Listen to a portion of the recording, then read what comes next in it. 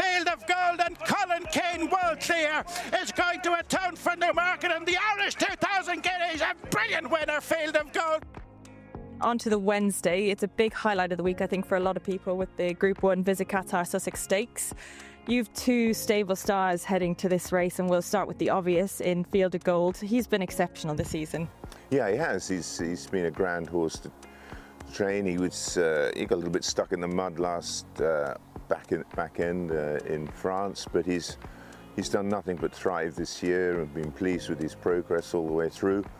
The Sussex is a different test of a horse. If you've ever walked the track, it's quite a surprise. It runs down into a dip, swing, up, round. And the fact that the starting gate, you don't want too big a field and get a high draw, because you are literally down a hill looking at the horses getting the shortest run round up the hill. So the draw is a big factor there if you get a large field. But look, the horse is athletic, he's got great balance, and hopefully he'll handle the track well. It's very, very different to the round mile of Ascot or the Curragh, that's for sure. It's very much the obvious race to go to for him. He's, you know, he does have that great turn of foot, and let's hope we get a clear run and he can produce it on the day. And you also have the Group 1 Lockage winner, Lead Artist. He is a winner at the track. He won at last year's meeting. How is he doing? He's in great form. I mean, we'll see if he runs as well. No decision on that yet, but he bowled along there last year and won in good style. And we're not sure if they'll both run at this stage. Obviously, we're a little far off from the race yet.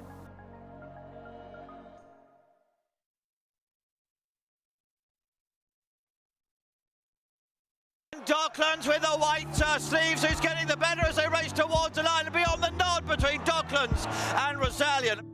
He's been super, seems to have come out of it very well. He's done a couple of bits of work since. You know, he obviously came out of it race fit, so really it's getting him to Goodwood in as good a form as we got him into Ascot. And he heads for the Group 1 Visit Qatar Sussex Stakes. How do you think he'll fare? It's obviously a very competitive contest, but he's been so impressive this season. How do you think he'll go? Yeah, I don't think we're under any illusions. You know, we take on the 3-year-olds, particularly Field of Gold, which, you know, will be probably the toughest sort of opponent he's faced so far. But I feel, is in as good a place as we've ever had him. And what I was sort of particularly taken with Ascot was actually, rather than being a real end-to-end gallop, which, you know, you would expect he'd like, it was quite a tactically run race. And that can typically be true at Goodwood as well, but I thought that encouraged us to give him the chance back at Goodwood, yeah. And you think the track will suit as well? I don't see why it won't. He has run there before. To the eye, a little bit disappointing, but it was his first run on the back of the Britannia. I don't know, looking back, whether I had him 100%. He handled Epsom no problem at all, so you know, the cambers of the track I've no problem with. The quality, that might be another matter, yeah. Time for Sandals, Arizona Blaze, then came Rayevka, they hit the line, time for Sandals, time for Sandals. Yeah, well, she's come out of it particularly well. It was a big effort, we felt, and I think the extra few weeks has really helped her.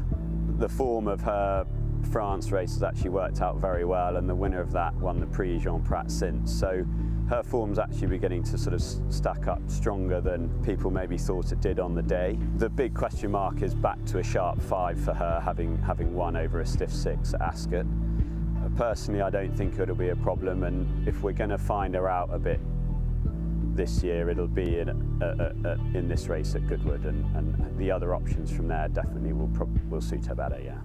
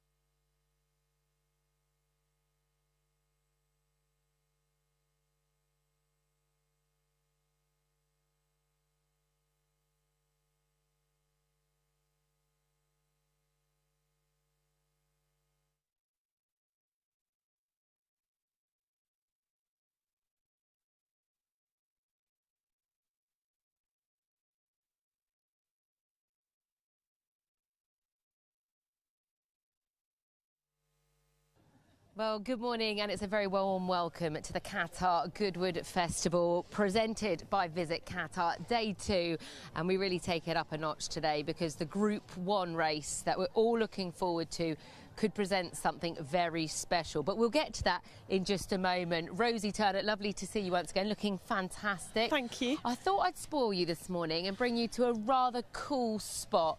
We are in the most, I don't know, beautiful venue on a day like this. Yeah. We're on the roof. Are you happy where I've brought you? I'm very happy, apart from the stairs that we climbed. Yes. I'm very happy. I mean, it really is glorious Goodwood with this sunshine back out again. And I've had a little look down that way. I know you're going to take us down that way, but this is quite something up here. It's very something. There is a lift. We took the stairs. We're keeping our steps Keeping in fit. today. I'm going to take you on a journey because this is a very unique spot and it's Matrix themed. So I thought it was very cool. So come with us. I also learned as well, we were talking about the race horse ownership group, the syndicate, the Goodwood Syndicate, that you can become a member and be a part of. Well, today, if you are involved in that, you could come up here, which is really, really cool. So, bit of a DJ later on. A bit of a DJ later on. In fact, we've got music throughout the day roaming the course as well. But actually, if you look that way, what a position to be in to see this fabulous course. I don't think that many race courses have this view head on to be able to see this. And obviously here at Goodwood as well, we have a very short pull-up. So you've also got the horses probably pulling up right here as well. Well, that's it. Yeah, just you wait, because this is like a magical mystery tour. I'm Everyone's excited. just arriving in now, which is great to see. But there's lots to enjoy being up here. You've got really good food up here as well. There's the rice bowl, there's the loaded fries that you can get stuck into. The staff have been making the bar look spotless, absolutely Sure, spotless. lots of cocktails and pims that are ready to go as well, well, of just course. you wait, because this is one very special location. But if you come through here, look at all have of a look this. at this. On the roof, Mr. Foggs. On the roof. So, and this is where the view goes up a notch again, to be honest with you. I mean, Ed Arkle's out there walking the course. Should probably let you know officially the ground is good today. We did have a bit of rain yesterday as well, but probably not quite enough to change the ground. That's exactly right. And whilst they haven't changed the going, it would have retained its moisture. But I think today could be a drying day, but we're not complaining. It means we've got sunshine. Now, this is where I envisage we could sit and chill out and have a little chat. But this is Mr. Mr. Fogg. So the cocktails for the adventurous is the strapline. We know that they're very popular in the city, in London, Mayfair, Covent Gardens, Soho, Fitzrovia, the Strand and the City.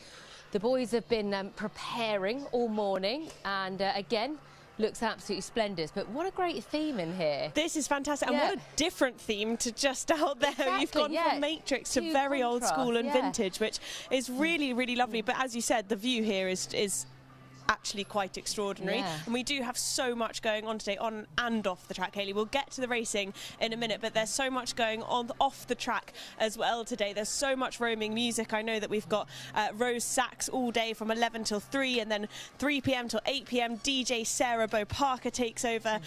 We've got a roaming steel band as well that's going to be around all day. So it really gets the energy up, and it does feel like the most fantastic 5 days of a festival. And we could argue that today is the best day because we have, of course, got what is a really exciting renewal. I mean, Seafield of Gold in the lineup, that could be something special. The couches are taken. Should we go and have a seat? We're going to have to go this way. There's a really good view. There is a really good view. we want to just sit and talk about our racing now. The cameraman's doing a fantastic job. Look at all of this. It's in the detail, isn't it? It really is fantastic. And actually, out this other side, you've got the hill and you've got the pull up, and I mean, views for miles and miles. This is the view that I was talking about. This is the place that I thought actually.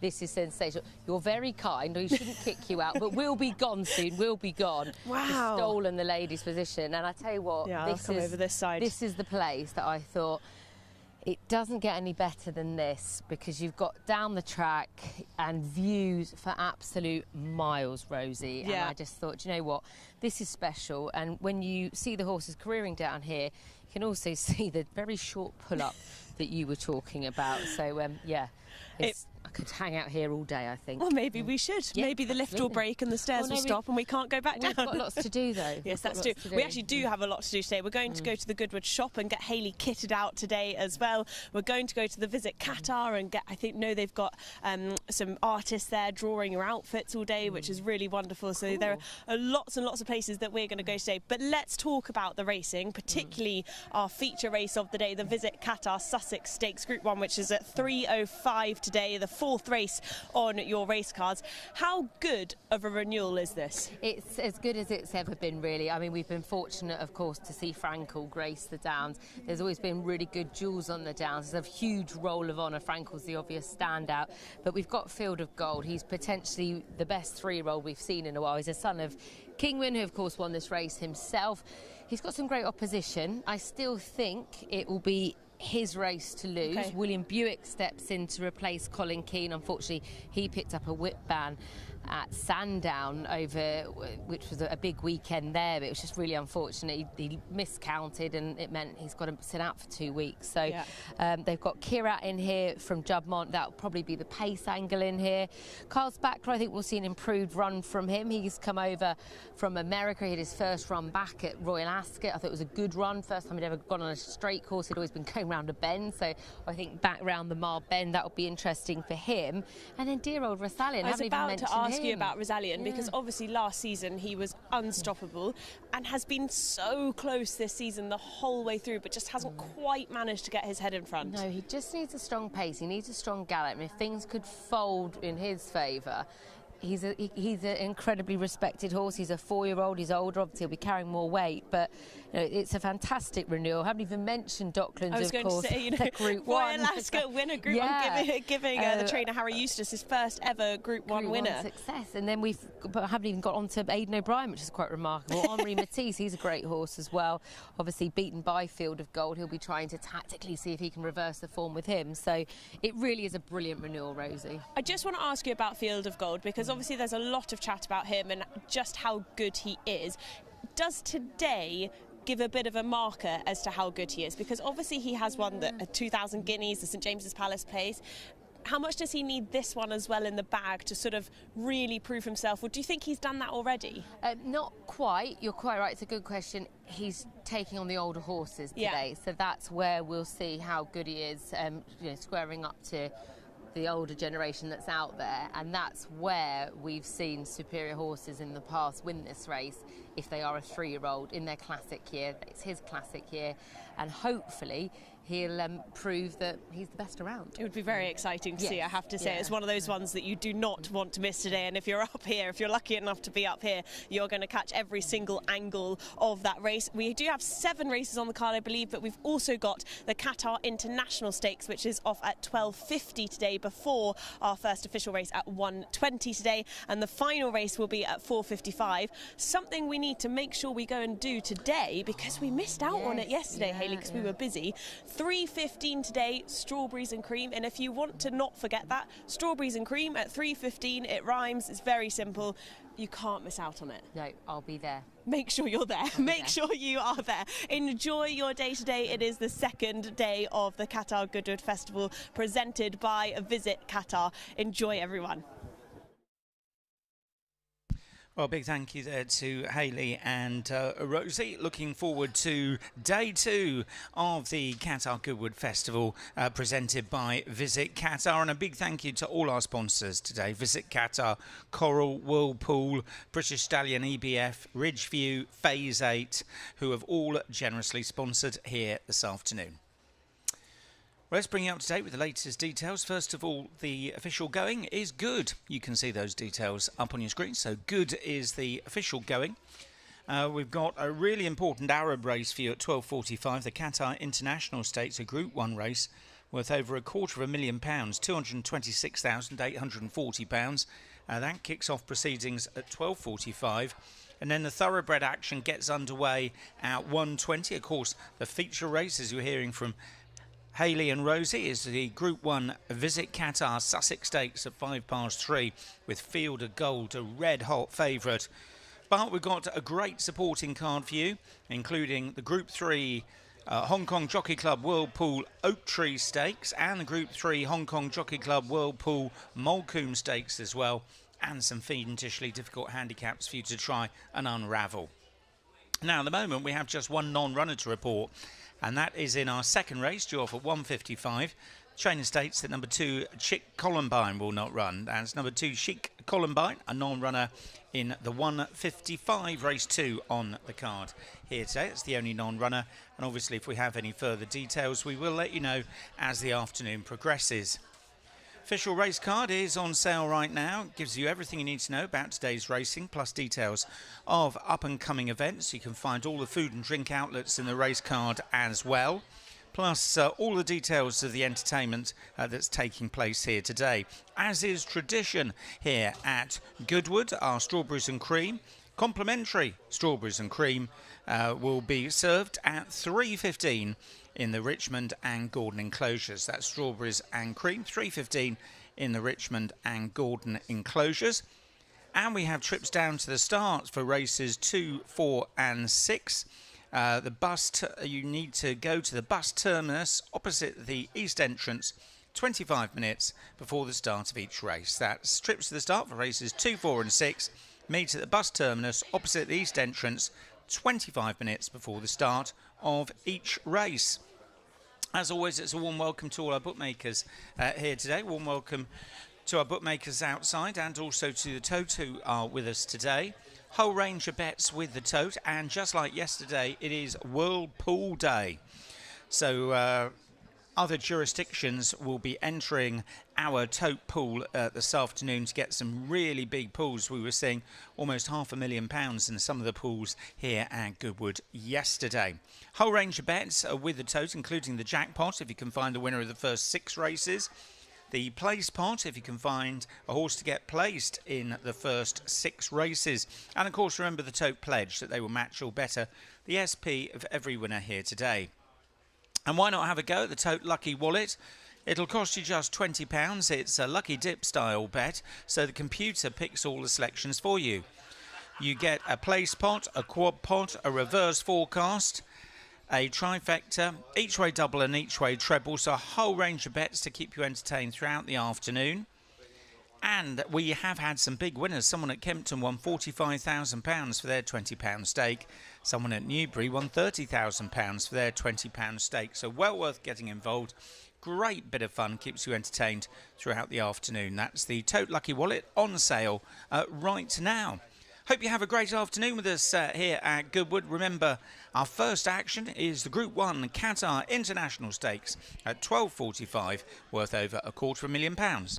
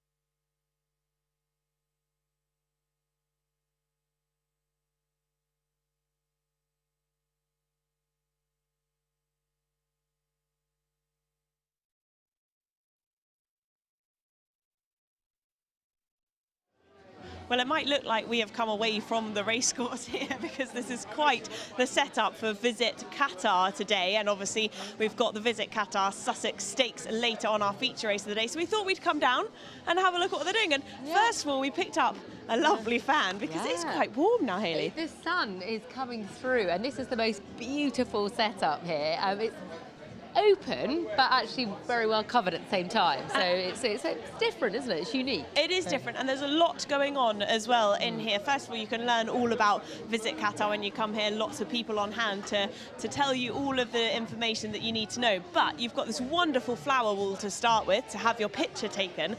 And if you don't want just your picture taken, you can also have your picture painted. That is amazing. And now I have hopefully set this up to work. But if you can actually see on the wall here, when you come down here, you can have your picture taken and one of these lovely ladies will paint you. And if you just have a look at what they're doing here, it's incredibly skillful, and they do it so fast as well. Yeah, I would not be able to be that good, but what I love is what's written on the back wall. In Qatar, we celebrate the art of storytelling through creativity.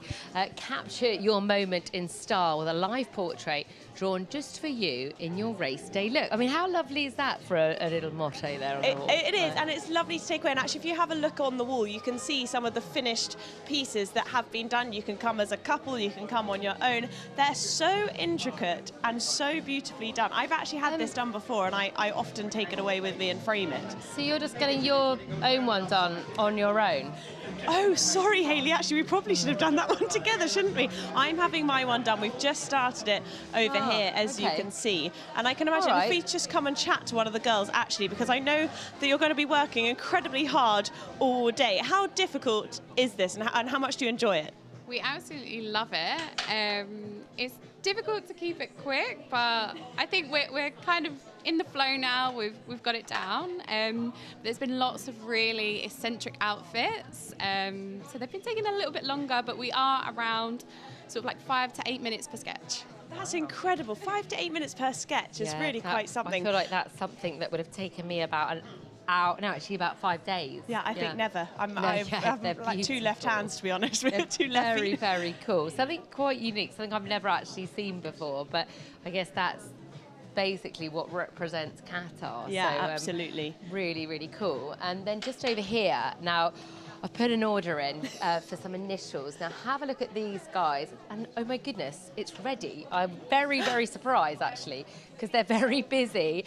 Look at that for timing. That Goodness is me. fantastic. HJM, just like that on a horse. My word. That was a quick turnaround. Was that easy? Yeah, it's not too bad, to be fair. You just undo these, and then you pop the initials in up here. There's 2 hot plates. And then we line up the horses here.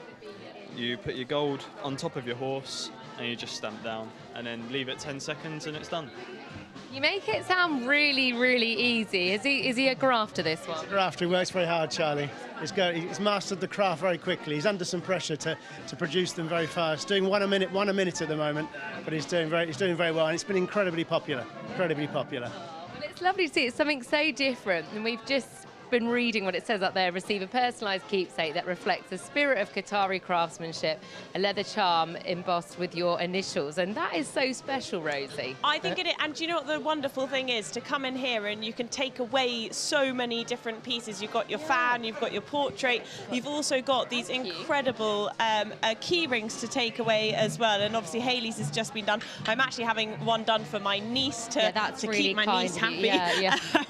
But then there's a whole upstairs with a balcony as well, and there's some lovely tea from Qatar that you can come and try, and I think there are some Qatar dates as well. And actually, do you know what it feels like? It actually feels like you've stepped into Qatar, and you're experiencing a little bit of the culture that they have, and I think that's really special to have it here. Really unique. How's your picture getting on? Let's have a look. Let's see my picture. I mean, it is starting she's a little to keep bit going. impatient. It is. Well, to be fair, this is quite an intricate dress to have to do for her. Yeah, you could have worn something, block colour? Just a block colour would have been much easier. Thanks, Rosie, But no, it's a really wonderful place to come. There's so much to have a look at, and it's a very nice sort of area actually just to come and hang out in, Hayley. Yeah, it really is. Right, well, I'm going to head upstairs. Yes, I think let's go and have some tea. We'll see you later. Make sure you do come down to Visit Qatar, learn everything you can about it, feel like you're immersed into Qatar as well, and take away a few little gifts as well.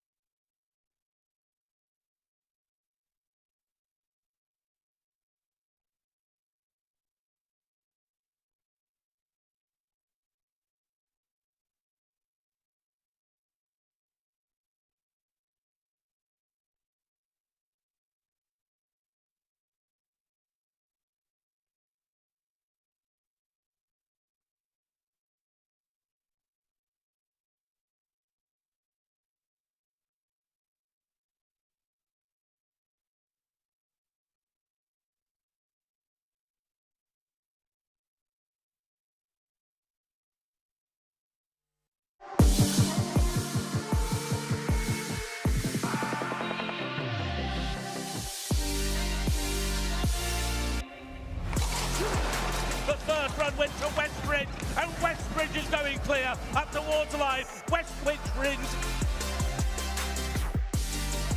A half furlong to go. Zavatiri, do or do not. Down the outside, Morris Dancer. There's another 100 yards to go. Morris Dancer now edging. It's very tight, Zavatiri. But it is Witness Stand who's out in front by 3 lengths, racing up towards the line. Witness Stand takes the Lennox. Scandinavia on the outside of Illinois. It was becoming a private battle. There's a half furlong to go. Scandinavia, the 3-year-old, edges the lead, racing up towards the line. It is Scandinavia who takes the Goodwood Cup.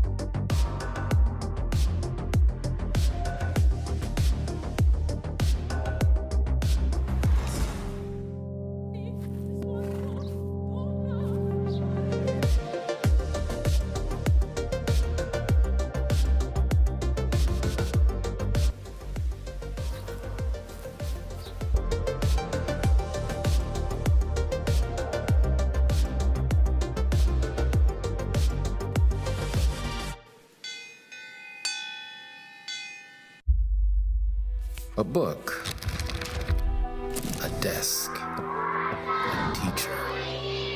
For some, a classroom is a given, but for many around the world, it remains out of reach. Yet, we've always come forward to change that.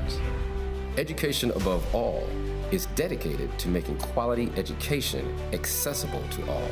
Because when a child learns, they don't just change their future, they change the world around.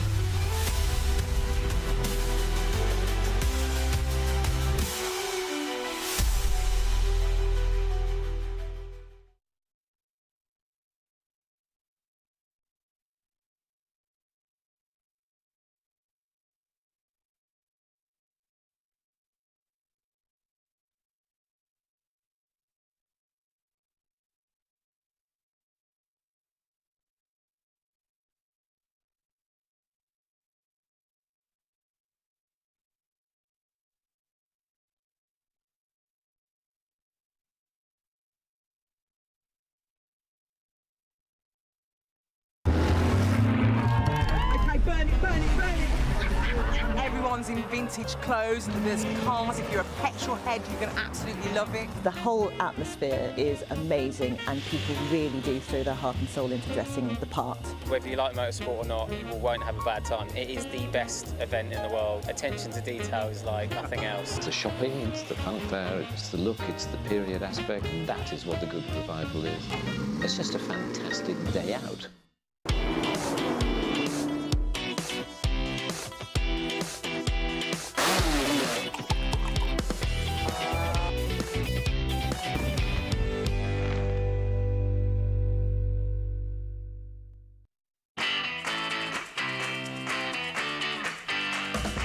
You're never too young to fall in love with classic cars. It's a passion that lasts a lifetime, and it's a passion we share. Backed by over 75 years of motoring experience, Goodwood Classic Solutions is a unique new way to ensure your pride and joy. Goodwood Classic Solutions. It's a passion we share.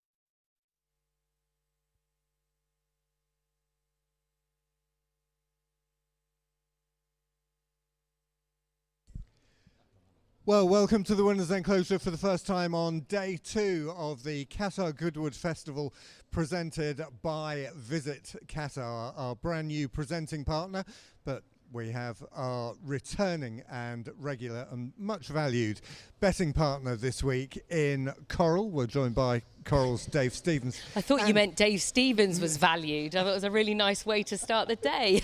And Hayley, no, a really nice way to start the day is with the way that you two are attired. You're making me feel very left out, both in brand new Goodwood Panamas and Dave's.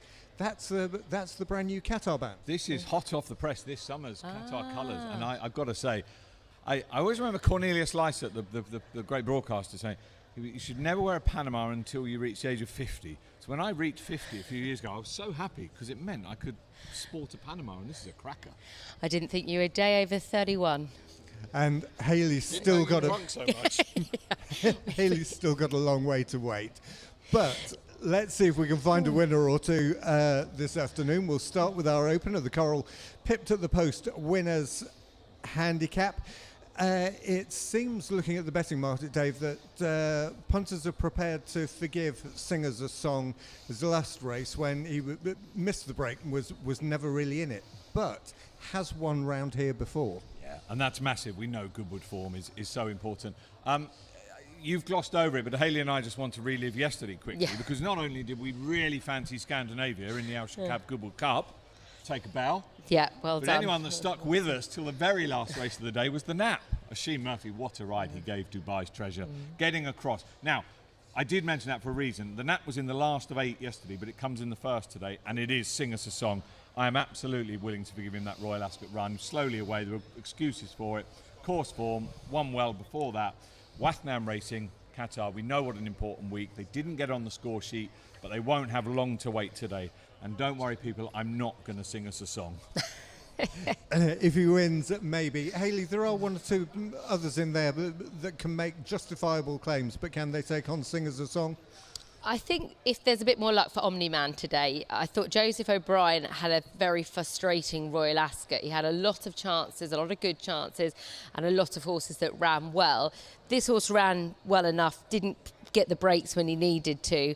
I think Ryan Moore could have a better day today, came up short yesterday, but I thought that this horse, at around about a 6-1 price, looked a nice, I don't know if you can back an each way horse at 6-1, but I just thought that the way that he did go through the race, he seems to be able to go on any ground. It's officially good out there. That'll be drying. We've got a beautiful day here today. A bit of a breeze, very light breeze, really warm sunshine. So I think it's just going to be a lovely racing surface. Lovely racing surface this afternoon after some quite heavy rain last night, and the going, as a reminder, as Hayley just said there, is officially good.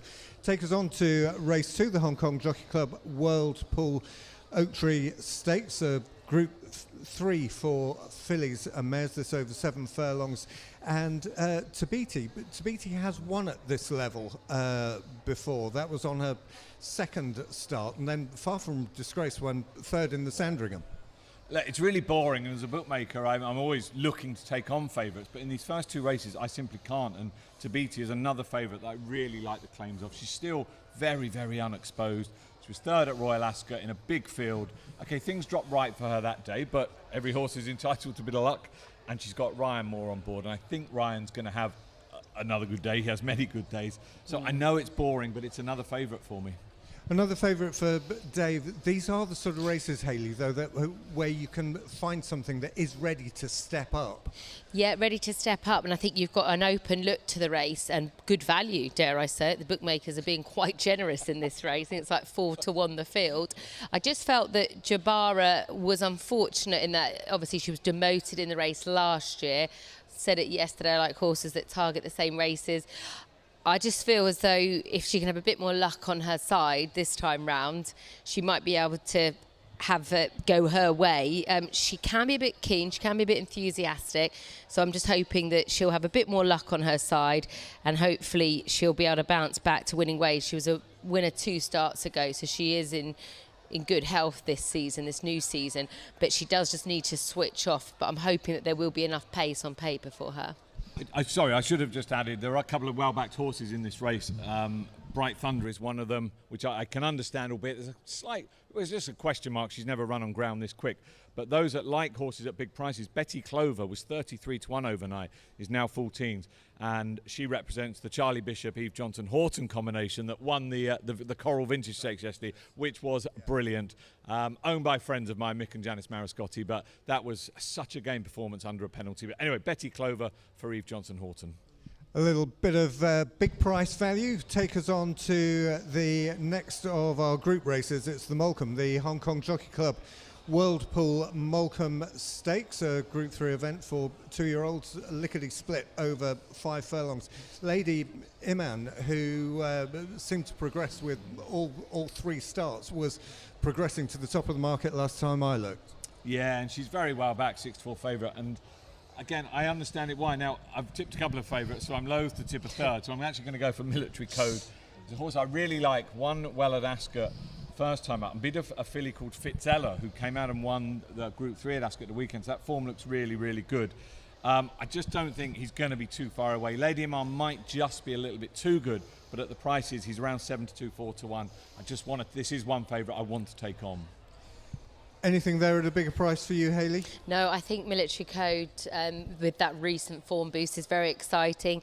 We don't get to see Gel Lions with many runners over here. It's been a while since he last bought one here. So Lady Iman, obviously it's a long way to come. There's plenty of races in Ireland. They've been very careful about where they race this daughter of Starman.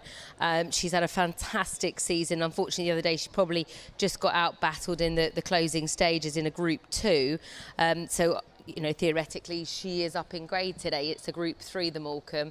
Should find it a little bit more straightforward. So like Dave said, she could just be too good and better than the rest of them, but probably not much value in backing her with Ryan Moore stepping in to replace Colin Keane. Of course, such a tough day for him to have to sit out and miss out on this afternoon. I do feel sorry for him. Yes, it won't be his best viewing. Have you moved on to the next? Because I was going to ask you what price Sands of Spain was, because Sands of Spain third in the Super Sprint at Newbury a couple of weeks ago, and it all seemed to go wrong in the last furlong. That was over 6 furlongs. Of course, we don't have that last furlong. Is this your money that has moved Sand of Spain from 12-1 into 7-1, Philip? Is that what you're telling me? Because she is a big market mover in this race, Sands of Spain. So now we know it's the Brannan millions have gone on it. No, what you're telling me is I've missed the price, but thanks anyway. So we move on to, I still can't get used to saying this, the £1 million Visit Qatar Sussex Stakes, our Group 1 highlight of the week. I asked you just before we started where you thought this would go, and you didn't tell me where you thought it would go. You told me what you want to happen. Yeah, and this is, I sort of feel slightly disloyal even saying this, because there are connections of all other horses in this race that I have nothing against at all. But my hope is that in Field of Gold we have one of the, certainly one of the season stars, if not one of, the stars of a generation. Didn't win the 2,000 guineas, we all know about that, has then come out and won in Ireland and at Royal Ascot. Now, Field of Gold we're talking about. This is a big step up in class, by the way, because the older horses, headed by Rosallion, Docklands beat Rosallion in the Queen Anne. The Queen Anne 1-2 come here. This is a proper test for this Field of Gold, but I just think, like his dad Kingman, who won this race 10 years ago, this horse is a little bit special. Is it a betting race? Probably not. I know bookmakers should never say that. Is there an each-way alternative against him? Could be Carl Spackler, the American horse, is a big price, 28-1. But I just think this is one of those moments. I'm not going to compare him to Frankel in the same silks, but he could be something special, and I hope he goes and proves it. Whereas Frankel just had to turn up to win, didn't he? We're not quite there yet with Field of Gold. Rosallion, you were at Royal Ascot, Hayley. Richard Hannon, after just being denied there by Docklands, I would like to see him have his day back. Oh, he was so deflated, gutted, and absolutely right to be. The horse turned up, he ran a great race, he built on what we saw, his performance in the lock-in. He stepped forward only to be chinned in a photo by Docklands. It was painful viewing. If this horse does get a nice strong pace, then that should be the setup with Kirat being in the race. You've also got the likes of Henri Matisse. We've also got Serengeti in there.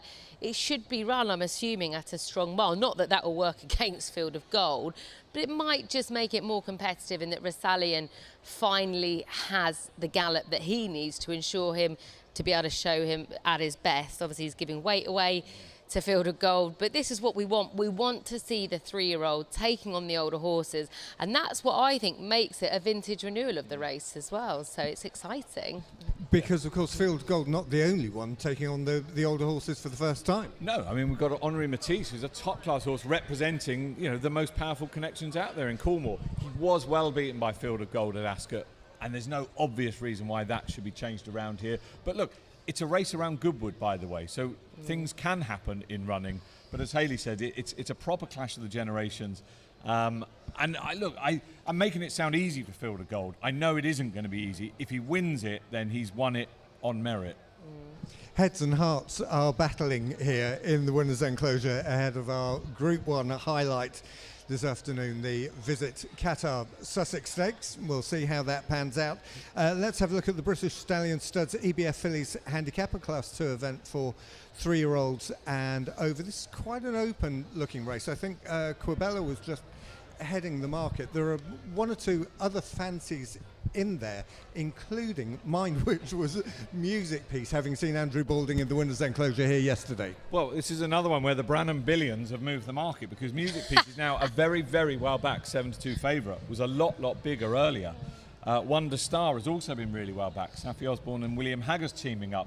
My fancy is Quibella, who has gone for a big walk in the market, but this is 2 former champion jockeys turning up, Richard Hughes and Jim Crowley. So Jim's only ride of the day.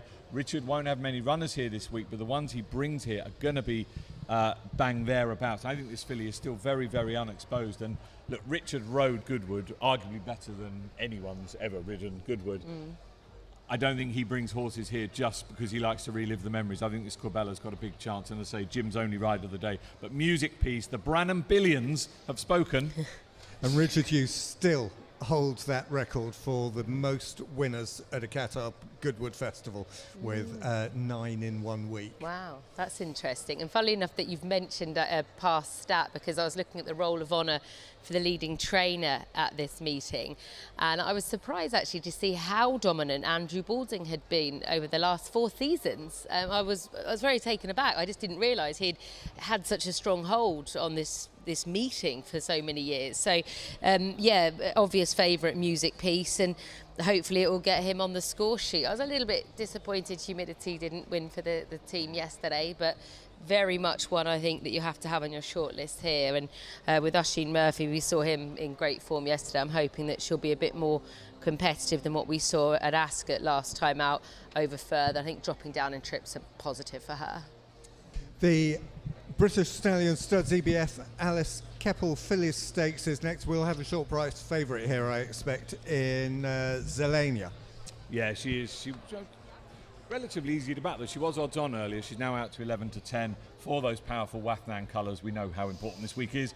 I'm going to take her on with the second favourite, Spicy Marg. Has got winning form on quick ground, so she won't mind if it dries out before then. I think around 5-1. She's even a sneaky each way fancy against a favourite that's got a very obvious chance. Just to put the mockers on it, what price is our Cody? Our Cody, this is another, I swear to God, this is another one that has been really well backed overnight. Is now into 6-1. Have you had some sort of life-changing no, you've got enough money, but some treble that's going to clean Coral out? No, but I was at Newbury, of course, for the Super Sprint when our Cody didn't run, was loose before the race and had to be withdrawn. And on the basis that Richard Hughes thought that our Cody was worth a crack at the £250,000 price, I just wondered if that was an indicator for punters, and it clearly has been. It's been very well backed overnight and again this morning. Hayley, the sprinters in action again. A short price favourite. Yeah, Selena. with Dave actually, with Spicy Marg, the second favourite in the lineup. Emma Banks having a fantastic season. Princess Petrol looked quite an exciting horse for her at Ascot. It took a big step forward the other day. She's done very little wrong, having won on debut as well, and since then she's been quite highly tried, but I thought she could be ready to bounce back today. We'll have a very quick look at our last race, because I am conscious that we've talked about our thoroughbred races today, but we do have another race, the Qatar International Stakes for purebred Arabians, which will be a fabulous race, fabulous spectacle, and the horses will be in the parade ring for that, which precedes our thoroughbred card very shortly. Hayley, what are you going to put us on in the lucky last? I'm going to hope that we see David O'Mara and Ross Colan come back. I thought it was interesting that he was back in action here. Good to see Kevin Stott back, having a bit of momentum behind him. Again, he's been riding abroad. He was in New Zealand, so I'm hoping that this horse, interestingly placed, and I'm hoping we'll see him build on what was an all right run at Haydock, I thought, the other day. For you, David? Wathnam Racing have the first two in the betting. Native Warrior, ridden by Christophe Soumillon, the Belgian maestro. I don't know if Christophe's ever ridden a winner here at Goodwood, but I think he's got a massive chance. Unexposed horse, won well last time. I think there's more to come from Native Warrior. More to come from Native Warrior. It could be a good day for Wathnan today on David's book. Wherever you watch the racing from, do come down and have a look at the horses in the paddock before you place your bets. I've just seen that our dignitaries from Visit Qatar have started to arrive in the parade ring, and that's ahead of the Qatar International Stakes, where we have a star-studded cast of purebred Arabians for this purebred Arabian race, the Qatar International Stakes, that precedes our thoroughbred card this afternoon.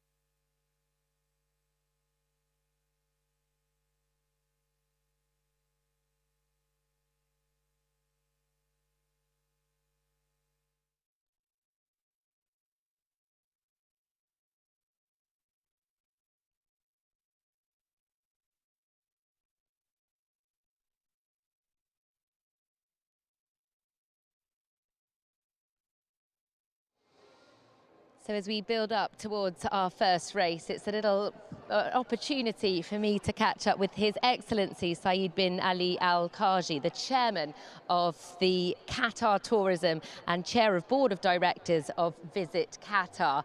I've just been over in the Visit Qatar hospitality, and it was really, really good fun. So it's lovely to have their presence here at this meeting. But I mean, welcome. It's such a great place to be involved with. But why do you want to bring Visit Qatar to Goodwood?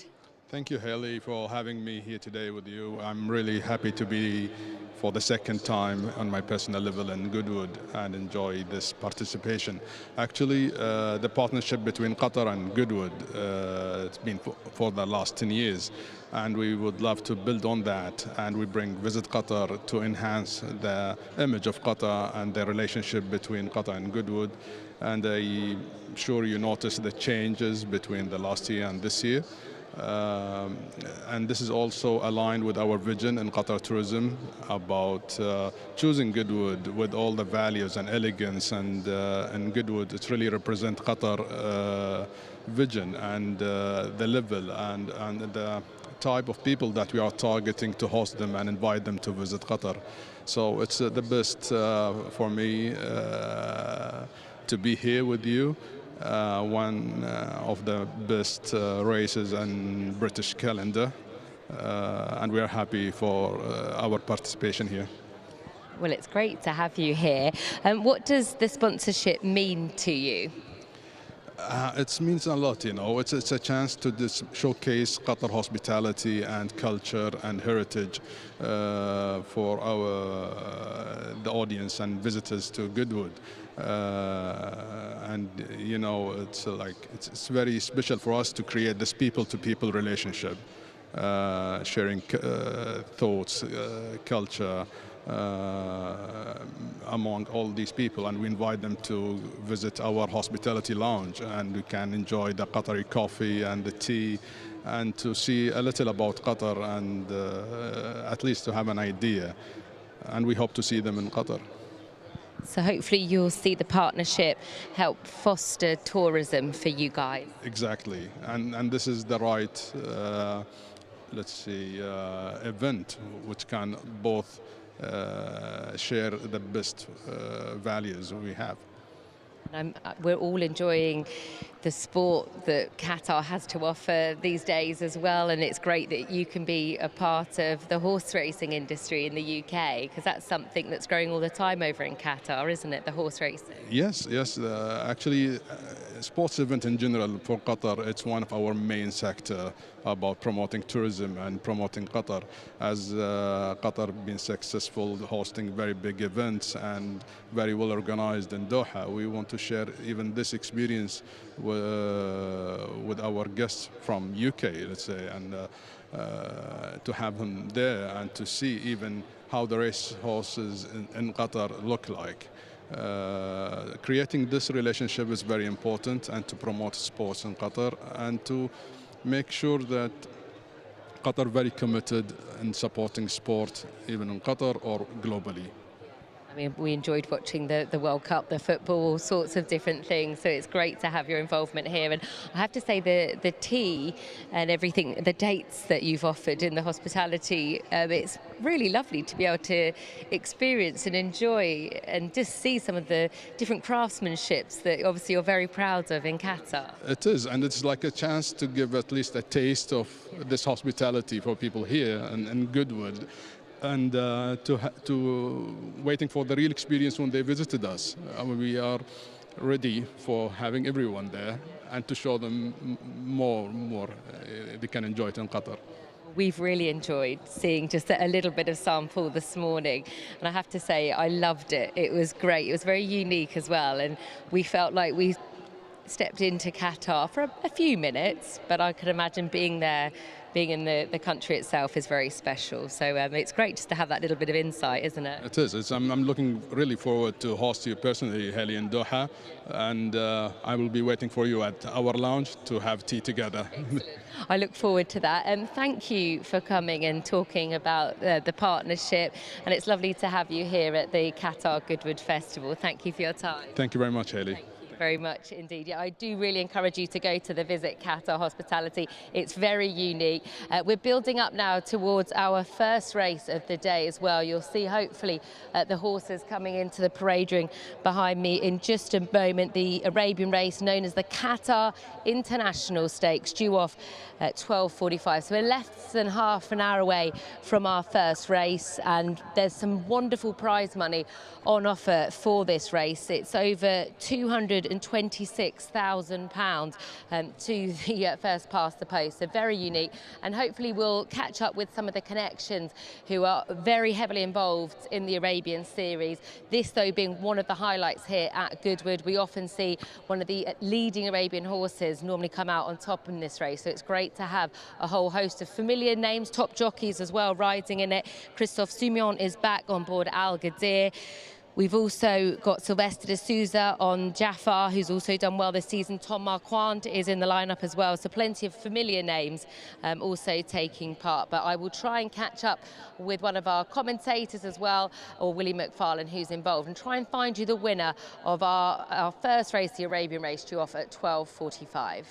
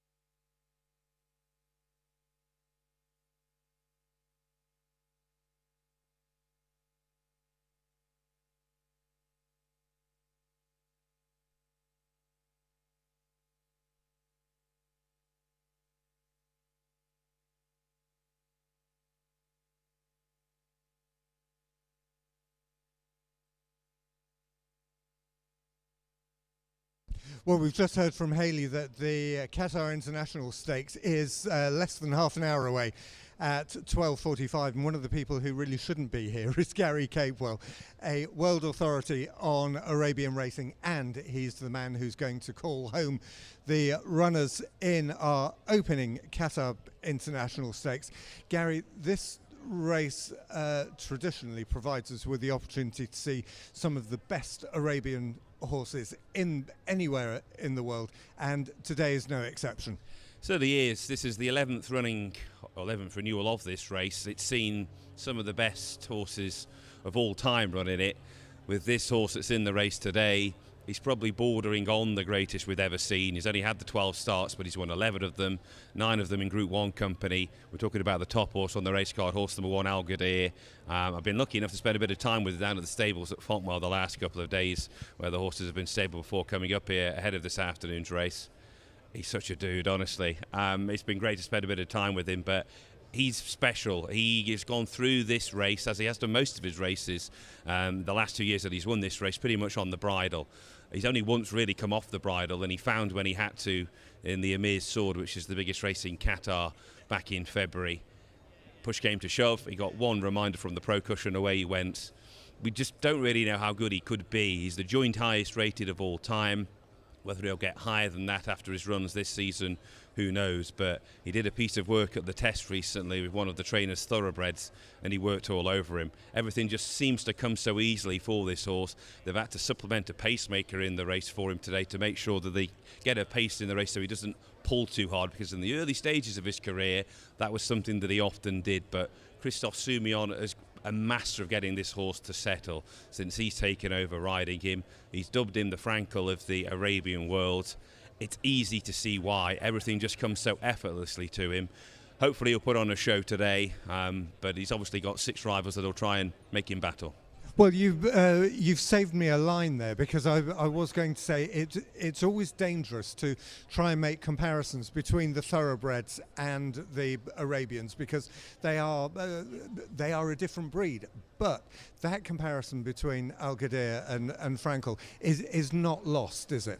It's not lost. You just look at the times that this horse has done. He broke his dad's track record in this race on the bridle last year, comparatively furlong for furlong. They usually say that the Arabians go a furlong slower. He was only 6.5 seconds slower than the Sussex Stakes with a notable speech, who dipped under standard himself. He won on the bridle and he went 6.5 seconds slower than notable speech. It's remarkable what this horse has been doing. And in your opinion, because I'm just interested in something that you said a moment ago, clearly he's talented. We haven't found anything to race against him, to push him, to test him. We don't know how good how good he really could be.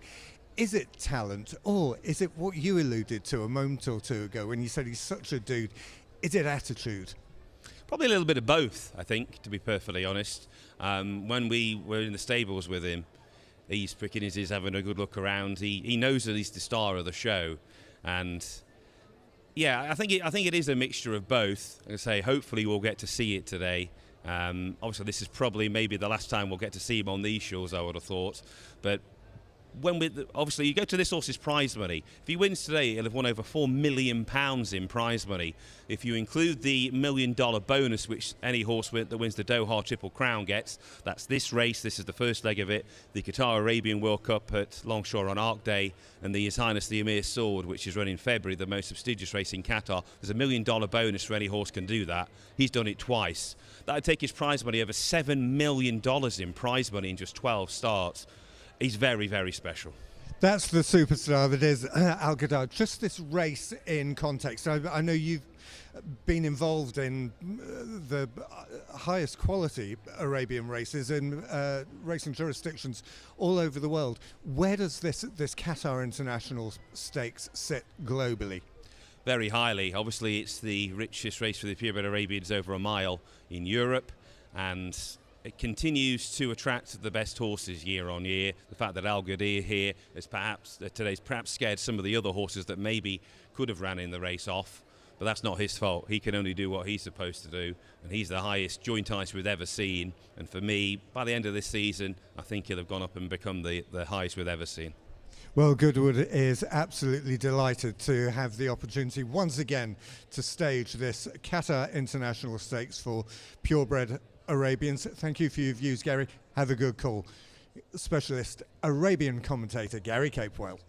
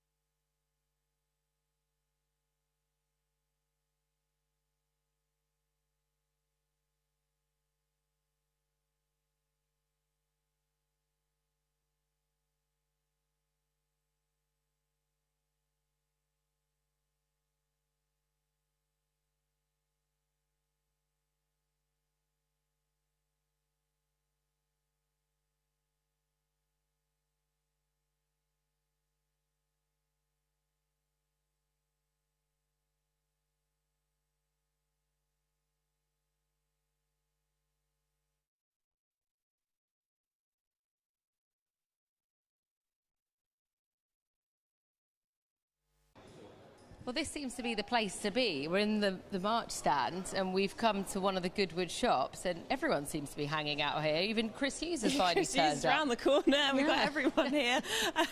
But we've also got this enormous Panama hat wall. It's Goodwood. So, I mean, Chris Hughes isn't wearing a Panama. That needs to change. Him into one, yeah. We'll sort that out later. But thankfully, Lucy's here, and she's going to tell us a bit more about the history of these wonderful pieces, because They're very, very special, and they just basically, in my mind, say Goodwood, don't they? How are you? I'm good, thank you. I'm good. They are indeed the spiritual hat of Goodwood, and we are the spiritual home of the Panama. So the history spans right back to around 1834, when King Edward VII decided not to come in morning dress and top hat and came in a linen suit and Panama instead. Oh, wow. And that is where the glorious Goodwood trend began. And so every year we have a different racing colour that we have the ribbon on our special hats. We've got the traditional red and yellow of the racecourse, and we have the special Lennox racing horse ribbon as well. So we've got something for everybody. We have matching ties, we have matching socks, we've got cufflinks, we've got beautiful silk scarves for the ladies, and some wonderful pieces of jewellery, and our fabulous team are happy to kit anybody out to become gloriously Goodwood. Well, I've already seen someone buy about 5 or 6 Panamas he was walking out with, which I thought was brilliant. You have to have one for every colour. We did think we need to kit Hayley out today, though, because she has come without a hat today, on purpose, I might add, to add a Panama to the outfit. I'm not saying she's there. Which colour do you think would suit this outfit? I mean, I'm having a look at the greys and the pink, which I think might suit quite well. It's really beautiful. So, Hayley, I have a very personal question to ask you. Do you know your head size? I am a medium, Lucy. Fantastic. A happy medium. But how cool is that? Obviously, we've enjoyed Royal Ascot. It was a fantastic Royal Ascot. We all know then it rolls on to Goodwood's. And I'll tell you what, everyone loves the relaxed theme, the relaxed vibe of Goodwood. And it's great to hear the backstory and the history as to why it is synonymous with having a bit more of a casual dress. And it's incredible that that one moment has spanned across years and years and years and changed it to what it is that we see today. Yeah, absolutely. Let's try this one on you, Hayley. So this is the verdict. Let's give this one a go. Do you like this colour, first of all, Hayley? Beautiful, yeah. Oh, I tell you what, that is really nice. I feel like you might need a little bit bigger. Unless, oh no, perfect. Yeah. Just the hair at the back. I think that's really. Lucy, what do you think? Yeah, I think that looks absolutely stunning and works with your beautiful dress. Yeah, it really does. It's going to work with a lot of other things as well. Exactly. But like you said, you've also got socks in here. I mean, let's have a look at these because you've got ties and socks. I mean, if Hayley were to wear a tie, you can instantly match. Fashionable now. It is fashionable now. You can instantly match that with a tie. Also, the socks as well. You've also got, which I sadly did say, oh yeah, look, we've got a scarf. Yeah, that you could tie silk around. Scarves to go with the colours, so we can do matching his and hers, or you can rock any colour you fancy. And something that you did tell me yesterday, that the umbrellas, which sadly we did see yesterday, and the weather forecast looks like no umbrellas will be needed today, but... Not sure. But not sure. Don't say that, Hayley. However, but your umbrellas have something special. Our very beautiful Ince umbrellas, which are made in London and again have a fantastic history spanning 125 years, also have UV protection. So if the sun does come, you can swap from covering yourself from the rain to covering yourself and getting UV protection. I have to say that's something I do quite often. I don't need the UV. It's not good for me. It's not good for the brain. So I think that's probably a good idea. We needed that for the punters panel yesterday, and I know that Philip Brannan is ready to try and mark our card. So hopefully we won't need that for today. No, I think you're going to be okay. You're kitted out. Yeah. We've got umbrellas ready just in case. We must go and talk through those horses and find everyone some winners as well. But make sure you do come down to this fantastic Goodwood shop, and you really can kit yourself out with so many. I mean, I'm seeing cufflinks and mugs and everything around. Yeah, and there is another one as well, isn't there, Lucy? Yes, just outside the Sussex. So you can either come and visit us in the March stand or just outside the Sussex grandstand. And we are also delivering to hospitality areas and boxes. So you can order on our special app, and we will hand deliver it with a smile in 20 minutes. Gosh. So every opportunity. Oh, brilliant. It's fantastic. Yeah, well, thank you very much. Thank you, stylist. That was great. I feel like I'm suited and booted and ready for a fantastic day here on the Downs. So we're building up then towards the Qatar International Stakes, this Group 1 that is going to be run over a mile in distance and a whole host of interesting chances. And just to let you know, if you want to get involved with this first race, try and find the winner. Hopefully Gary Capewell has pointed us in the right direction. Well, the Tote are taking bets on this race and they will offer you a win place or the Exacta, depending on what you fancy. So the Tote are in partnership with this first race. They'll offer you a win bet, a place bet, or if you're really feeling lucky and you want to find the Exacta, then we wish you the best of luck. There'll be 7 going to post and the Tote then will be ready to take your selections. Good luck in the Qatar International Stakes for the purebred Arabians. And a little bit of housekeeping for you. Horse number 2, which is Chiza. Lucas Delusier, the rider, will be putting a pound overweight. So the horse will be carrying 9 stone 1 in our first race, who's trained by Francois Rohat and has come over from France. So a pound overweight for horse number 2 in the Qatar International Stakes.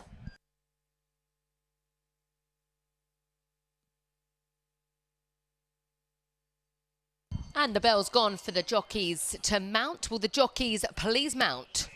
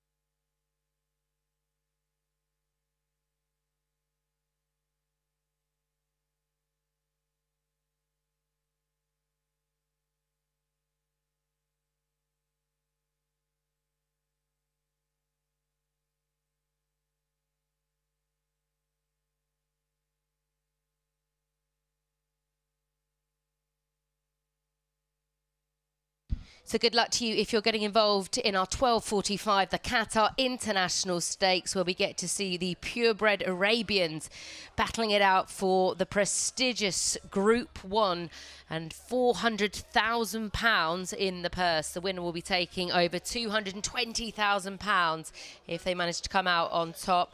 Al Ghadir looking to try and win the race again for Francois Rohat, and Christophe Soumillon, who's back in the saddle. He took the race last year when it was a slightly bigger field, and he was sent off at odds 8-1 on, and he was a deserved favourite. He absolutely hacked up.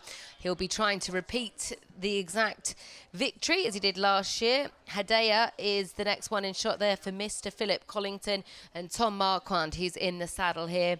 So don't forget, if you want to have a bet on this first race, the Tote are offering win, place and each way selections. Good luck with this intriguing renewal of the Qatar International Stakes. Gary Capewell to call them home. Thank you, Hayley. First of the runners coming out onto the track for the 2025 running of the Qatar International Stakes. Group 1 contest over a mile. First one out is Hurston before Hadaya. Tom Marquand on board, one of two in the race for dual champion Arabian trainer Phil Collington. This one in the colours of the Athbar stud, the black jacket with the grey sleeves, royal blue diamonds, grey cap with the royal blue diamond.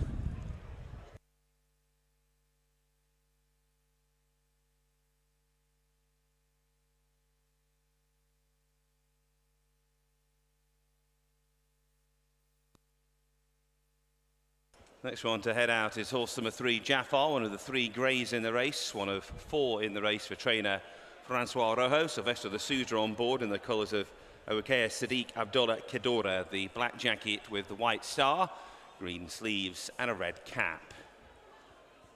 Two of the stable companions coming out next, both in the colours of Al Shakab Racing. The first one is horse number 7, Rajaj, Jean-Bernard Akim on board. Silver jacket with the gold braid, gold cap and the gold tassel. He's followed out by his stable companion, horse number 1, Al Gadir. Christophe Soumillon on board in the first colours of Al Shakab Racing.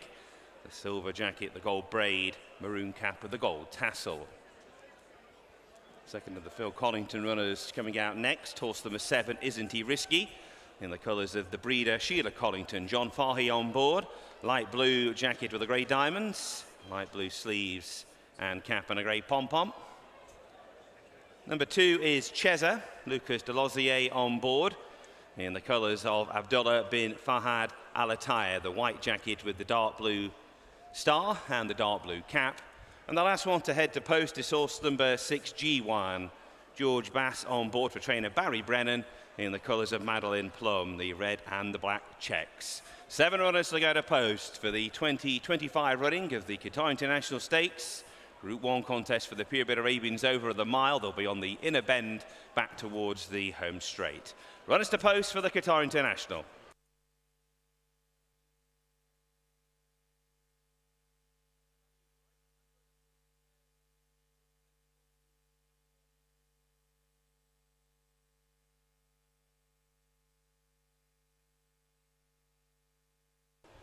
So runners on their way to post, and give you a rush show of betting here for this race with post time now under 5 minutes away. Al Gadir, who's won this race for the last 2 years, a 9-time Group 1 winner. He is the 1-8 favourite as he begins his quest for a 3rd Doha Triple Crown. 6-1 for Cheza, who's a dual Group 1 winner himself. 14-1 for Jafar, a dual Group 2 winner, including at Meydan on the turf this season. 20-1 for Rajaz, 28-1 for Hadaya, winner at Yarmouth earlier on in the season, 80-1 for Isn't He Risky, the winner at Chester just over a year ago, and G1, who's been placed on all 3 of his starts this season, was a winner at Bath last season, the outsider of the field at 200-1. So runners making their way steadily down to the mile start. This is the opening leg of the Doha Triple Crown. There's a $1 million bonus for any horse that can win all 3 legs. This is the opening leg over 8 furlongs. The second leg is the Qatar Arabian World Cup, which is the race before the Qatar Prix de l'Arc de Triomphe on Arc Day at Longshore in October. That's over 10 furlongs. And the third and final leg is His Highness the Emir's Sword over 1.5 miles, which is run in Doha in February and is the most prestigious race, thoroughbred or purebred Arabian, that is staged in the country. And Al Gadir has won all 3 of those races for the last 2 years. And he's He's only been beaten once in his career, and that came on his racecourse debut. Christophe Sirion gets on so well with this horse. And Rajaj, one of the two horses that was supplemented for this racing shot there. He's presumably going to be in this race to make sure that it's not run at a crawl and help Al Ghadir settle in the early part. Both he and Cheza have been supplemented for this race. And runners are on their way to post, and post time is just under 2 minutes away.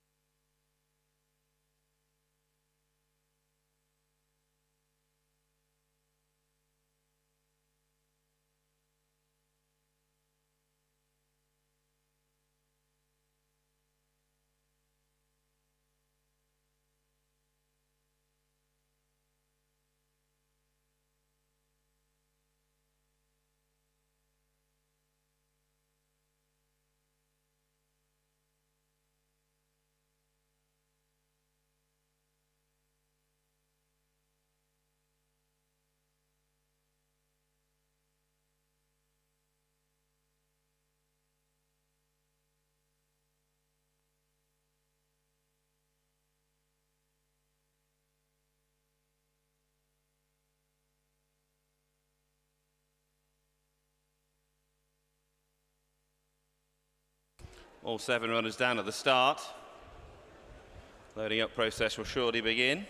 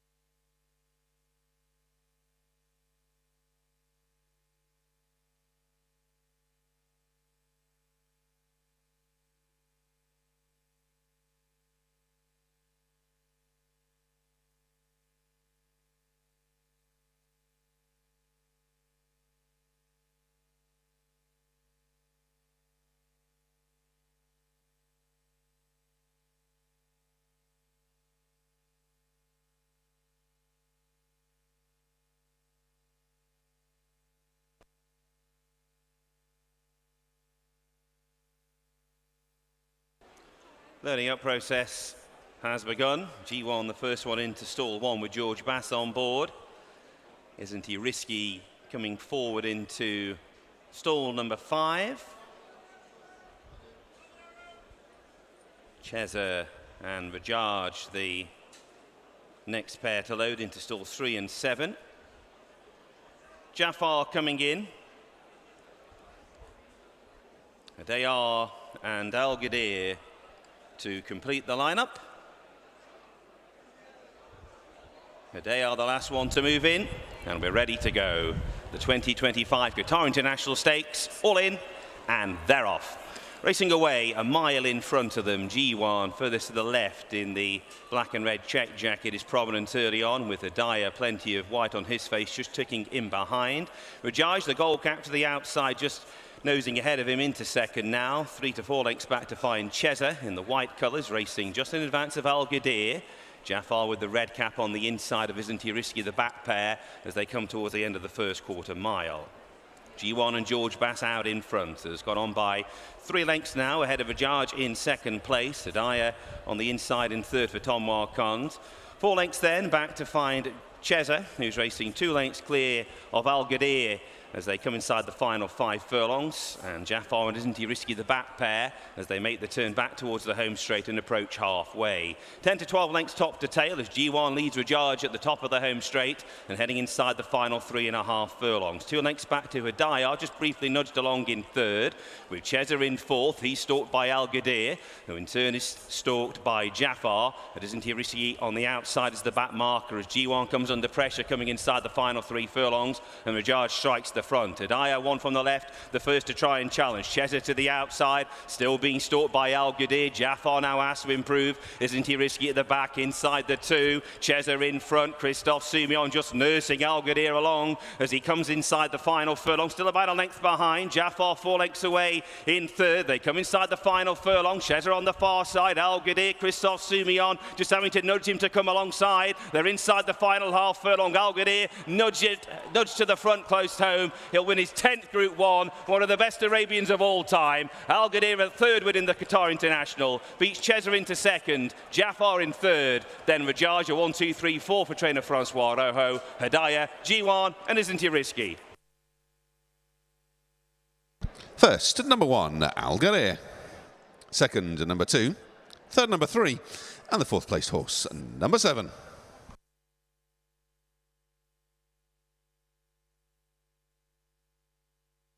The provisional result of the Qatar International Stakes. First, number 1, Al Ghadir. Second, number 2, Cheza. Third, number 3, Jafar. And the 4th placed horse, number 7, Rajaz.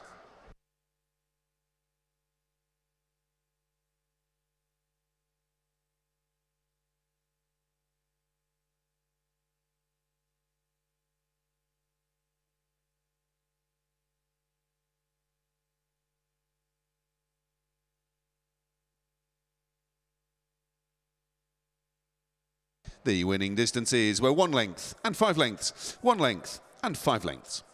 The official time for the winning horse, 1 minute 43.94 seconds. 1 minute 43.94 seconds.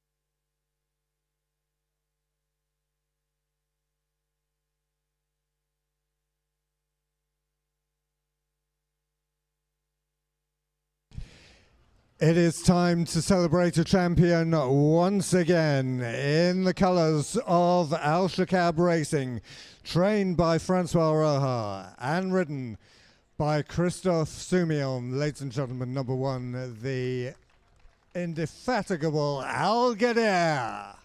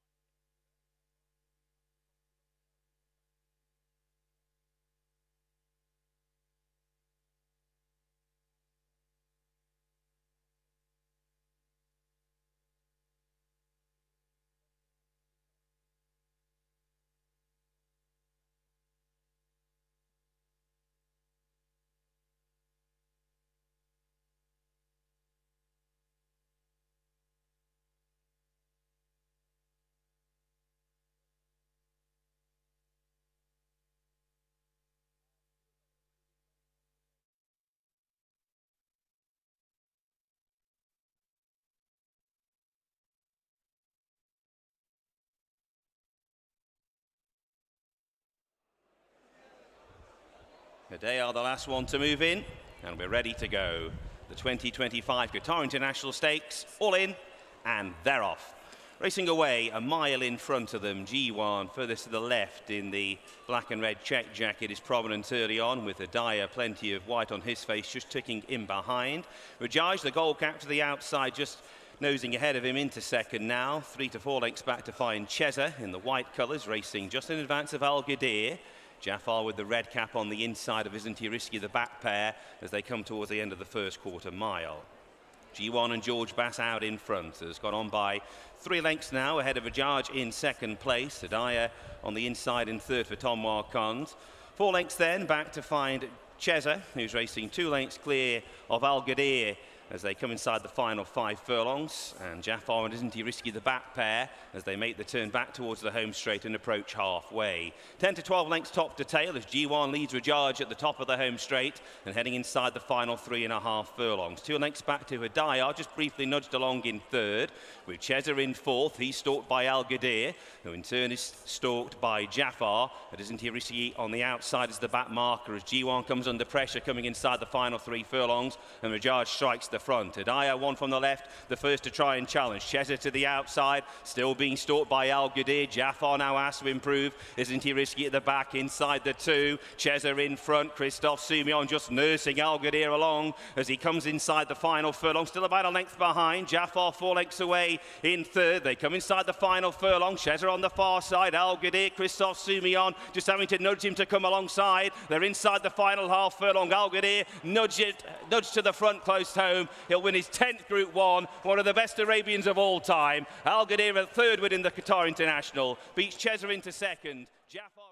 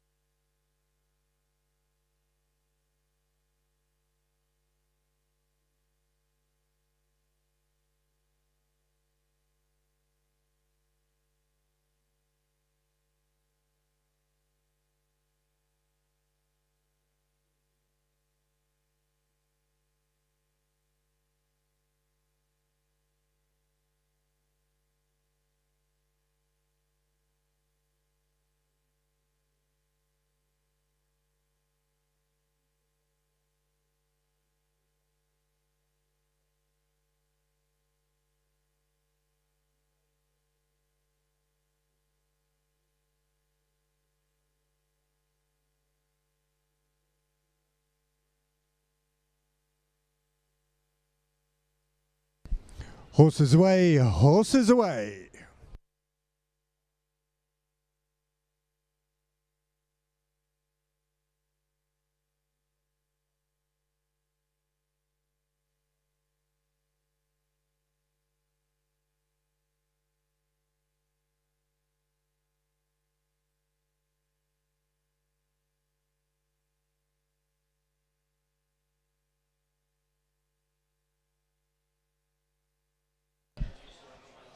Horses away, please. Horses away.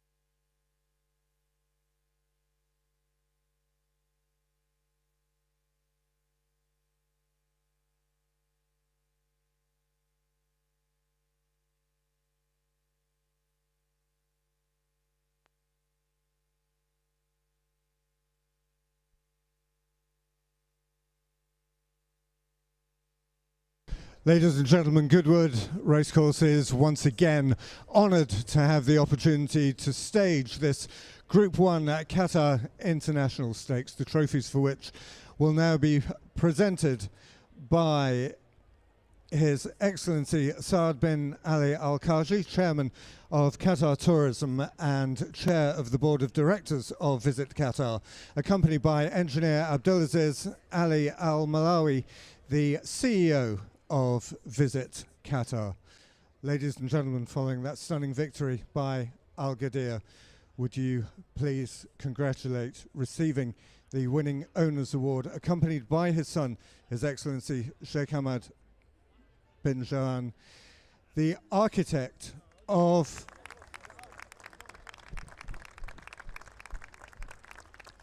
I was rather hoping that Sheikh Hamad would be joined by the architect of the Qatar Goodwood Festival and Al Shakab Racing, His Highness Sheikh Jawan bin Hamad bin Khalifa Al Thani.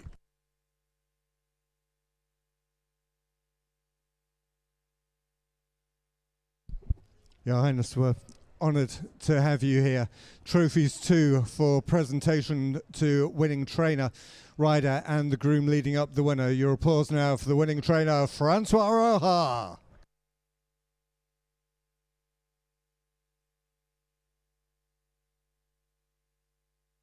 Somewhere among the media throng here in the winner's enclosure is the winning rider, the partner of this Group 1 winner, Christophe Soumillon.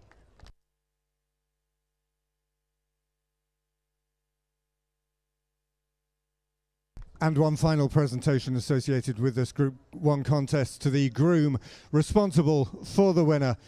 Congratulate her now, Ivana Lacoste.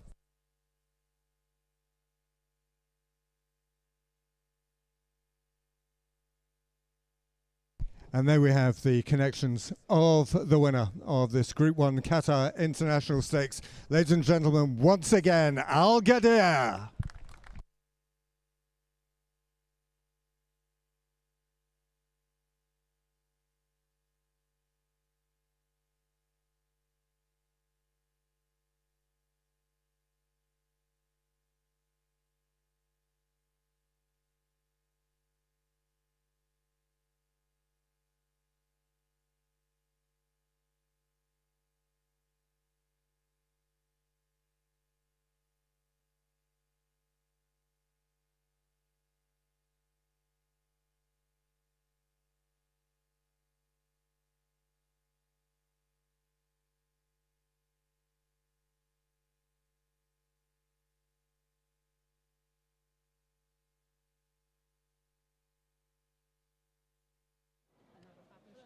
Now, the winning jockey, Christophe Soumillon, I mean, an incredibly special horse, the third time winning this race. Just, can you put into words how special of a horse he is?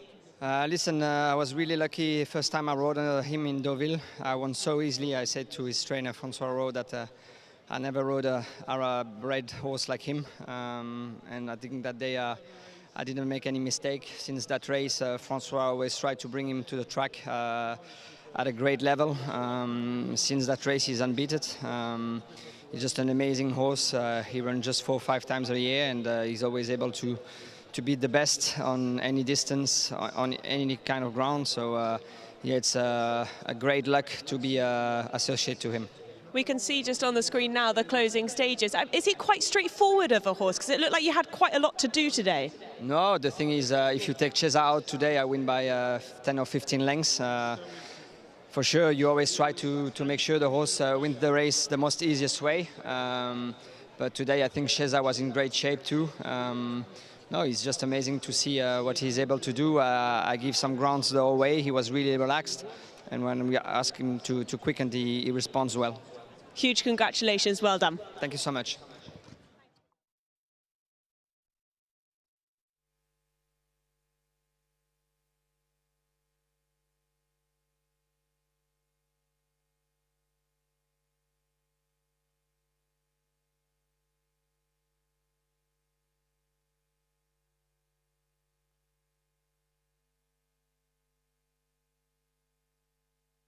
So our first thoroughbred race is not too far away. We kick off at 1:20 with the Coral pipped at the post. Winner's handicap. It's over 1.5 miles. Runners and riders are as in your race card, with 9 going to post and an off time of 1:20. Big thank you to Coral. Well, delighted to say the World Pool is with us here this afternoon. Once again, it means we've got some really big pools here this afternoon. We had some of the pools getting close to £500,000 yesterday, others well over £250,000. So well worth getting involved with the tote here at Goodwood this afternoon. Delighted to say that we have the tote predictor with us as well. And the predictor gives us the computer's verdict of who the computer thinks will finish first, second and third. So let's have a look at the predictor then for our first race of the afternoon, first thoroughbred race of the afternoon.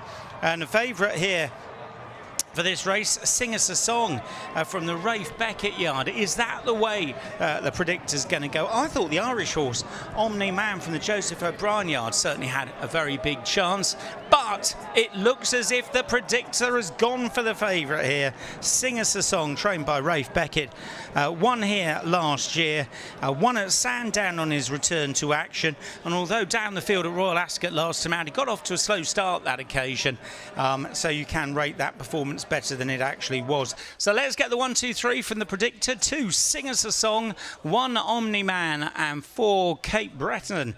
The 1, 2, 3 for the predictor. It's a 2, 1, 4 for the predictor in our first.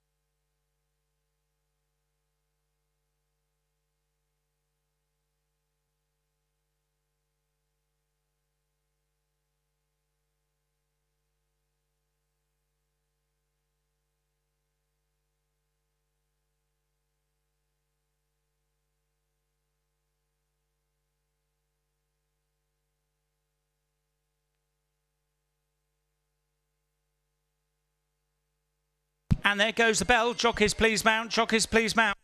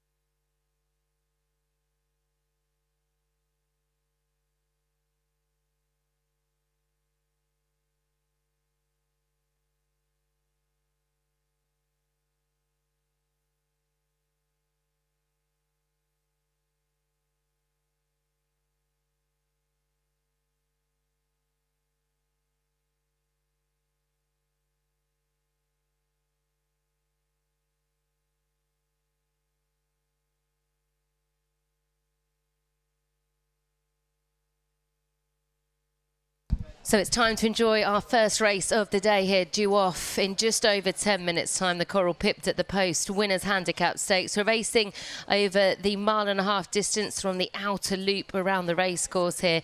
And Sing Us a Song, a leading chance here. We spoke to Dave Stevens of Coral before this race, and he was pretty keen that this was the good thing, the nap of the day. He put us right yesterday, sent us home with a winner, his nap of the lucky last, and it worked out. The horse in shot there is Cape Breton, Richard Kingscote teaming up with Rafe Beckett here.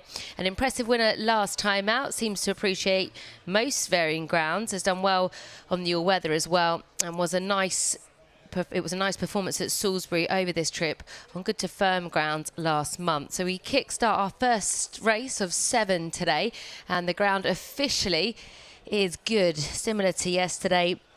Madawi there in shot for Joe Fanning and Charlie Johnson. Their record here has always been a fantastic one over the years. So they're going down to the start. We can head up to our commentator today, who is Mark Johnson once again. Good afternoon to you, Mark. Good afternoon, Hayley. Good afternoon, everyone. The runners then on the way down to the start for the Coral Pipped to the Post Winners Handicap over 1.5 miles. Maroon with the white stars is Mdawi and Joe Fanning. Mdawi winner at Doncaster last time out, representing Charlie Johnston. With that one, the yellow and black diamonds of Tuscan Star, a 3 times winner on the all-weather this year. David Probert riding for Andrew Balding.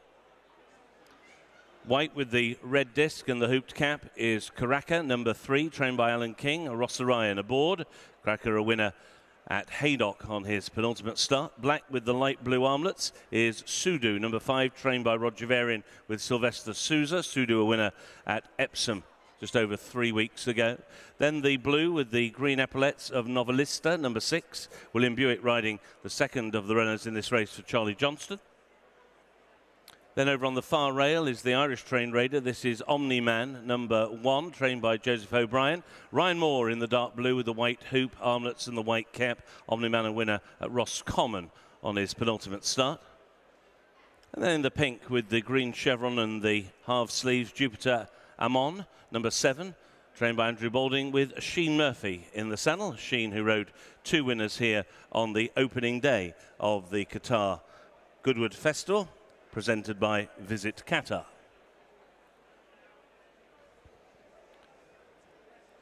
And it will be the favourite who will be the last one to come out, or the penultimate one to come out onto the course. Singers a Song and Cape Breton will be the last duo out onto track. Singers a Song was a winner here at Goodwood last September, trained by Rafe Beckett, James Doyle in the colours of Wathdown Racing, the blue with the gold sleeves and the red cap. Singers a Song being followed down the course by number 4, which is Cape Breton, also trained by Rafe Beckett. Richard Kingscote in the colours of Juddmonte, the green with the pink sash, white sleeves, the pink cap, and a winner last time out at Salisbury. So 9 3-year-olds making their way across to the 1.5 mile start for the Coral Pipped at the Post winners handicap. 3-to-1 favourite is Singers a Song. Karaka at 5-to-1, also at 5-to-1 Sudu, and Novelista another 5-to-1 chance. It's 11-to-2 Omni Man. Jupiter Amon at 15-to-2, Cape Breton at 14-to-1. Darwi at 18s in for an early 20s, and Tuscan Star is a 66-to-1 chance. So they're making their way across to the 1.5 mile start. The 1.5 mile start is right over on the far side of the track on the spur, which is just to the bottom of Oak Tree Corner. The first furlong or so run quite steeply uphill before they make the turn at the top of the hill at the far side of the loop. And then once they've tacked under the tree line, go through the intersection of the course, they'll return back towards home via the top turn, which means the run-in, once they go around the final dog leg, will be around about 1/2 mile. And as was the case here yesterday, we have the cutaway, which is at the 2 furlong marker. After that, they're up against the far side rail. So post time for our first race. The Coral Pipped at the Post winners handicap is at 1:20. Post time is just over 5 minutes away. Have a great day with us. Good luck.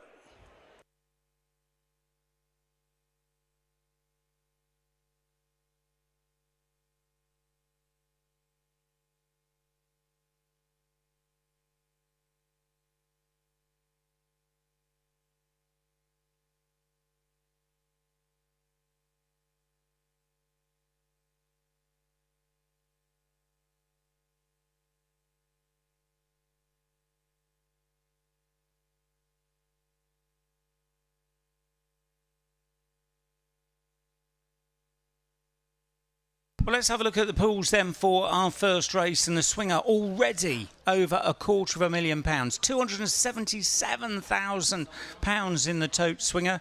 Tote win is standing at 162,000. The exacta at 46, the trifecta at 36. Some big pools here at Goodwood this afternoon.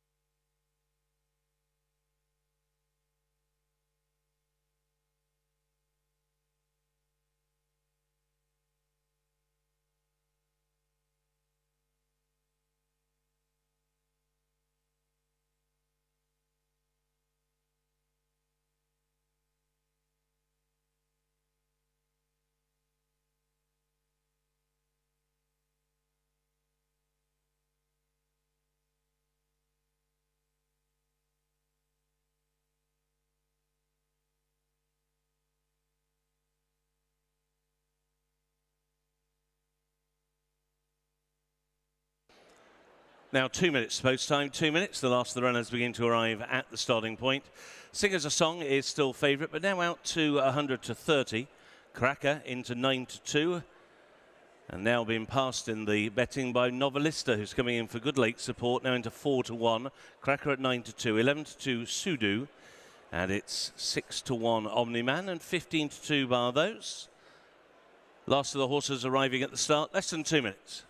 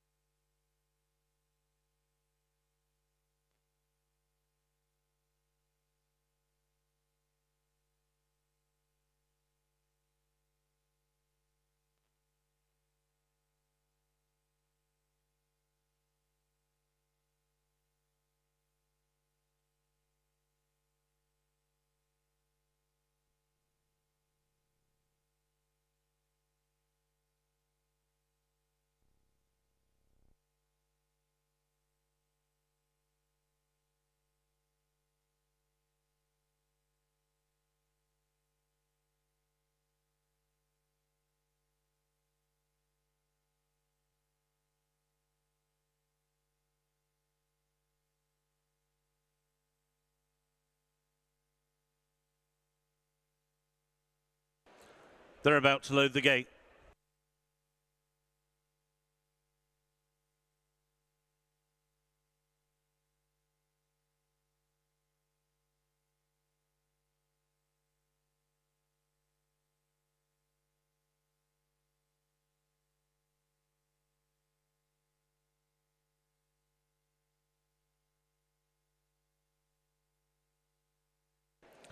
Stalls team are working on trying to get Omni-Man into the stalls first, and he's been offered up a couple of times, but at the moment not moving forward, so they're going to try the blindfold with Omni-Man. He's drawn in stall number 1.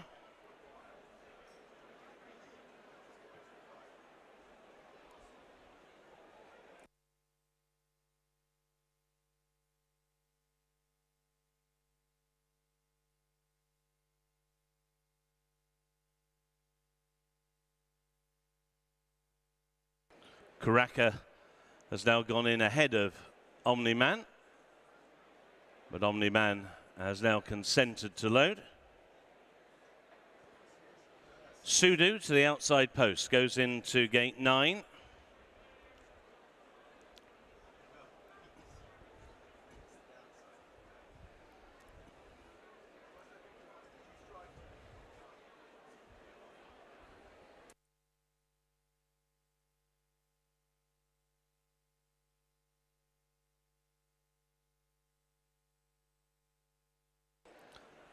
Novelista goes in.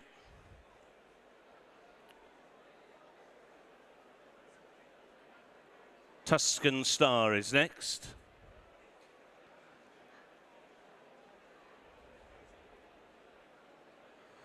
Jupiter Amon. 3 back. Singers a Song goes forward into stall 5 with James Doyle. Waiting for Cape Breton and Umdawi.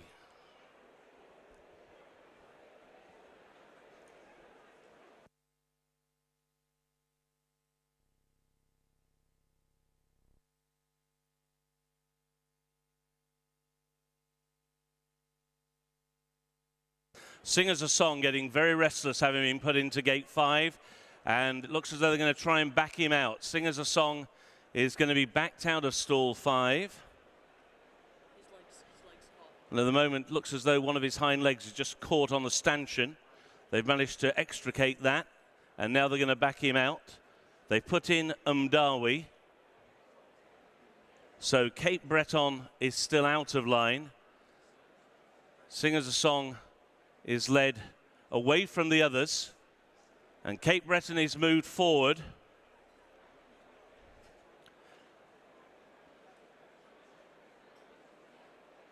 Cape Breton is in, and now rearing up is Jupiter Amon. Jupiter Amon rears up in stall number 4.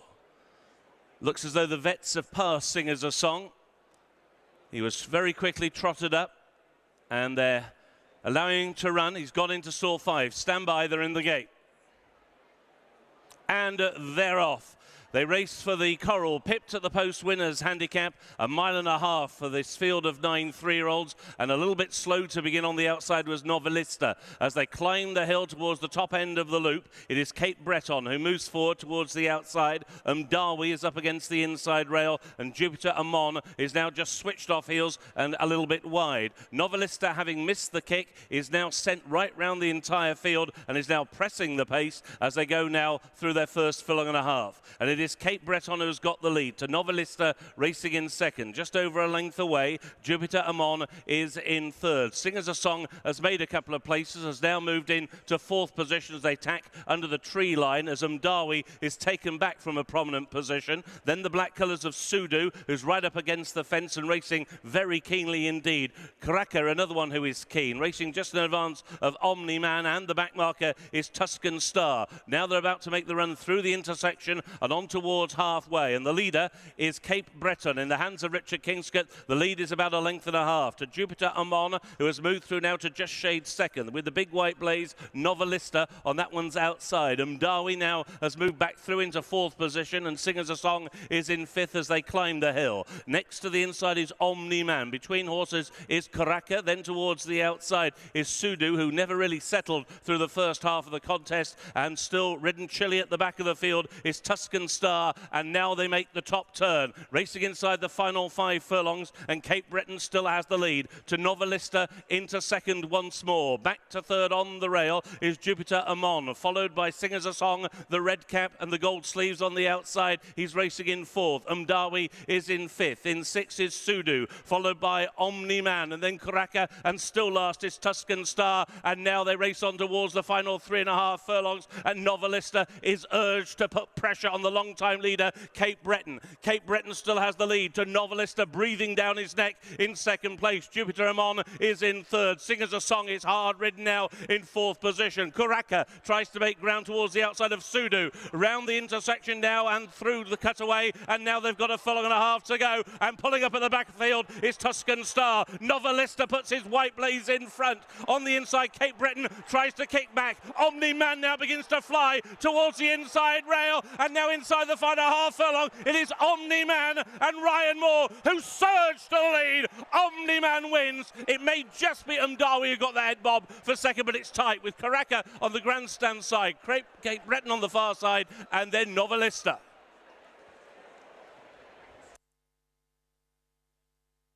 First, number 1, Omni Man. Photo finish for second place. First, number 1, and a photo finish for second place.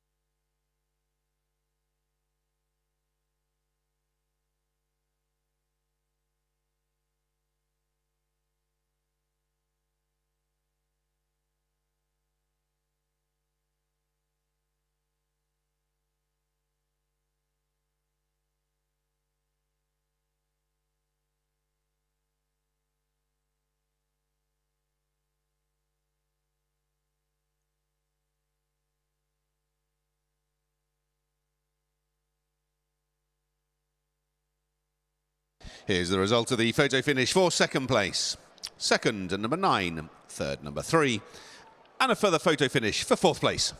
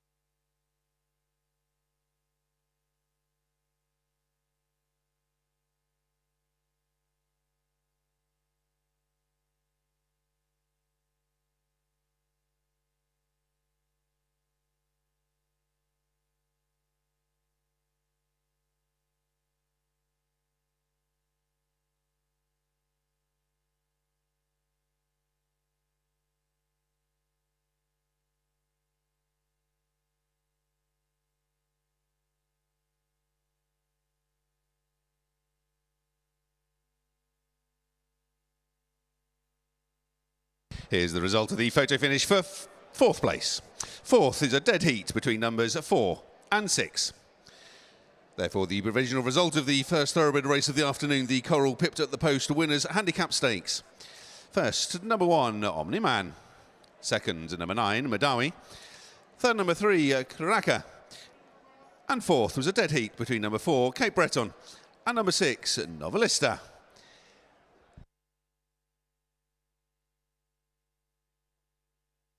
The winning distances were 1 3/4 lengths and a short head. 1 3/4 lengths and a short head.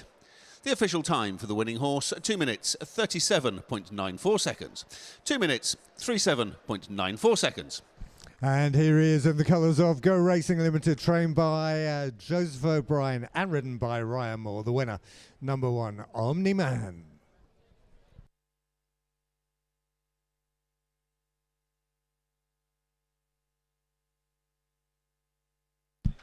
Starting prices for our opening race, the Coral Pipped at the Post Winners Handicap. First, number 1, Omni-Man, returned 8 to 1. Second, number 9, Madawi, 22 to 1. Third, number 3, Karaka at 4 to 1. All 9 ran.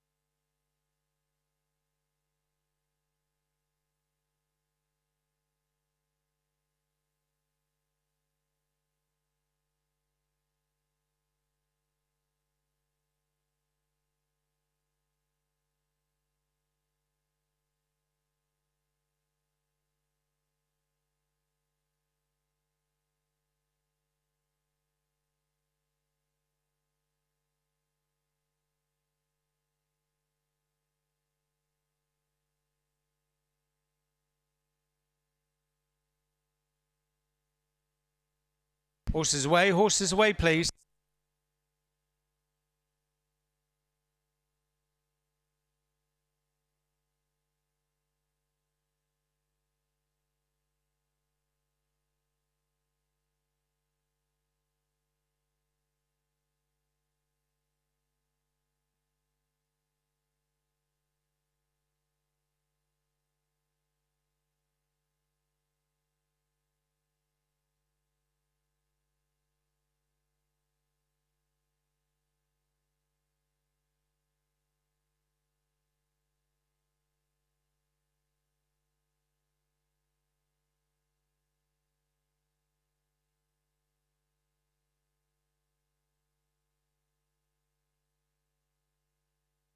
And they've weighed in for our first race. The result is now official.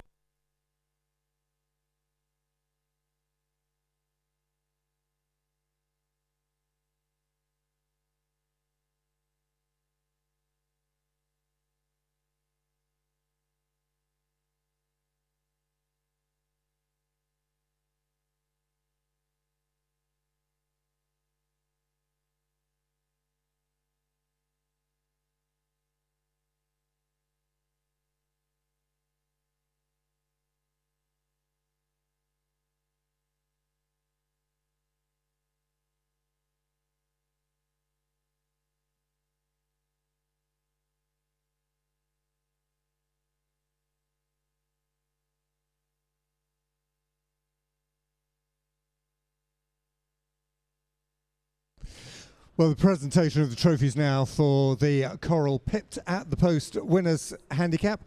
The first race on today's card, supported by our fixed odds betting partner for the Qatar Goodwood Festival. And we extend our sincere thanks once again to Coral for their support of racing here at Goodwood, as we welcome to the winners' enclosure Joanne Moran, who is Coral's retail director, accompanied by Jackie White, who will now make the presentation of the trophies to the winning connections. Here to receive on behalf of the winning owners, Go Racing Limited, would you please congratulate with your applause Stuart Bowman.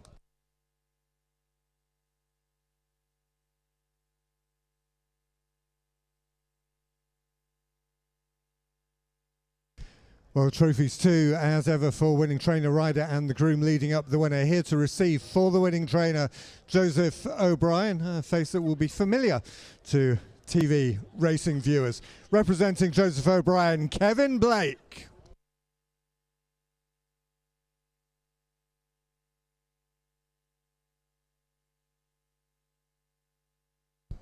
Now I'm just keeping an eye on the weighing room door to see if we are going to be offered the opportunity to formally congratulate the winning rider. We'll give him a moment or two more while we add to this photo of winning connections the groom who prepared and led up the winner, Omni-Man Daniel Fiddis.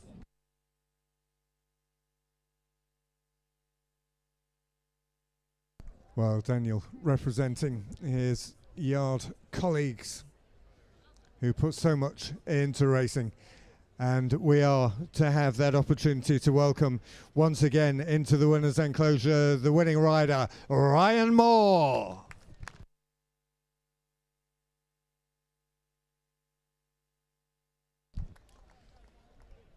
Well, if you joined us for our quick canter through the race card with Coral's Dave Stevens before racing, we were also joined by Hayley Moore, who tipped this one up. So congratulations to Hayley Moore, to our winning connections, and our thanks once again to Coral.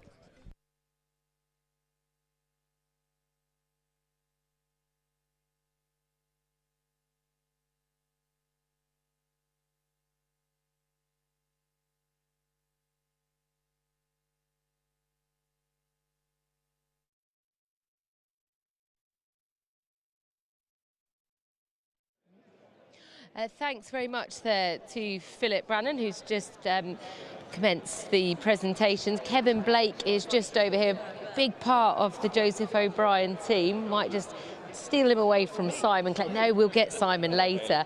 Well done to Joseph and all the team there. You must be thrilled. I thought this was really unlucky at the Royal meeting. He ran very well, Hayley, in fairness. Like, when you watch the race, it looks like he didn't quite get home, but look, we know now it was, well, we always expect Royal Ascot handicaps to be really, really good, and look, it's worked out really well. Ridden slightly differently today. He was ridden for a turn of foot. Ryan gave him a fantastic ride, one run, and the horse, you know, he needed to be quick to do what he did, and he delivered, in fairness to him. He's progressive. Joseph's always really liked him. It's taken maybe a little bit longer for it to happen than we were hoping, but you don't mind as long as it happens in the end. Yeah, absolutely. And at 8-1 as well, I'm quite surprised at that price. Are you in the team? Well, look, his form was there for all to see, and the market can sort it out after that, but he wasn't coming here for the fresh air and strawberries. Definitely not. They're at 3:15, by the way, Kevin, actually. Thanks for reminding me about that. We were just taking in the closing stages there, but that seems to have disappeared. I'm glad he had a seamless run through this time. Now, no Joseph here. I thought I saw him here yesterday, but I might have imagined that.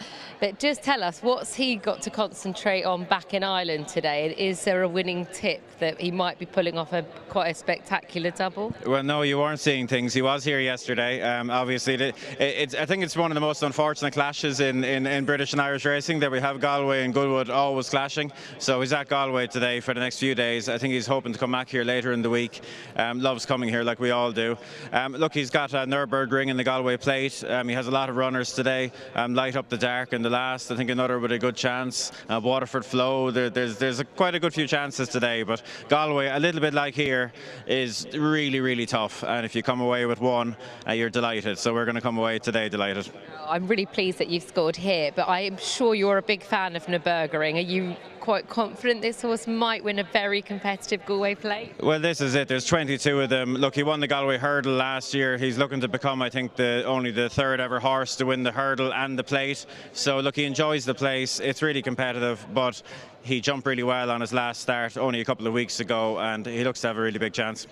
I'm really surprised that we've got you here at Goodwood and you're not over at Galway. Will you make it there this week? Have you been there this week? No, I haven't been there this week. I will definitely be there on Friday. I always tried to come into this week very loosey-goosey and let the days fall as they fall, but great to be here. Picked the right day to come. Joseph got it wrong yesterday.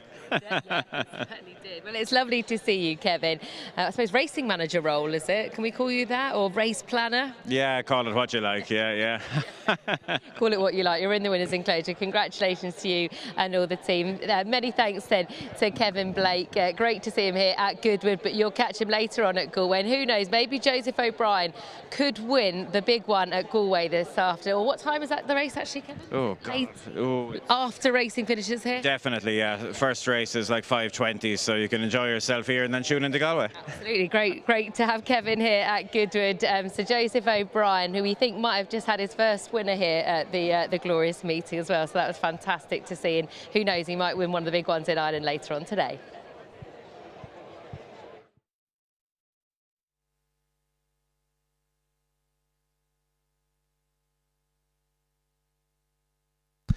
Well, move on to our second race on the card. This is the Hong Kong Jockey Club Whirlpool Oaks Tree Stakes. It's first of our group races here this afternoon. It's a Group 3 race for fillies and mares. And we have our only non-runner of the afternoon so far. It's number 2, Chic Columbine doesn't go. So number 2 is out, leaving us with a field of 13. No other changes. The off time at 1:55. And a big thank you to the Hong Kong Jockey Club Whirlpool. And of course this is a Whirlpool afternoon here at Goodwood. And let's have a look and see how the Whirlpool sums up our second race. Let's get the predictors' views. 13 going to post here. A likely favourite is 14 to Bibty, off for 252 days before finishing third in the Sandringham at Royal Ascot. Last time out was a Group 3 winner at Salisbury last year as well. I thought maybe at a better price Romantic Style could win, fourth in the French 1,000 guineas last year. Real globe-trotting filly with listed and Group 3 wins in Dubai and France, and it looks as if the predictors agreed with me. It's gone for number 8, Romantic Style. So let's get the details up on your screens. Romantic Style is going to be the predictors' selection for race number 2, ahead of 14 Tabidti and number 7, Jasna Secret in third, 8-14-7 if you want to go with the predictor. And do make sure you put into those tote pools over £250,000 in some of those tote pools this afternoon.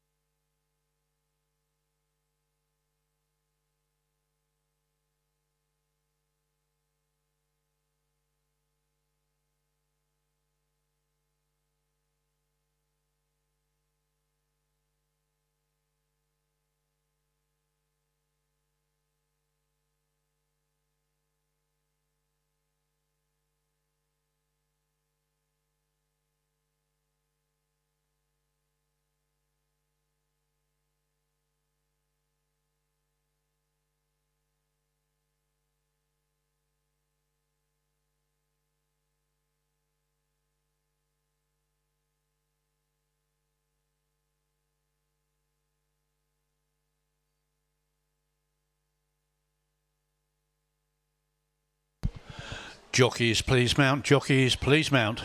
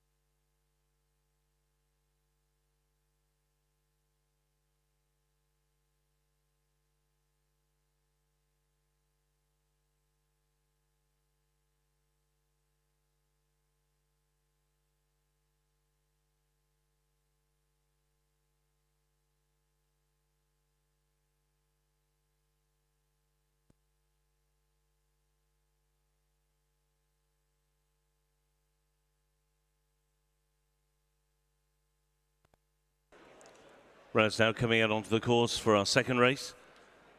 This is the Hong Kong Jockey Club World Pool Oak Tree Stakes. It's a Group 3 race for fillies and mares. 7 furlongs the trip, 1,400 metres. First one out is number 8, Romantic Style. William Buick in the All Royal Blue. Romantic Style trained by Charlie Appleby and a listed winner in Maidan on her penultimate start. Followed down by number 3, Cloud Cover. She won a listed race at Chelmsford City on the all-weather last time out, trained by James Tate. Clifford Lee in the white with the red sash and the striped cap on number 3, Cloud Cover.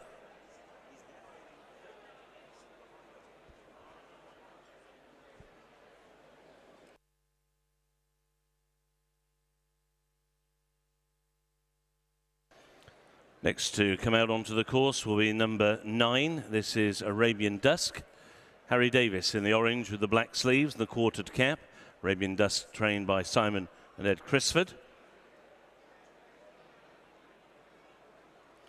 Then the red with the white sash and the blue cap of Formal. Number 11, Formal trained by Andrew Balding. Sheen Murphy rides. Formal a winner 2 starts ago in listed company at Epsom. Dark blue and light blue Diablo with the white cap, Fair Angelica, number 4. Finley Marsh rides. Fair Angelica, trained by Richard Hughes, won a listed race at Salisbury 3 starts ago. Then the yellow with the black epaulettes of Jabara, number 6, trained by Roger Varian. Sylvester Souza is aboard. She went past the post in front in this race 12 months ago, but was demoted to 2nd. Number 6 is Jabara. She's followed by one of the 2 greys, Silver Ghost, number 13, Tom Marquand, riding for Emma Lavelle, black with the white spots, red sleeves, red cap. Orange with the black seams is Havana Pusey, number 5, trained by John Gallagher. Kieran Schumacher rides.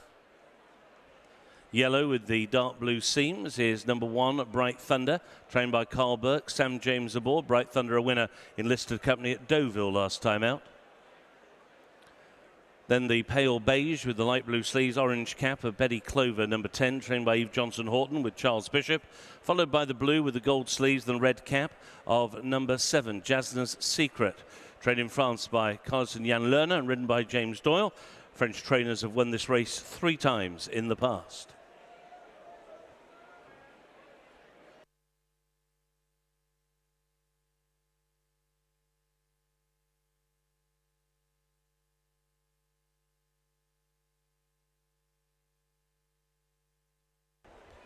About to come out onto the course now is number 12. That is Sakara Sands, trained by Rafe Beckett. Ross Orion in the blue and white diamonds with the white sleeves with the blue armlets. Winner of a listed race at Carlisle last time out. That's number 12, Sakara Sands.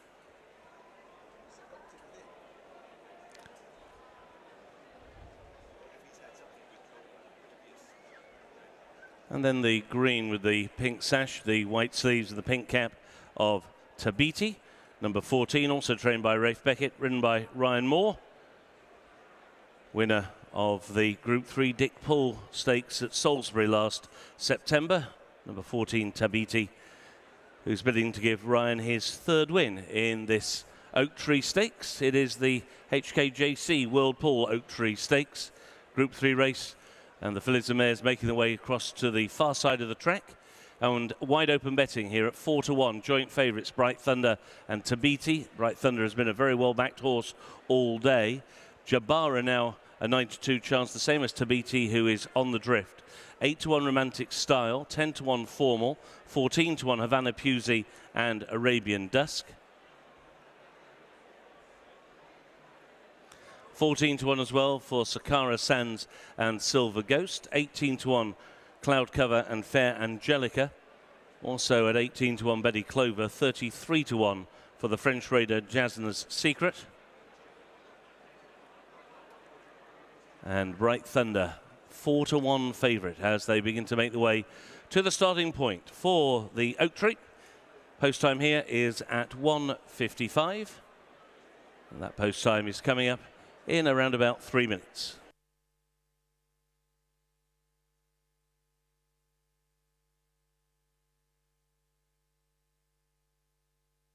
Here's the best turned out in our second race. Big well done to Mark, who looks after number 1, Bright Thunder. That's number 1, Bright Thunder, judged to be the best turned out in our second race.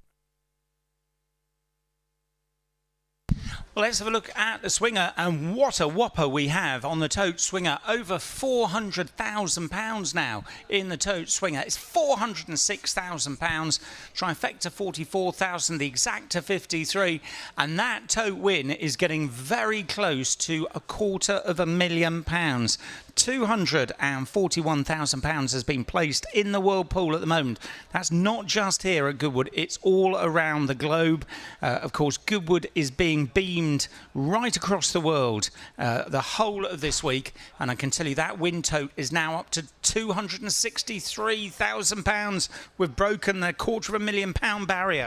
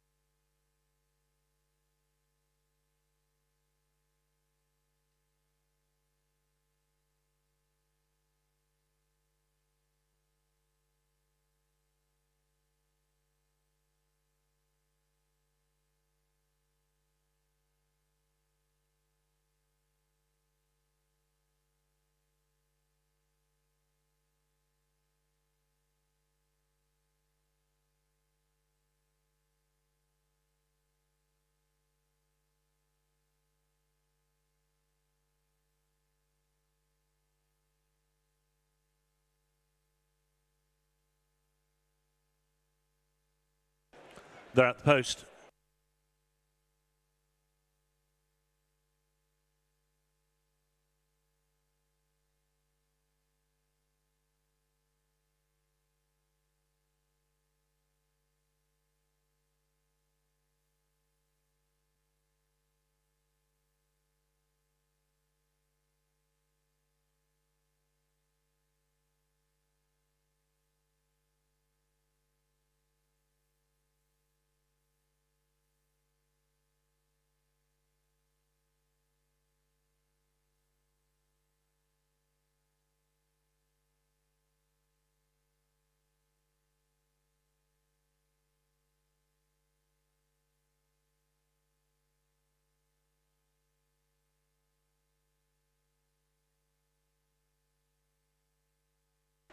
Lowering the gate.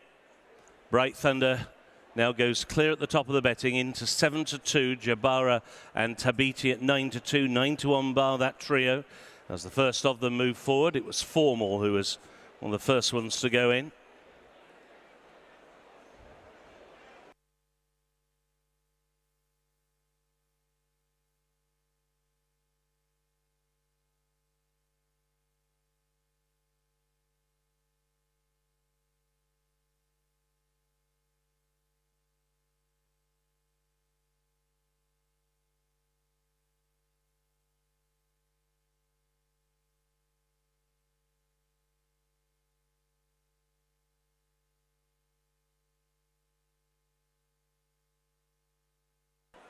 Tabiti has just gone in, followed in by Betty Clover. These fillies and mares are loading quite quickly here. Sakara Sands moves in.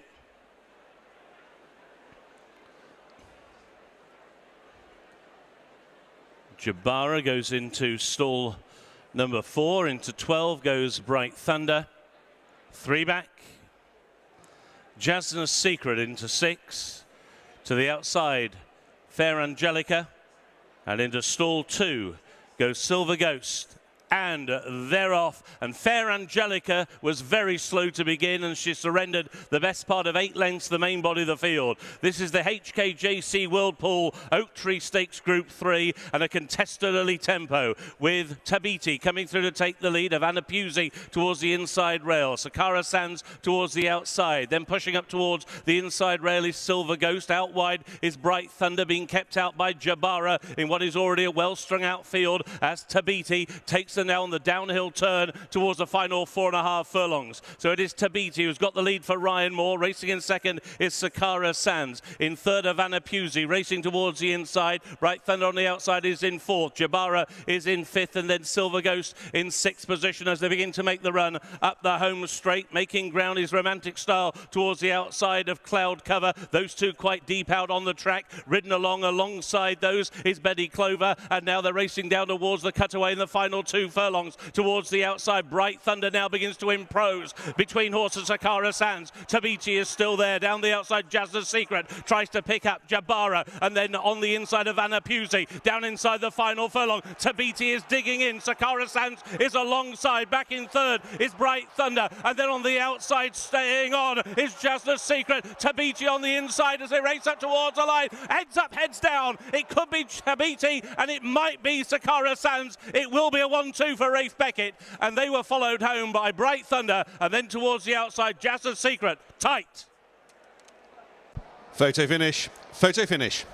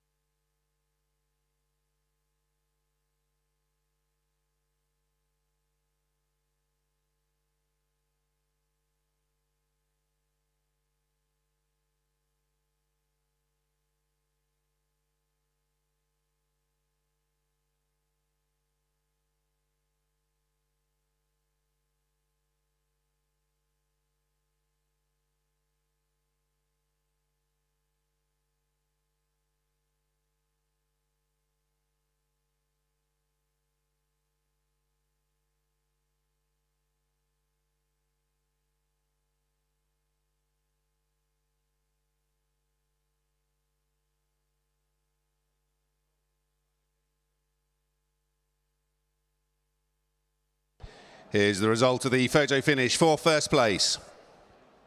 First, a dead heat between numbers 12 and 14, Sakara Sands and Tabiti. Third place horse, number 1, and fourth, number 7. The provisional result of the HKJC Whirlpool Oak Tree Stakes. First, dead heat between number 12, Sakara Sands, and number 14, Tabiti. Third, number 1, Bright Thunder, and the fourth placed horse, number 7, Jasna's Secret.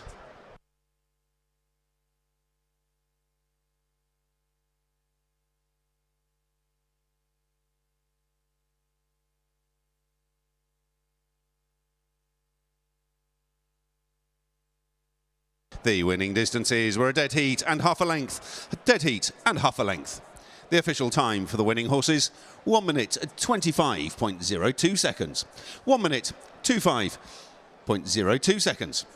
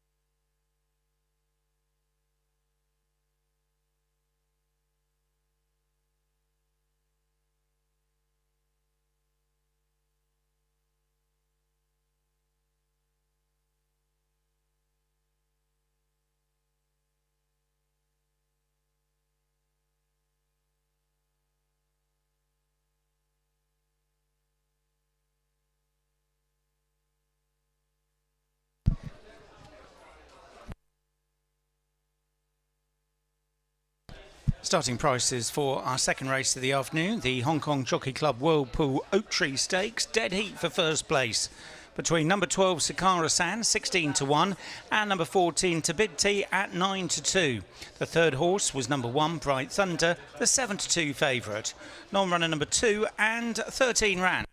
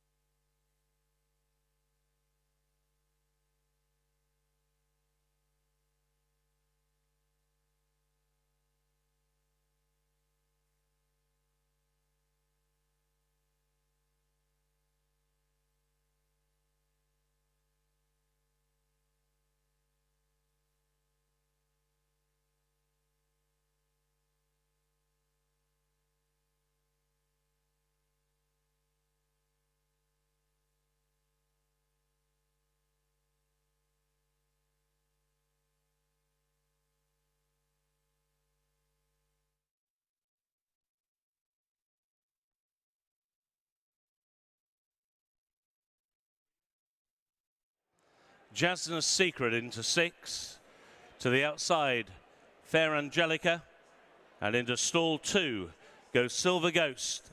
And they're off. And Fair Angelica was very slow to begin, and she surrendered the best part of 8 lengths the main body of the field. This is the HKJC Whirlpool Oak Tree Stakes Group 3 and a contested early tempo with Tabiti coming through to take the lead of Anapuzzi towards the inside rail. Sakara Sands towards the outside. Then pushing up towards the inside rail is Silver Ghost. Out wide is Bright Thunder, being kept out by Jabara in what is already a well-strung out field as Tabiti takes them now on the downhill turn towards the final 4.5 furlongs. So it is Tabiti who's got the lead for Ryan Moore. Racing in second is Sakara Sands. In third, Vanapuzzi racing towards the inside. Bright Thunder on the outside is in fourth. Jabara is in fifth, and then Silver Ghost in sixth position as they begin to make the run up the home straight. Making ground is Romantic Style towards the outside of Cloud Cover. Those two quite deep out on the track. Ridden alongside those is Betty Clover, and now they're racing down towards the cutaway in the final 2 2 furlongs towards the outside. Bright Thunder now begins to impose between horses. Sakara Sands. Tabichi is still there. Down the outside, Jazza's Secret tries to pick up Jabara, and then on the inside of Anna Pusey. Down inside the final furlong, Tabiti is digging in. Sakara Sands is alongside. Back in third is Bright Thunder, and then on the outside, staying on, is Jazza's Secret. Tabiti on the inside as they race up towards the line. Heads up, heads down. It could be Tabiti, and it might be Sakara Sands. It will be a 1-2 for Rafe Beckett, and they were followed home by Bright Thunder, and then towards...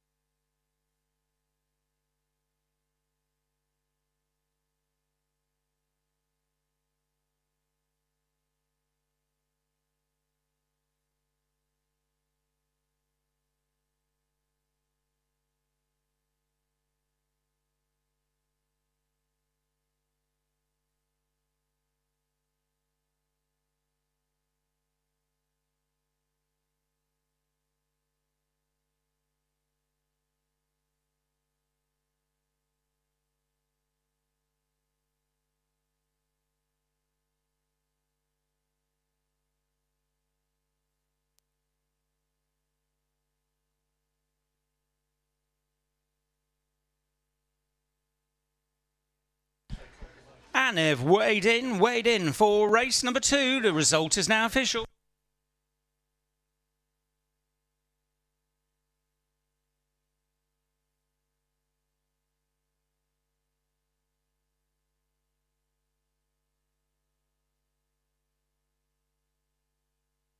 Well, the result is official, which means we can proceed with the presentation of the trophies for this Hong Kong Jockey Club backed World Pool Oak Tree Stakes, a Group 3 contest, one of our black type highlight races of the day. To make the presentations, we are delighted to welcome back to Goodwood and to the winners' enclosure today Hong Kong Jockey Club's head of racing, Greg Carpenter, accompanied by the magnificent and still recovering but looking absolutely fine Vincent Ho, the star of Hong Kong racing, who will now make the presentations. Naturally, we are doubling up on everything. There will be 2 sets of trophies for owner, trainer, rider and the grooms leading up the winner. Here to receive for Juddmonte, would you please congratulate with your applause Barry Mann.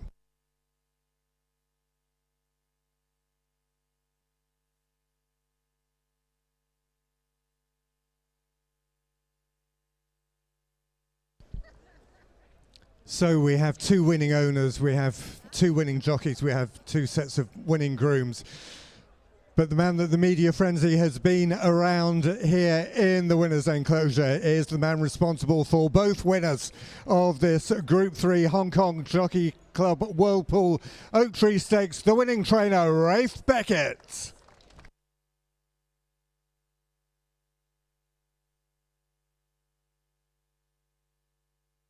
And time to congratulate our winning riders, Ryan Moore and Ross O'Ryan.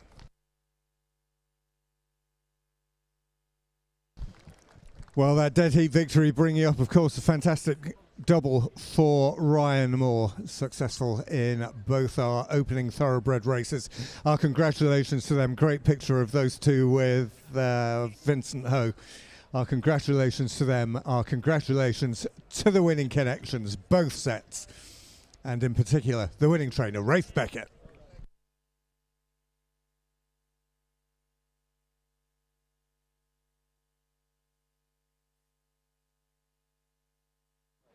Got one of our winning jockeys here, Ross O'Brien. I mean, I think that's incredibly unusual to have a dead heat, but a dead heat from the same trainer as well. Yeah, mad. I could just never fully get by to VE, and she didn't see I'd headed her, you know, and it was just a case of my head was up. I thought I'd won, but my head was up and his was down. But look, everyone's happy.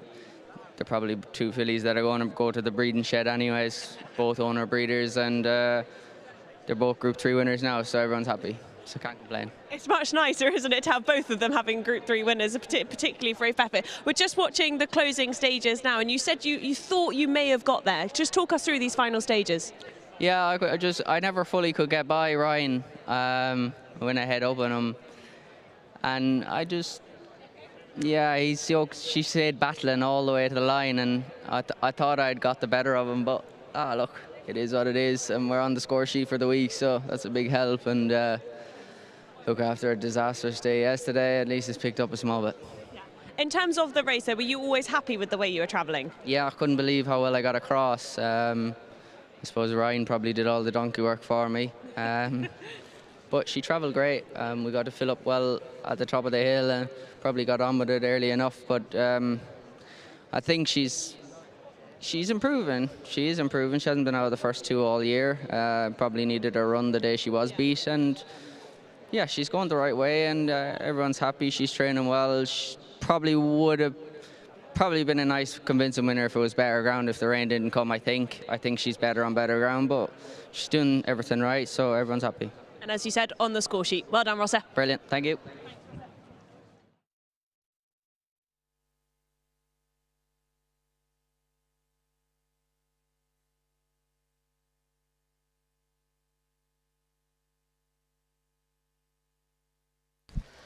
So we move on then to our third race here. It is the HKJC Worldspool Molecombe Stakes. It's run over 5 furlongs, and I'm pleased that all 8 runners will be heading to post, and no changes. All 8 heading to post ahead of this year's renewal of the Molecombe.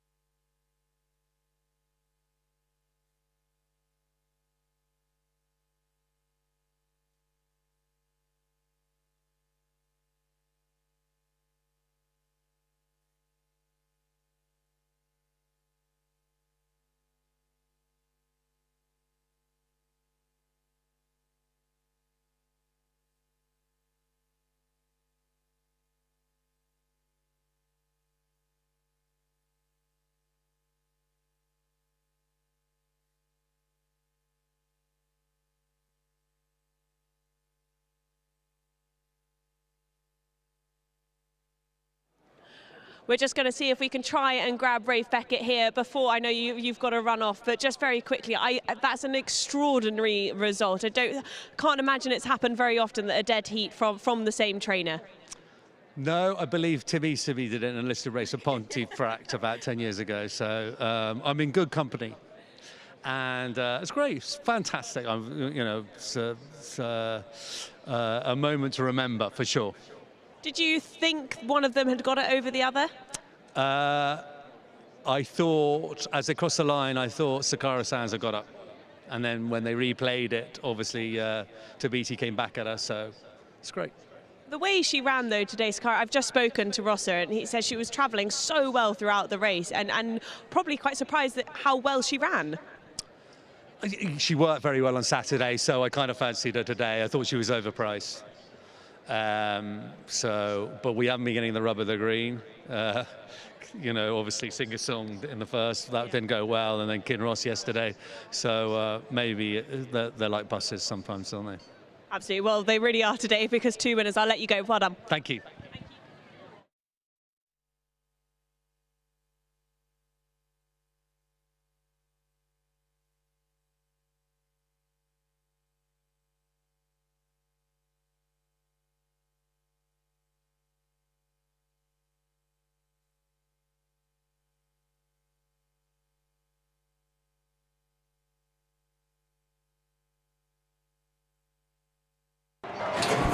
So here comes the predictor then, who we think the clever computer system will be coming out on top in our third race. We've got Lady Aman up there leading the way at the moment with Argentine Tango, and Amik sneaking into second with Military Code back in third. But according to that, it's going to be a three-timer for Ryan Moore, who's won our first two, albeit sharing the honours with Ross Ryan in our second race. But the predictor then, with the Whirlpool, Bet with the World, have got Lady Aman for the win.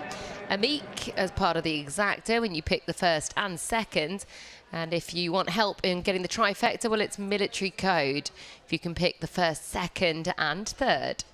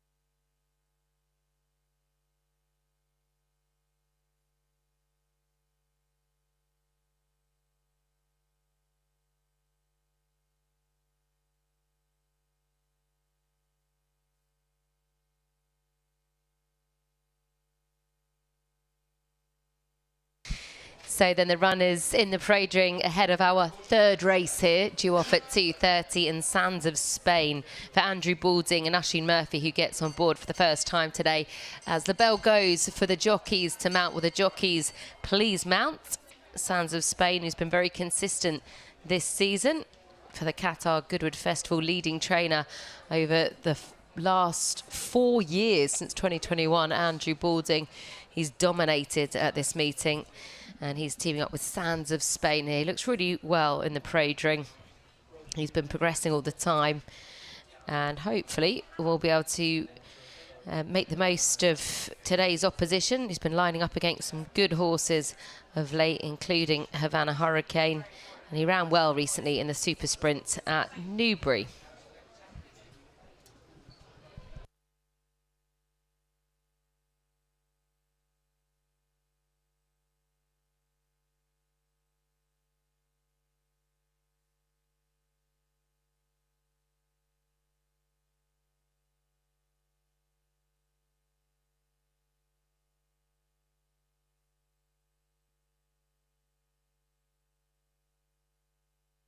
Here is Argentine Tango then to Mr. B and David Allen teaming up.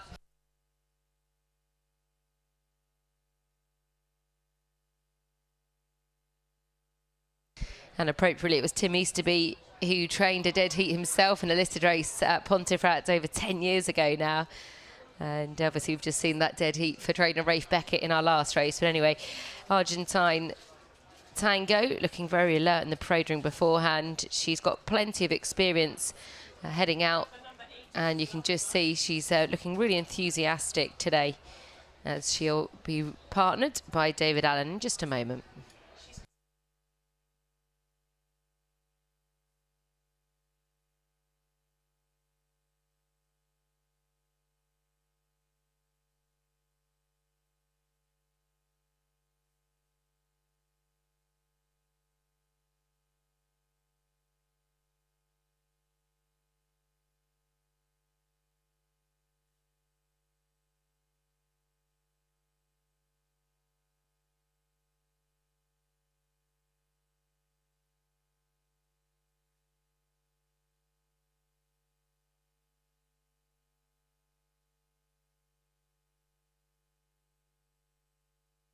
Dickinson is a rather unexposed individual, with Kevin Ryan and Shane Gray team up here. Was a good second for the son of Pinatubo last time out. Lady Iman, the mount now today of Ryan Moore for Jer Lyons. She's been very consistent, this daughter of Starman.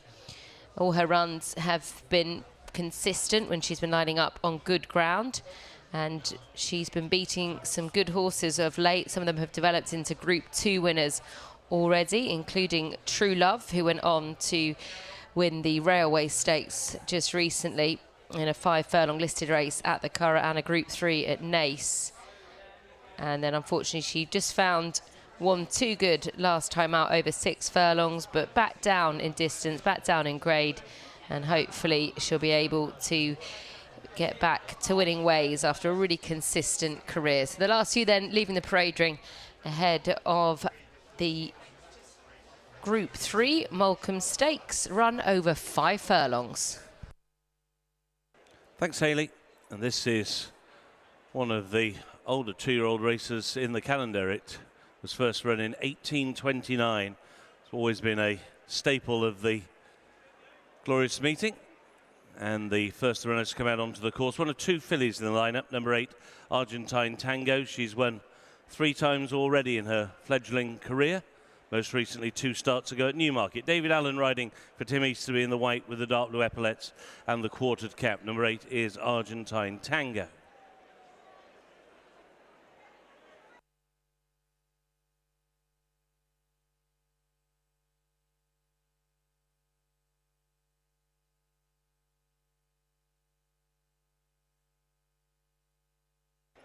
Second out onto the course is number 4, Military Code. William Buick in the all-blue, riding for Charlie Appleby. Military Code, winner of his first 2 races at Newmarket and then on his second start at Ascot. Red with the white triangle and the half sleeves. Rogue Supremacy, number 5, trained by David O'Mara. Ross Orion aboard, a winner last time out at Hamilton. That was a second career win for Rogue Supremacy.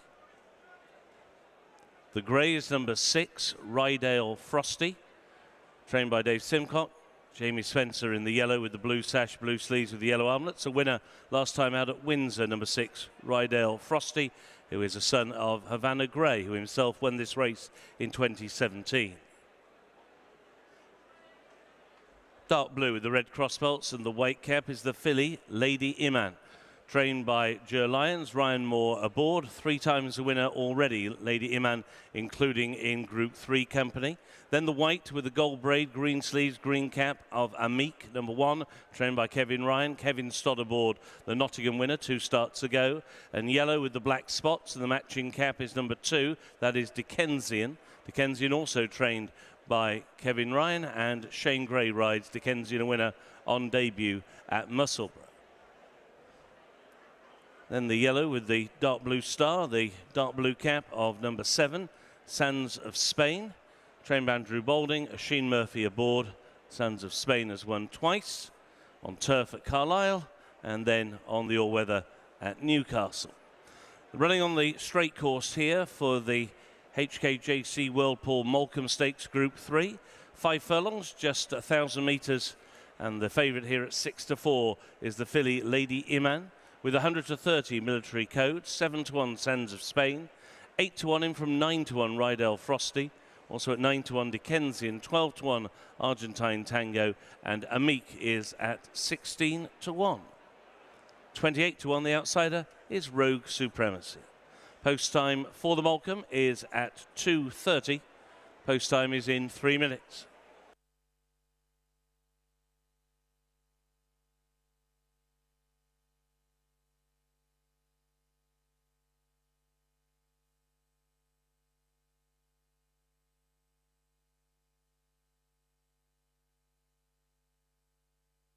Well, let's have a look at the Whirlpool. That tote swinger, almost £500,000. 476,000 at the moment, and look at that win fund, £308,000 in the win pools. That's money not just here at Goodwood this afternoon, but from all around the globe. The exacta is 86,000, the trifecta is 59,000. So those pools are really very, very strong indeed. So well worth having a bet. You've just got a few minutes, as you heard from Mark, the runners on the way down to the start, and that tote swinger, £476,000 at the moment. It's just about $500,000.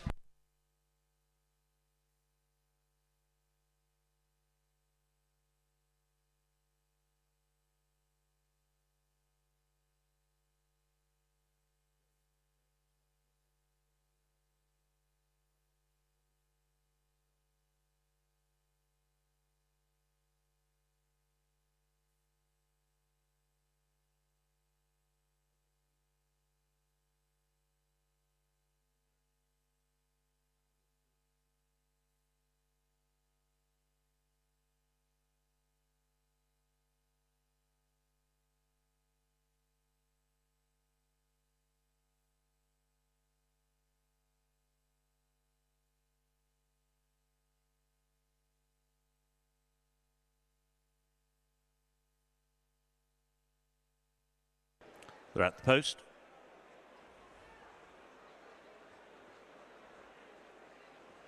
Lady Iman now at 11-8.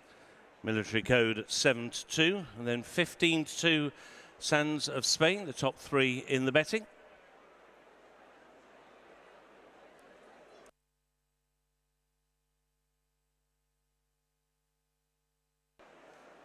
And they're about to load the gate.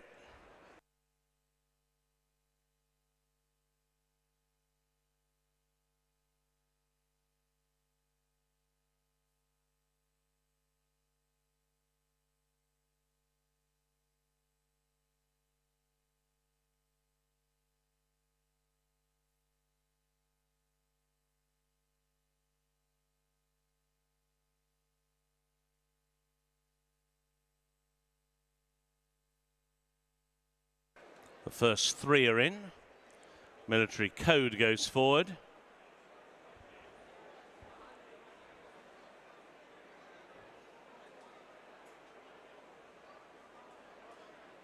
Rydell Frosty is next. 3 back. The favourite, Lady Iman. Waiting on Amique and Dickensian. Amique goes in. And it will be Dickensian into stall 6 to complete the line. Moves in. And they're in the gate. They're off. Racing over 5 furlongs in the Group 3 HKJC Whirlpool Molecombe Stakes. Squeezed out at the start was Rydell Frosty, and the early speed being put up by Dickensian, who's been taken on early by the filly Argentine Tango. Between those two, Rogue Supremacy, and then Amique, who's racing very keenly indeed. Lady Iman also in that far side group, and they're being followed by Rydell Frosty. Meanwhile, towards the near side, it is Sands of Spain, who is racing together with Military Code in that group of 2, and they've already gone through half halfway down towards the final quarter of a mile. And it is Dickensian who still leads over on the far side. Dickensian being taken on all the while by Argentine Tango. And now the white blaze of Lady Iman now comes to the fore. Lady Iman and Dickensian inside the final furlong. These two go on, trying to battle back Argentine Tango. Rydell Frosty is running huge, but it is Lady Iman who is out in front and not for catching. It is Lady Iman in the Malcolm. Rallying for second, Argentine Tango, and then it was very close for third. Involved there, Rydell Frosty and Dickensian.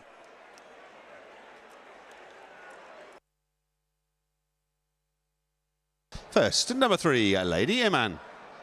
Second, number 8, and a photo finish for third place. First, number 3, second, number 8, and a photo finish for third place.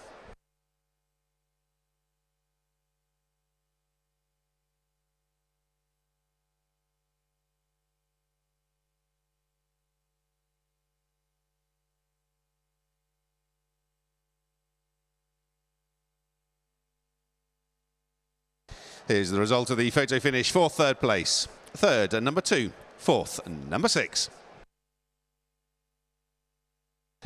The provisional result of the HKJC Whirlpool Molecombe Stakes.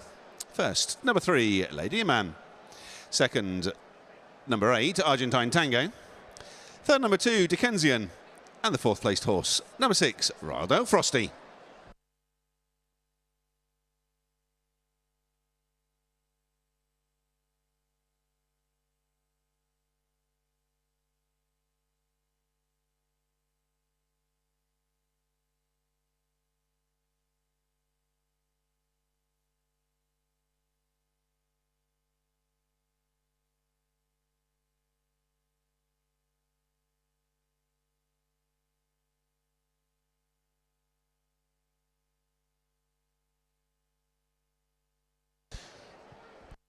The winning distances were 1.5 lengths and half a length, 1.5 lengths and half a length.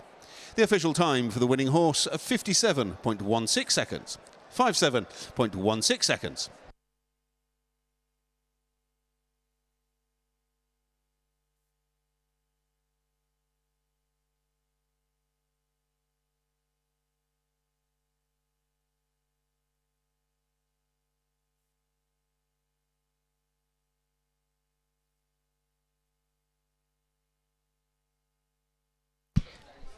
Starting prices for our third race, the Group 3 Hong Kong Jockey Club Whirlpool Molecombe Stakes. First, number 3, Lady Iman, the 11-8 favourite. Second, number 8, Argentine Tango, 11-1. Third, number 2, Dickensian, also 11-1. All 8 ran.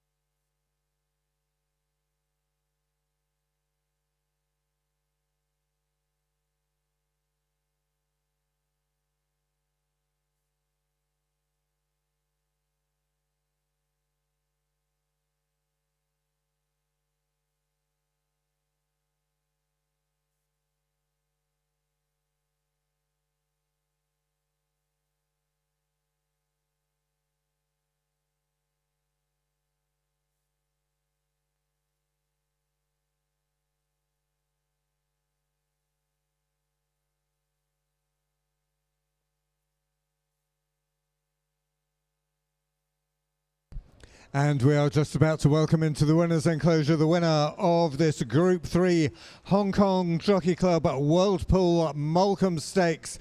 in the colours of Tony O'Callaghan, bred by his tally-ho stud, trained by Joe Lyons, and bringing up a fantastic three-timer for Ryan Moore, Lady Iman.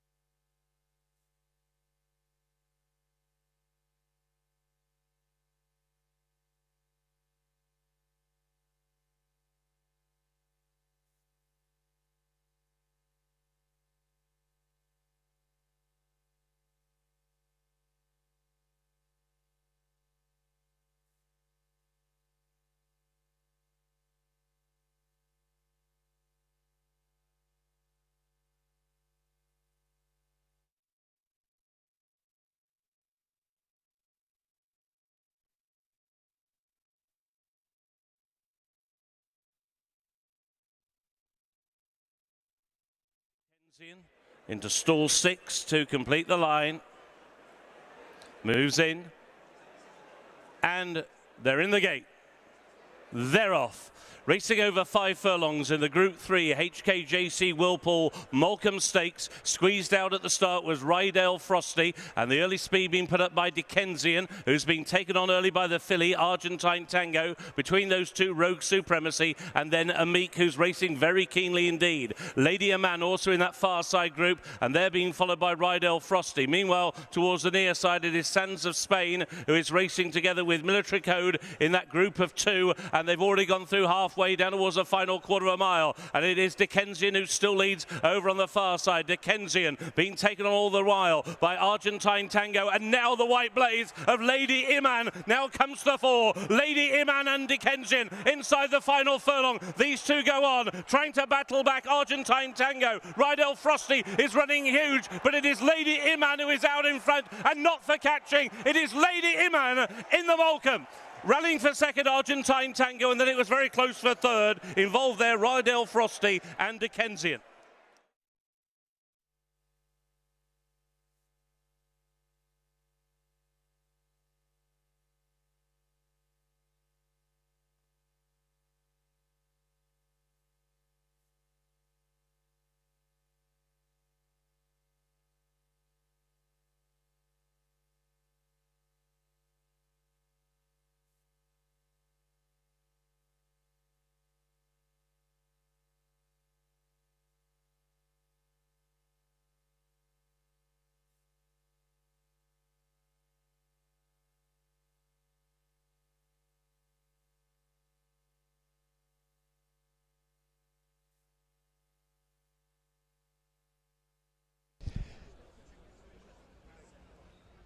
And the trophy presentations now for this Group 3 Hong Kong Jockey Club World Pool Molecombe Stakes. Of course, a reminder that when we're backing with the tote today, we are betting into the World Pool pools, which are driven by Hong Kong, and we extend our thanks to them for the contribution that has made to prize money in British racing in the last few years, as we extend a warm welcome again to Hong Kong Jockey Club's head of racing, Greg Carpenter, and once again accompanied by the magnificent Vincent Ho to make the presentation of the trophies for this race. The winner running in the colours of Tony O'Callaghan, bred by his tally-ho stud.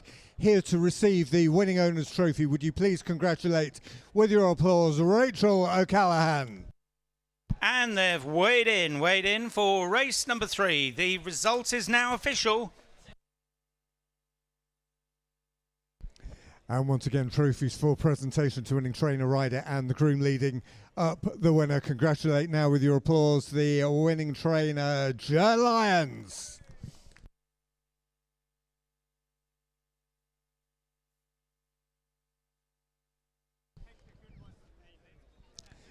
Well, Joe Lyons and Greg Carpenter have already met before, and we'll meet in a moment the young lady who's the reason why.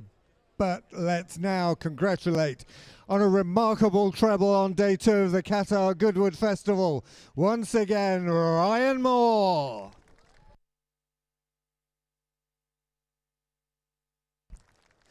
And the reason Greg Carpenter and Joe Lyons have already met is because of this lady here, because she was awarded the Best Turned Out Horse Award and also led up the winner, Ella Morris.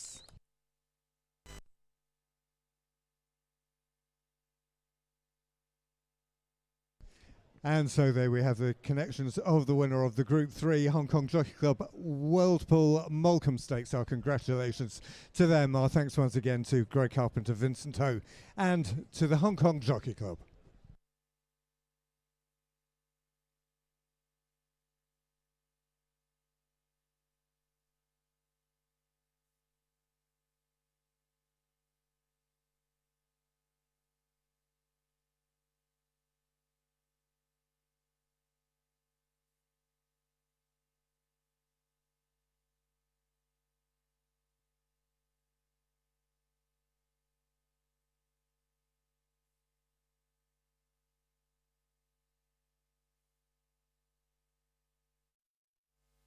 Now there's a really vibrant scene here, like there always is on the beautiful Earl's Lawn. The tunes are really fantastic. We've got the saxophonist, there's a violinist as well, and there's some brilliant dancing taking place. Young children enjoying everything that Goodwood has to offer. And everyone's having a great moment, very chilled vibes, few people enjoying drinks here. They've got a nice bit of seating. And it looks as though everyone is enjoying trying to find winners throughout the day. Now it's also the location of this beautiful Ridgeview trailer, which looks absolutely divine, selling of course that beautiful Ridgeview that we enjoyed yesterday. And it's all about the food as well. So as you head off to the left now, Rosie Turner has promised me that she's going to treat me to something tasty. We tried a few of the other stalls and there's loads to enjoy actually. The duck shed's very popular, the deluxe dogs, and they've also got a bar set up here, and then you've got Beirut's and Only Jerkin a bit further down. But here she is. Rosie, what are we getting stuck into here? Well, yesterday we had the duck. Yeah. And I think it's only fair that we go along every single day.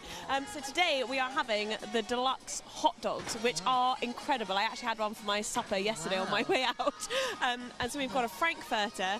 We've also got a Cumberland sausage as well, and they have crispy onion on top. I've gone for mayo and ketchup for us as well. I don't know, which one do you prefer, Frankfurter or a Cumberland? I don't mind. Can we go half and half? Yeah, we can definitely go half and half. Sound great. They are a few really. People have got a lot more simple, simple, just good old traditional hot dog and chips. You can actually decide exactly what you want here as well. Wow. It's really clever. Just come in, ask for whichever one you want, add chips to it, add sauces to it, whatever you'd like. But it's such a good vibe down here as well, isn't it? We've got the I'm sure you've said, we've got the DJ everywhere, and we've got a saxophonist and a violinist as well. It feels like a real party down here. It really does. But I tell you what, these sound great. The combo, the Churchill, the Euro, the Queen Bee, and I think we need to get this cut up, and I think we need to get stuck in. But it is a really cool location on the Earl's Lawn, and I'll tell you what, might just hang out here for the rest of the day if that's all right. I think it's a really good idea. Yeah.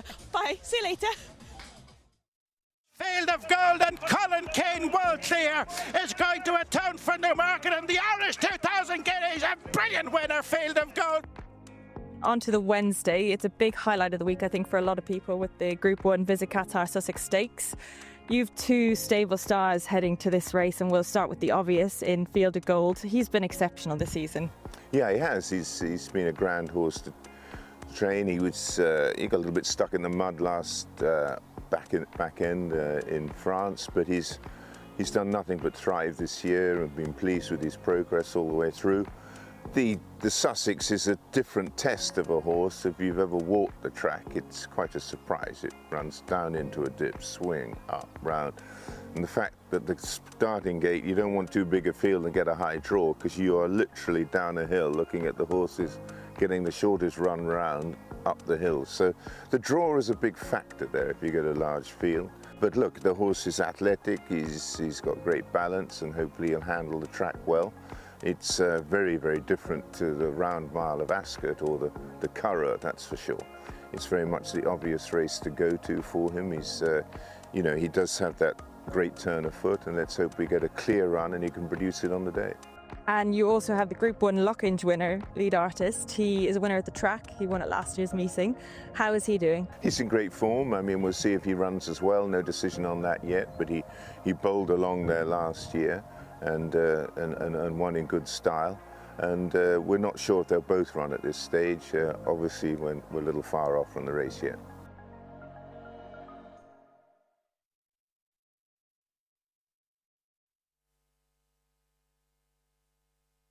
And so we come to our feature race of the afternoon, indeed the feature race of the week here at Goodwood. It is the Group 1 Visit Qatar Sussex Stakes. It's over a mile with over £1 million in prize money. The runners and riders are as in your race card, 7 going to post with an off time of 3:05. And a huge thank you to Visit Qatar, our generous sponsors, our headline sponsors here at Goodwood. A big thank you to them. 7 runners means each way or place betting restricted to the first and second. Well, we've got a red hot favourite here in Field of Gold. What does the predictor tell us? Will the predictor go for Field of Gold as well? Unlucky in the 2,000 guineas, but making amends in no uncertain terms in the Irish 2,000 guineas and the St James's Palace Stakes. Let's see how the predictor assesses our 4th race. The Group 1 Visit Qatar Sussex Stakes. Resilient looks the obvious danger from the Richard Hannon yard. Won the Irish 2,000 guineas last year in the St James's Palace as well. Only got beaten a nose in the Queen Anne by another one of today's rivals, Docklands.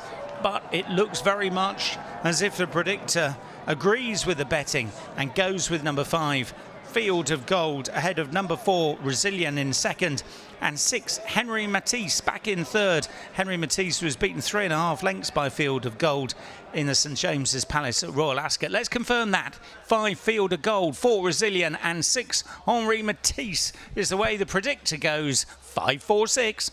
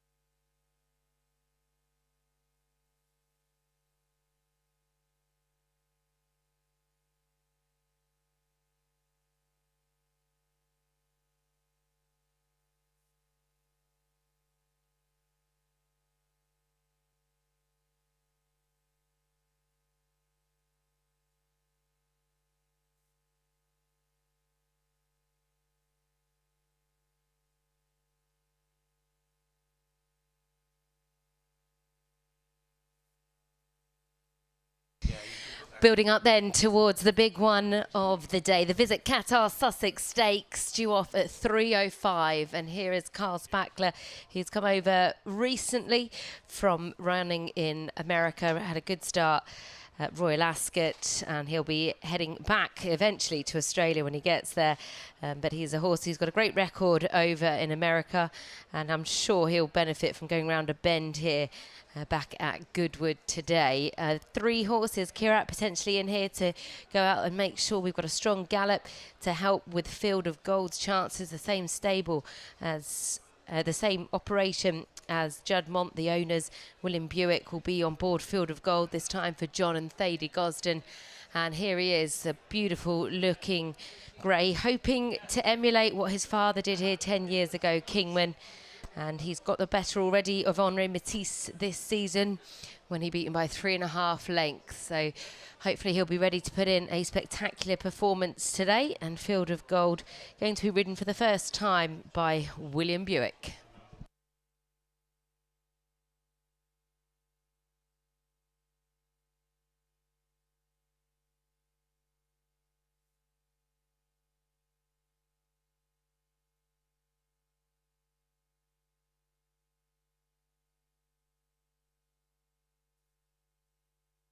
Here is Rasali, and then he's a 4-year-old in the lineup, and he's got a wonderful record already in his career, but he's got it all to play for today with these 3-year-olds taking him on in the lineup. But he's hoping to get back to winning way. 2 good performances this season. Unfortunate not to come out on top in the Queen Anne Stakes when Docklands just narrowly got the better of him, and it was a good first run back earlier on this season in the Lockinge at Newbury. He had a wonderful time of things as a 3-year-old, and he's hoping that maybe a strong gallop will ensure a better position for him today. For Sean Levy and Richard Hannon, Sheikh Mohammed obeyed Al Maktoum's colours. You can see he looks nice and relaxed ahead of his next big assignment this season.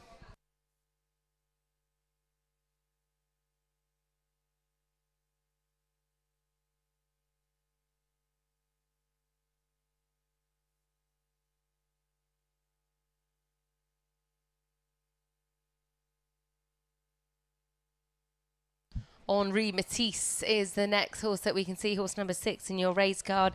Ryan Moore, and one of 2 runners for Aidan O'Brien. He's a horse that couldn't quite get the better of Field of Gold when they met in that Group 1 St James's Palace Stakes last time out. But again, he's got a good CV. He had a good time of things going into that race with a couple of victories already this season. And hopefully he'll be just as competitive, albeit tactics will be interesting to see how he might potentially try and get the better of Field of Gold today. They're also represented by number 7, which is Serengeti. Wayne Lorden, who won our feature race yesterday, the Goodwood Cup, on board for Aidan O'Brien. The bell's gone then for the jockeys to get up. The bell's gone for the jockeys. Please mount.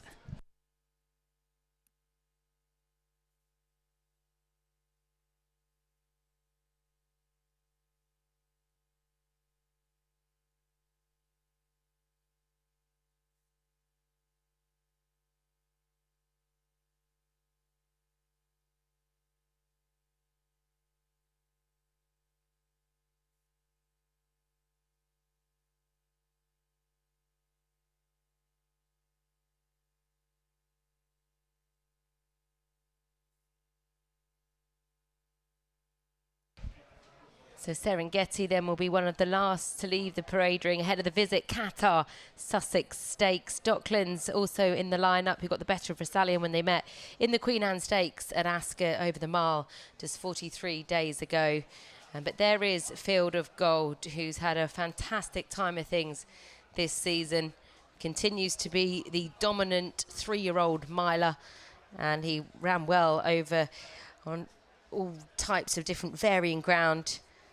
But last time out, he really did look quite outstanding, and hopefully we'll see something special as he heads to posts. We're due off in just 10 minutes' time, and once again, they'll be called home by Mark Johnson.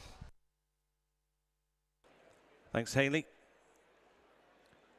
First runners will be making their way down the horsewalk very shortly. Field of Gold at the moment is 11-4 on, with Rasalian at 5, 6-1 Henri Matisse, and then 28-1 Carl Spackler, 33-1 Docklands, 150-1 for Kirat, and Serengeti is a 200-1 chance. So Field of Gold currently the 11-4 on favourite as the runners prepare to make the way down the horsewalk and their journey down to the mile start for the Group 1 Visit Qatar Sussex Stakes.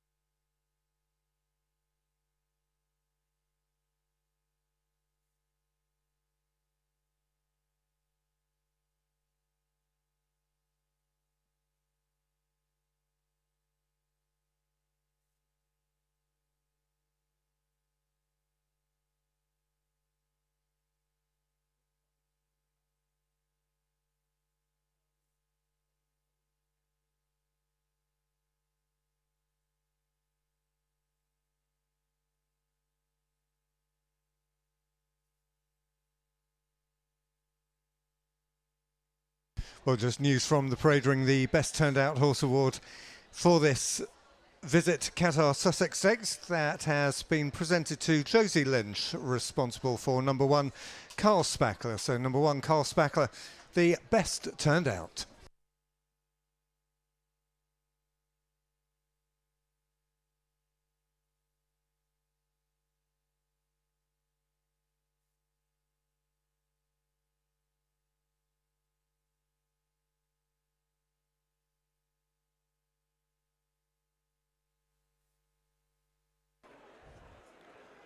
First run in 1841. The Visit Qatar Sussex Stakes Group 1 is the feature of the week and the feature of the Qatar Goodwood Festival presented by Visit Qatar.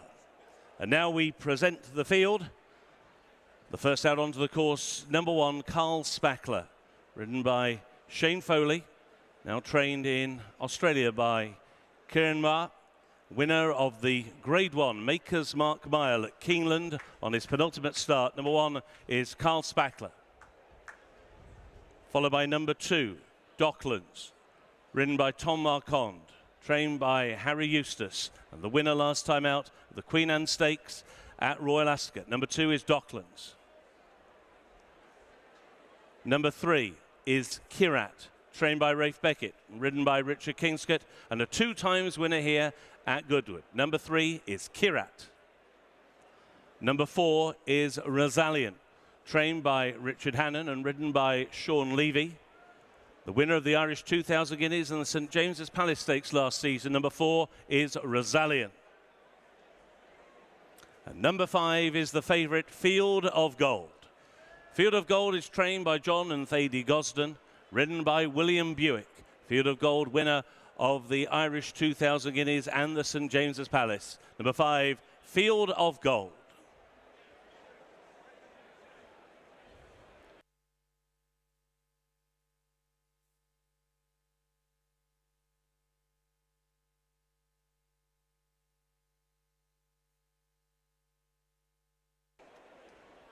And to complete the field, the 2 runners representing trainer Aidan O'Brien. Aidan, who has sent out the winner of this race on 6 occasions.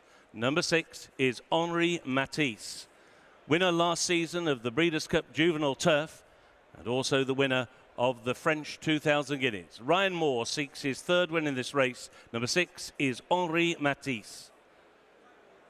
And his stablemate from the Aidan O'Brien yard is number 7, Serengeti. Serengeti is ridden by Wayne Lorden. Ladies and gentlemen, the field for the Group 1 Visit Qatar Sussex Stakes, making their way to the start.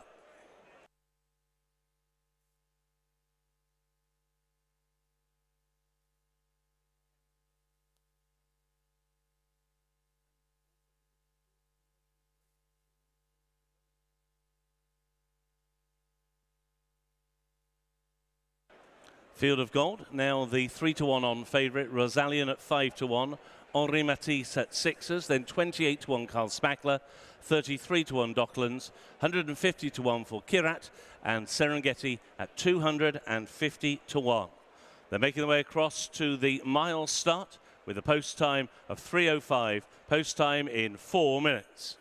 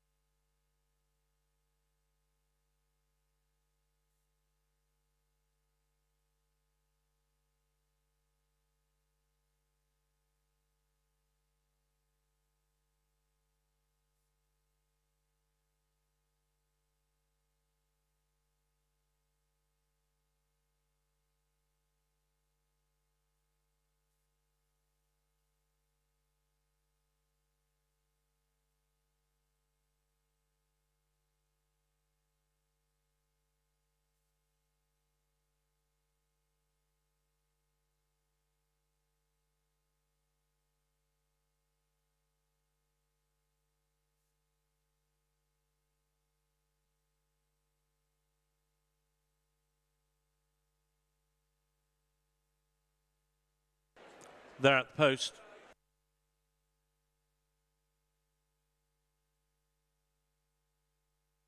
Last look at the betting field of gold, 3-1 on, now 11-2 Rosalian.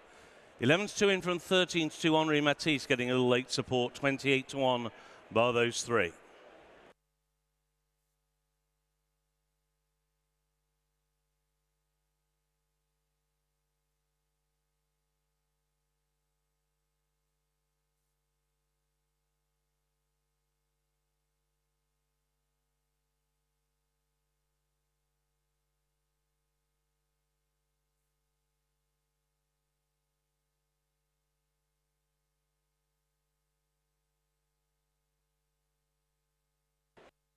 They're about to load the gate.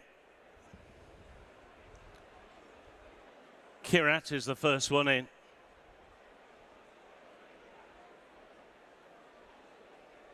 Docklands moves forward second.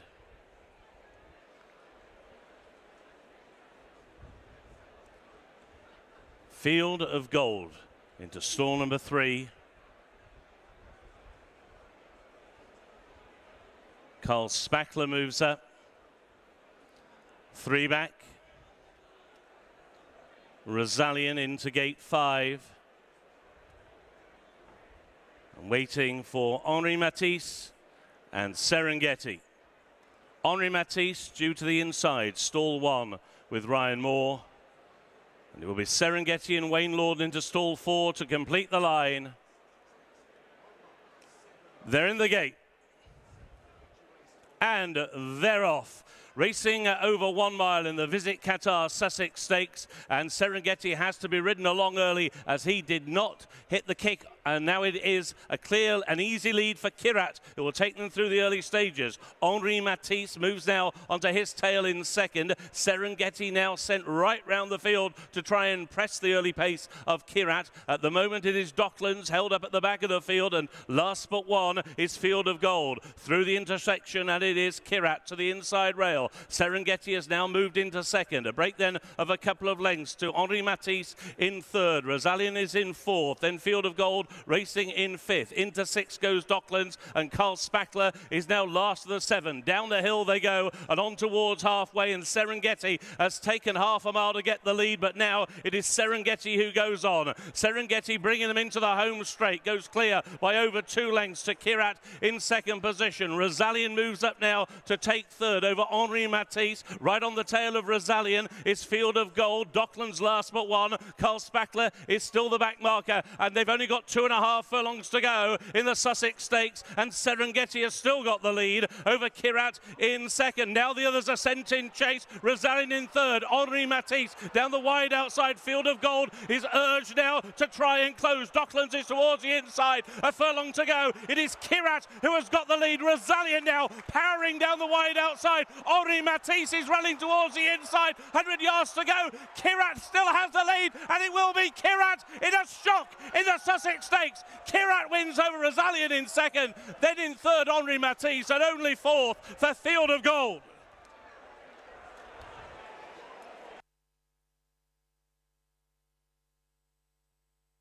First, number 3, Kirat. Second, number 4. Third, number 6. And the fourth placed horse, number 5.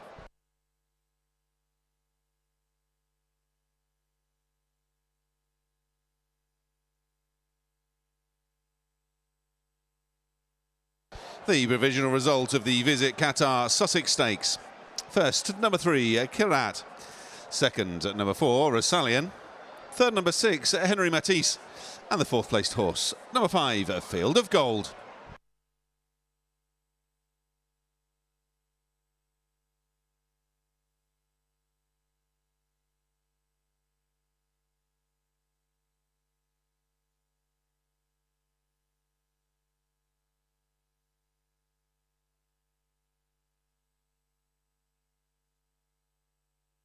The winning distances were a neck and 2 1/4 lengths, a neck and 2 1/4 lengths.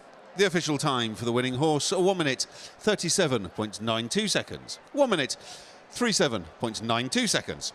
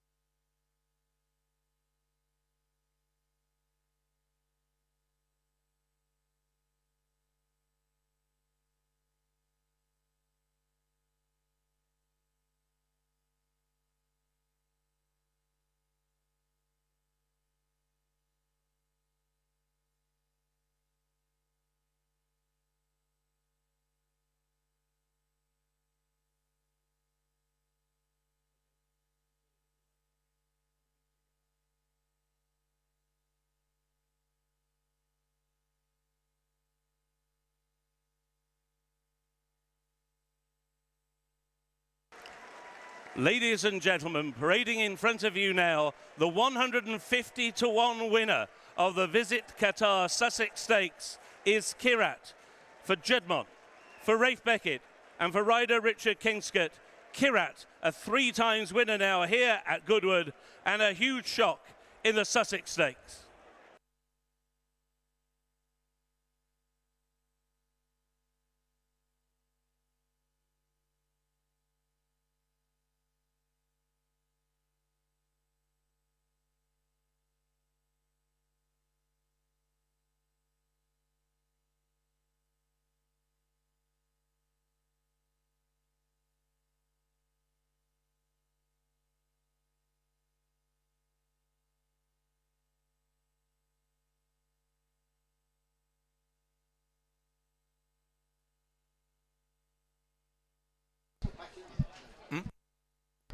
Starting prices for the Visit Qatar Sussex Stakes. First, number 3, Kirat, returned 150 to 1.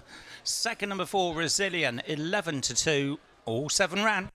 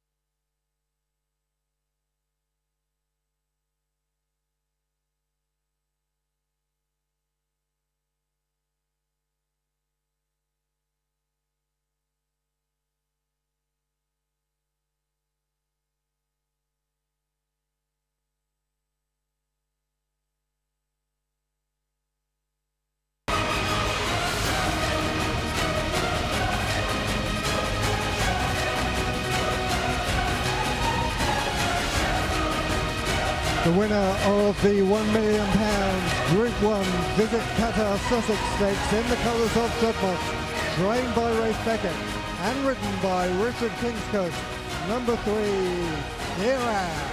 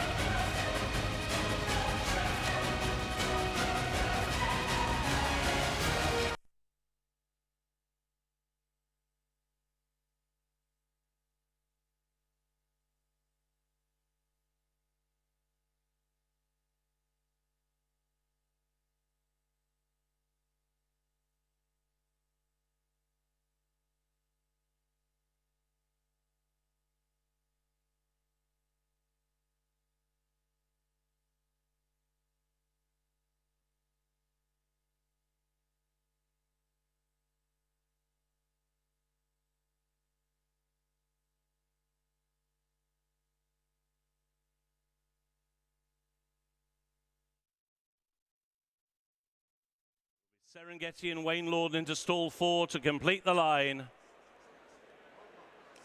They're in the gate. And they're off. Racing over 1 mile in the Visit Qatar Sussex Stakes, and Serengeti has to be ridden along early as he did not hit the kick, and now it is a clear and easy lead for Kirat, who will take them through the early stages. Henri Matisse moves now onto his tail in second. Serengeti now sent right round the field to try and press the early pace of Kirat. At the moment it is Docklands held up at the back of the field, and last but one is Field of Gold through the intersection, and it is Kirat to the inside rail.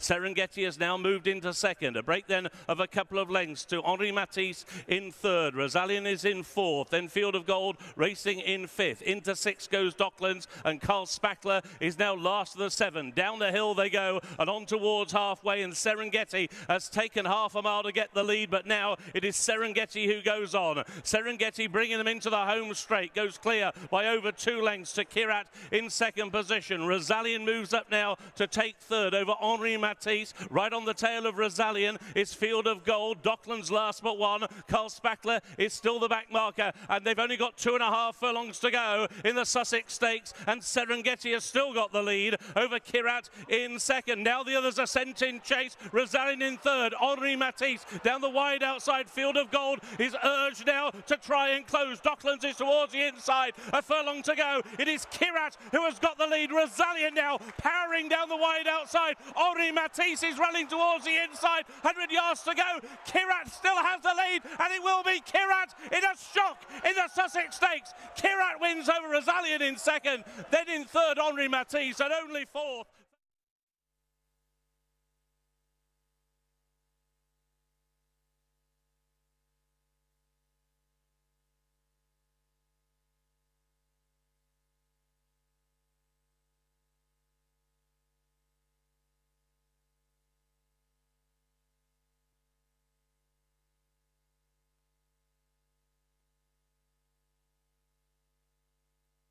This is a call for the trainer, Rafe Beckett, or his representative to come to the weighing room as soon as possible. That's called for the trainer, Rafe Beckett, or his representative to come to the weighing room as soon as possible.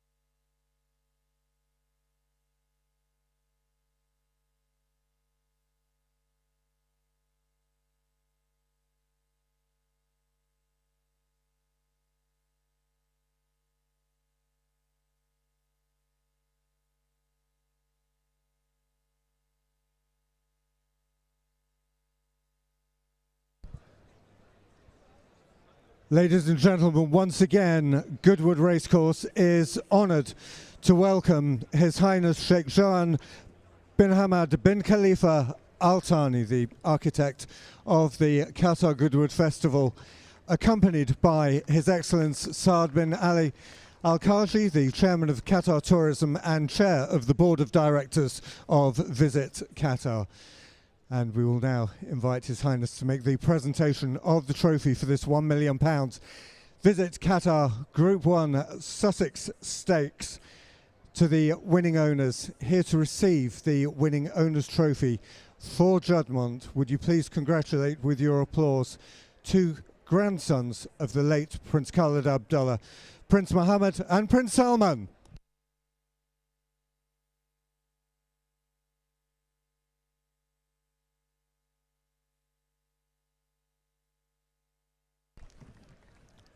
Well, the legacy of Prince Khalid Abdullah living on here with the presentation of this Group 1 Visit Qatar Sussex Stakes, which also provides trophies for winning trainer, rider and the groom leading up the winner.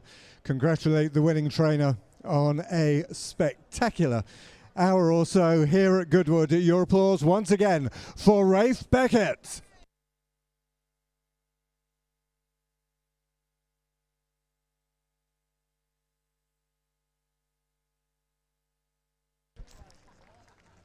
well, looking thrilled, if not a little shell-shocked at the happenings of the last hour or so. And hopefully, waiting in the wings, we have the winning rider, Richard Kingscote.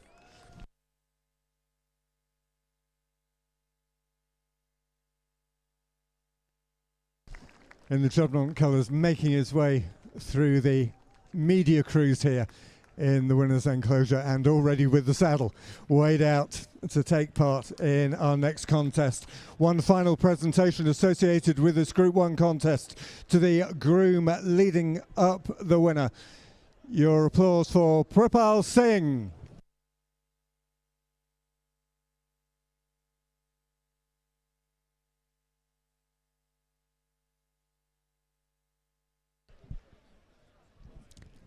And there we have the connections of the winner of the Visit Qatar Sussex Stakes. Ladies and gentlemen, once again, Kirat.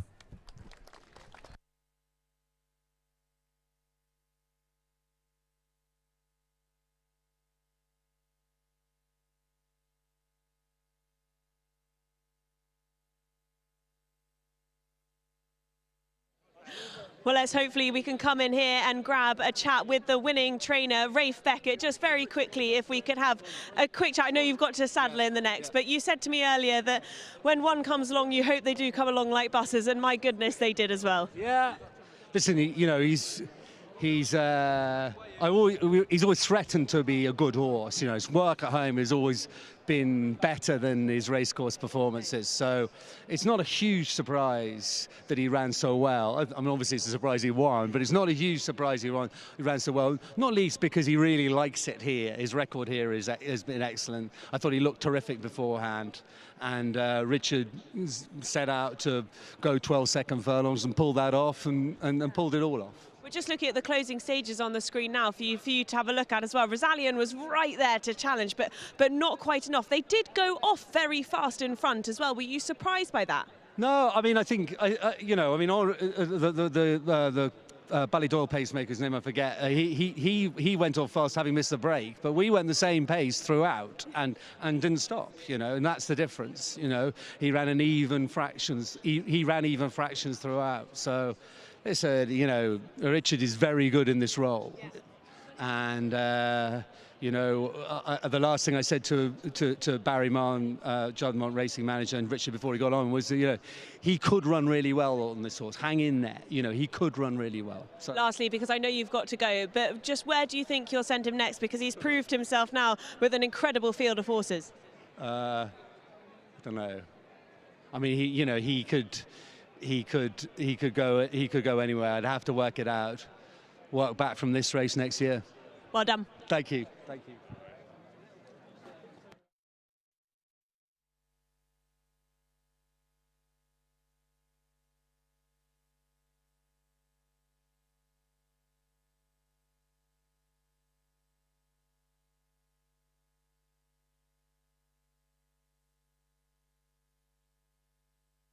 So we move on to race number 5. This is the British Stallion Stud CBF Fillies Handicap over 1.25 miles. Runners and riders, as in your race card, 14 going to post with an off time of 3:45. A big thank you to the European Breeders' Fund, who have generously sponsored this race. Well, just taking our breath after that 150-1 winner in the Visit Qatar Sussex Stakes, I think we're probably going to need a bit of help in our next race trying to find the winner. And the predictor is with us, so let's have a look at the predictor and see what that can find out for us. Looks a really trappy contest, a field of 14 going to post for this particular race. Money this morning for Andrew Balding's horse, number 7 Music Prince, who was back from 13-2 into 9-2. Andrew Balding and Asheem Murphy were on the score sheet yesterday here at Goodwood. Wonder Star is the favourite. She definitely comes in here with a chance, having won at Ascot first time out, ran in a listed race last time. But interestingly, the predictor has gone for number 9, Model Yoko, who was a 4.5 length winner at Wolverhampton last time out, and makes her handicap debut here this afternoon. So it is number 9, Model Yoko, the selection then for The Predictor, 8 in second, 10 in third. It's a 9-8-10 for the Predictor in race 5.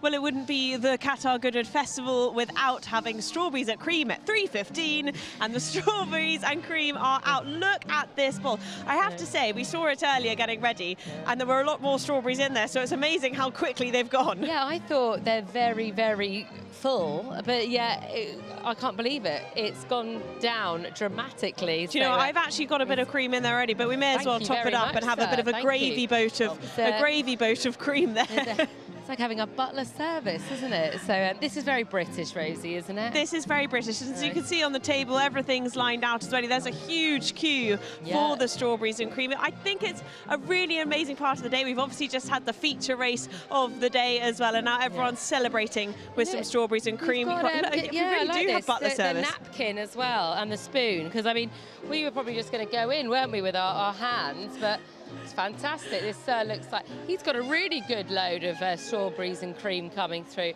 One of the highlights of your day, sir? Oh, yeah, the 150 to 1 outsider. You didn't back that horse, did you? No, he didn't. It's all right. For a moment then, I thought he'd backed Kirat. We've got lots of strawberries and cream in here, though. Takeaway, I like that. You're very well stocked up, so... looks as though they're going to get a bit of a cream top up, Rose. Look at this. But Hayley, look at this queue down here. This is amazing. I mean, there are lots of stations across the course to make sure that everyone gets their strawberries and cream, but it really is quite incredible to see everyone lining up. So do make sure you come down and you get your strawberries and cream, because they will be selling out. Well, not selling, they're all for free. So you only have to come and pick them up, but they'll be going very, very soon. Lots of stations across the racecourse. This one's just above the parade ring. Do come and get your strawberries and cream, everyone.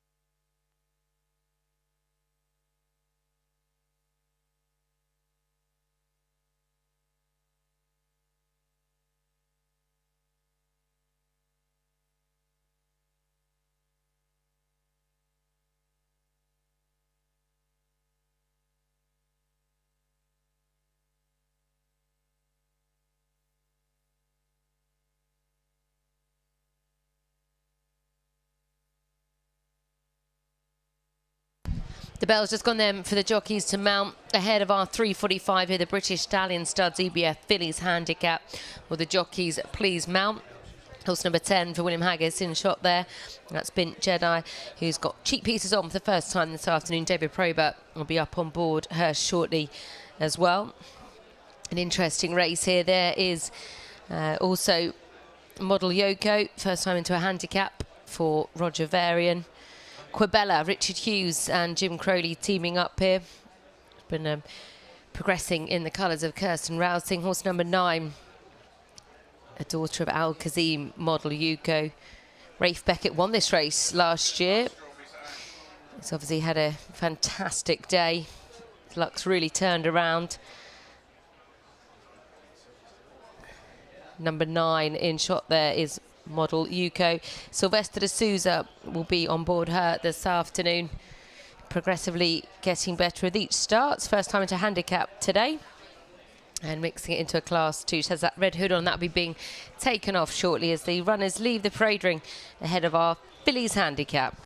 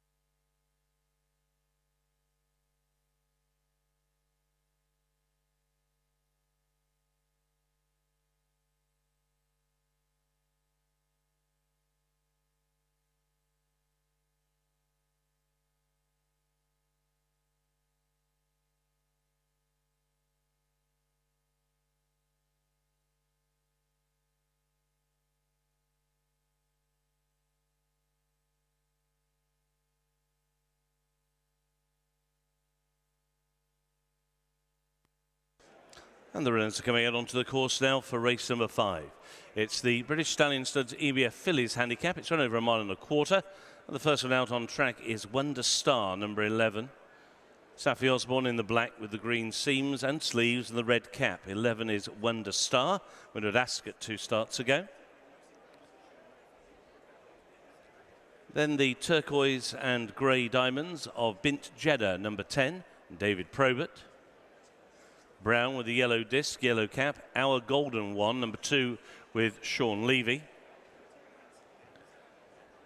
White and green hoops for number 8, Quabella and Jim Crowley. Quabella a winner on debut at Wolverhampton. The grey is number 4. This is Ketchita and Adam Farragut in the yellow with the red spots. Black with the light green chevron sleeves, light green cap is Patagonia Girl, number 14, and Sam Hitchcott. The all silver colours of Baza Danza, number 13, and Andrew Mullen. Royal blue with the white hoops, striped sleeves, last year's runner-up in this race, Power of Destiny, trained by Rafe Beckett, ridden by Richard Kingscott, fresh from their win in the Sussex. And a bit keen on the way down, white with the brown armlets, is Model Yuko, number 9. A winner at Wolverhampton last time out. Sylvester Souza rides. Light blue with the purple diamond is Asha Reba, number 3, and Tom Marquand. Pink colours with the grey seams for Whisper, number 6, 5th in this race last year. Ross Ryan aboard, followed by David Egan on number 1, which is Kay Hanna. Kay Hanna purple with the white and purple starred cap. Black with the white disc striped sleeves is Music Piece, number 7, and Oisin Murphy.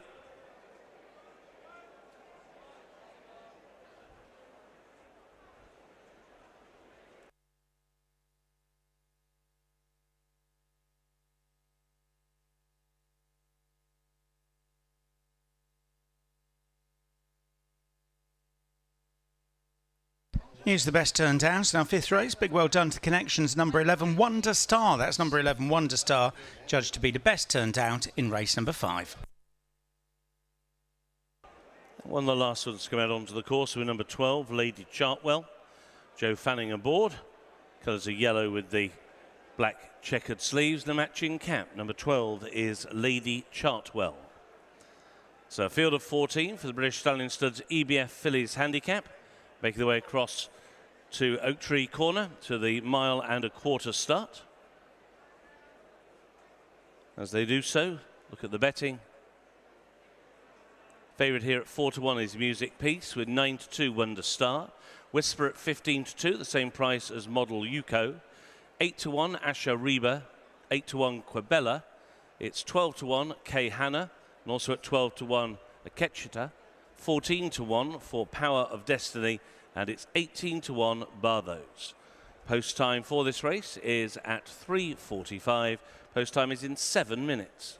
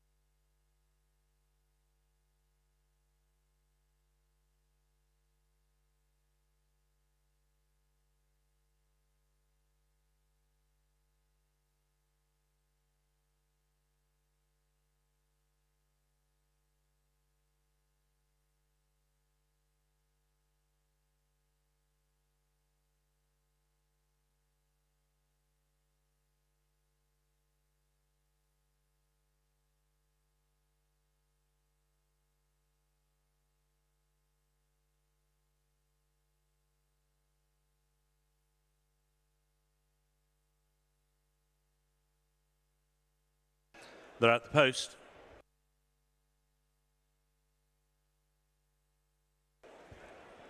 Still 4-1 the field. Music Peace 4-1 favourite, 9-2 Wonder Star, 7-1 Whisper, 15-2 Model Yuko, 8-1 Quibella, 17-2 about Asher Reba, and it's 11-1 or bigger the rest.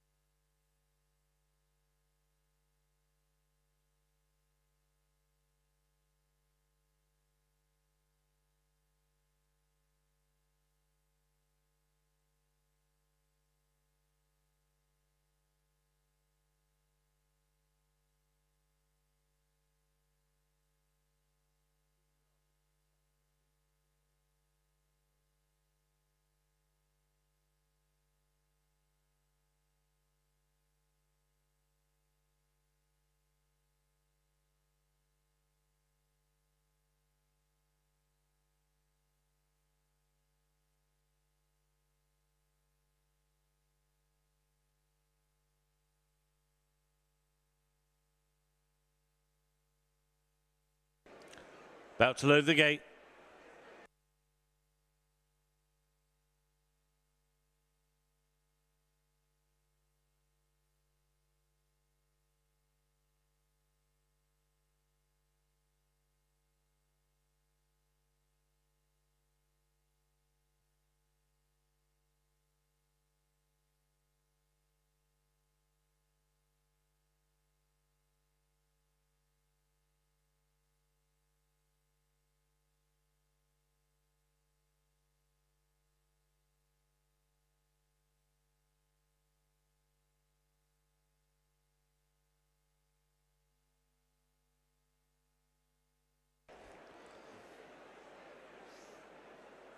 Wonder Star, the latest one to move forward,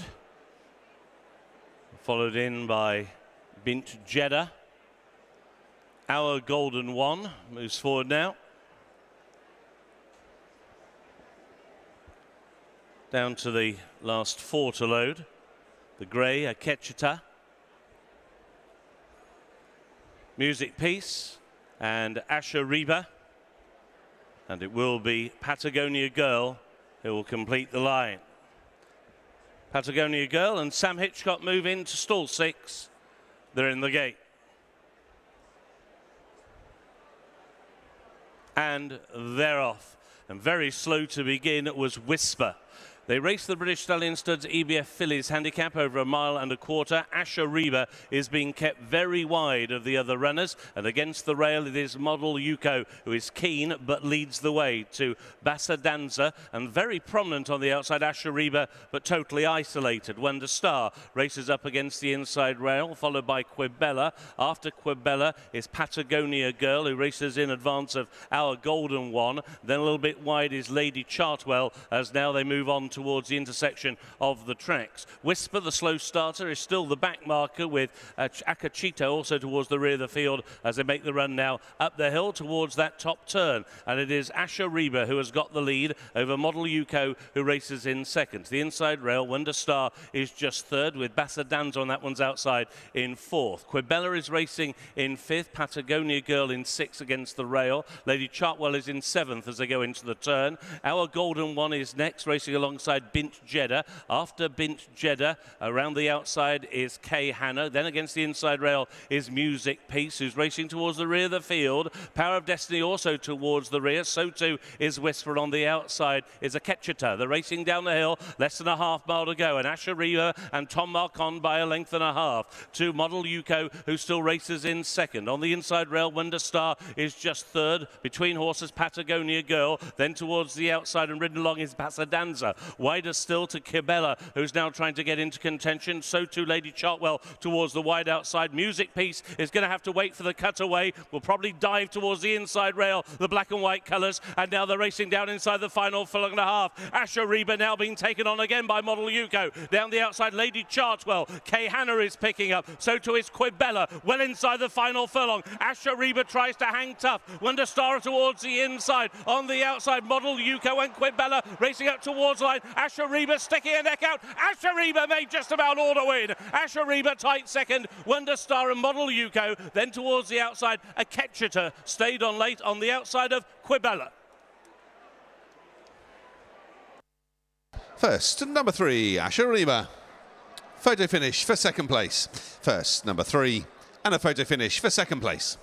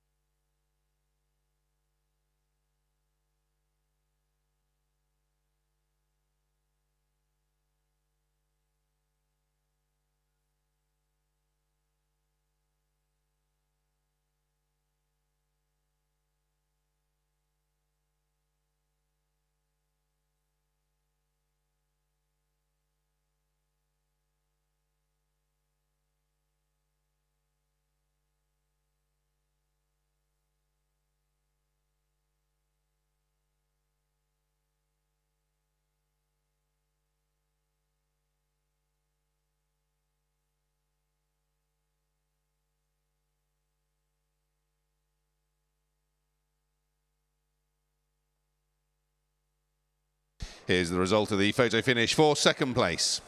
Second, number 11. Third, number 9. And the fourth placed horse, number 4.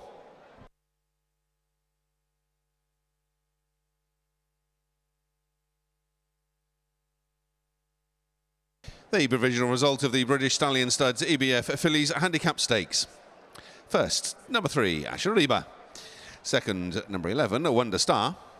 Third, number 9, Model Yuko. And the fourth placed horse, number 4, Akacheta.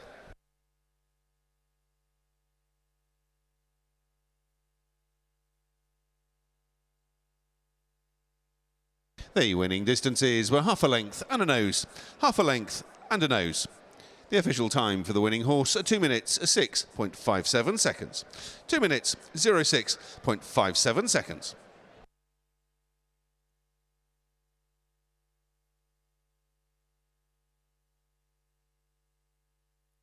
Starting prices for our fifth race, the British Stallion Studs EBF Fillies Handicap. First, number 3, Asher Reba, 8 to 1. Second, number 11, Wonder Star, 5 to 1. Third, number 9, Model Yoko, also 8 to 1. All 14 ran.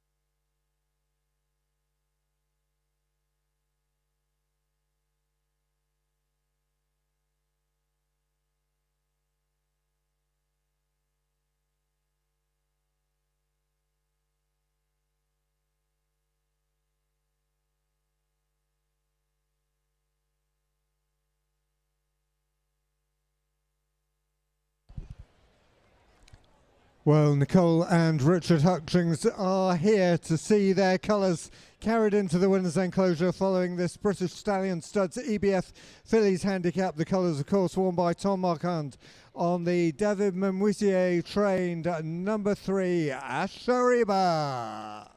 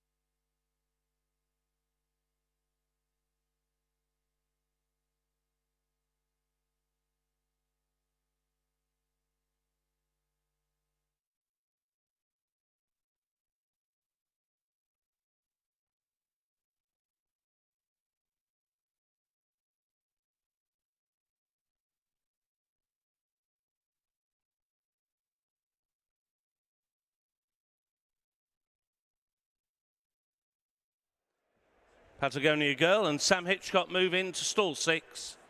They're in the gate. And they're off. And very slow to begin was Whisper. They race the British Stallion Studs EBF Fillies handicap over 1.25 miles. Ashariba is being kept very wide of the other runners, and against the rail it is Model Yuko, who is keen but leads the way to Bassa Danza, and very prominent on the outside Ashariba, but totally isolated. Wonder Star races up against the inside rail, followed by Quibella. After Quibella is Patagonia Girl, who races in advance of Our Golden One. Then a little bit wide is Lady Chartwell, as now they move on towards the intersection of the tracks. Whisper, the slow starter, is still the back marker, with Akachito also towards the rear of the field as they make the run now up the hill towards that top turn. And it is Ashariba who has got the lead over Model Yuko, who races in second. The inside rail, Wonder Star is just third, with Bassa Danza on that one's outside in fourth. Quibella is racing in fifth, Patagonia Girl in sixth against the rail. Lady Chartwell is in seventh as they go into the turn. Our Golden One is next, racing alongside Bint Jeddah. After Bint Jeddah, around the outside is Kay Hanna. Then against the inside rail is Music Peace, who's racing towards the rear of the field. Power of Destiny also towards the rear. So too is Whisper. On the outside is Akechita. They're racing down the hill, less than a half mile to go. And Ashariba and Tom Marquand by 1.5 lengths to Model Yuko, who still races in second. On the inside rail, Wonder Star is just third. Between horses, Patagonia Girl. Then towards the outside and ridden along is Bassa Danza. Wider still to Quibella, who's now trying to get into contention. So too Lady Chartwell towards the wide outside. Music Peace is going to have to wait for the cutaway. Will probably dive towards the inside rail, the black and white colours. And now they're racing down inside the final furlong and a half. Ashariba now being taken on again by Model Yuko. Down the outside, Lady Chartwell. Kay Hanna is picking up. So too is Quibella. Well inside the final furlong. Ashariba tries to hang tough. Wonder Star towards the inside. On the outside, Model Yuko and Quibella racing up towards line. Ashariba sticking a neck out. Ashariba made just about all to win. Ashariba tight second. Wonder Star and Model Yuko. Then towards the outside, Akechita stayed on late on the outside of Quibella.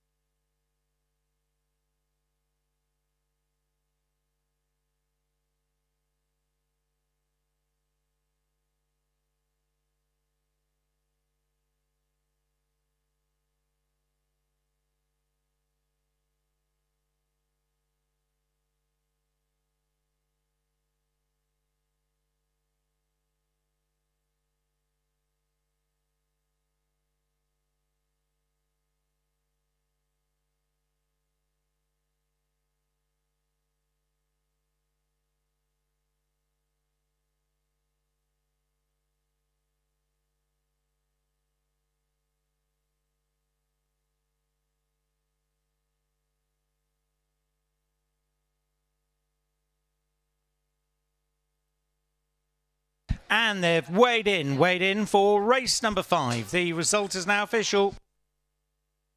Thank you, Anthony. That means we can proceed with the formalities for this British Stallion Studs EBF Fillies Handicap. The European Breeders' Fund, as we know, massive contributors to prize money in British racing under both codes, but perhaps more importantly, helping to frame the structure of racing so that we ensure that we create the best opportunities for the thoroughbreds we have. To make the presentation of the trophies for this race, we're delighted to welcome to the winner's enclosure Philip Newton, who is a trustee of the British European Breeders' Fund and also chairman of the Thoroughbred Breeders Association. We'll now invite Philip to make the presentation to the winning connections, beginning of course with the winning owners trophy. Here to receive their award, please congratulate with your applause Nicole and Richard Hutchings.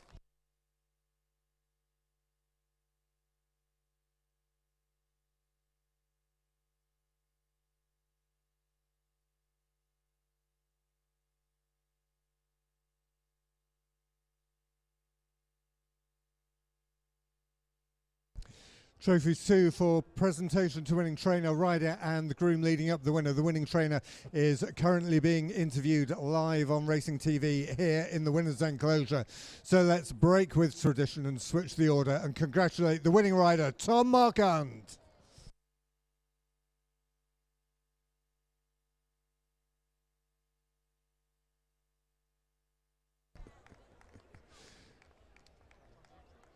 And now we can extend those congratulations to the winning trainer, David Memuisier.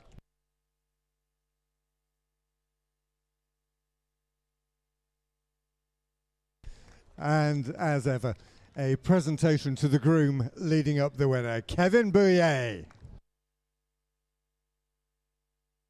And Kevin receiving this rather clever photograph of himself and the winner, Ashariba, in the parade ring before the race. Our congratulations to the winning connections and our thanks once again to Philip Newton and the British Stallion Studs EBF Fillies Handicap Stakes.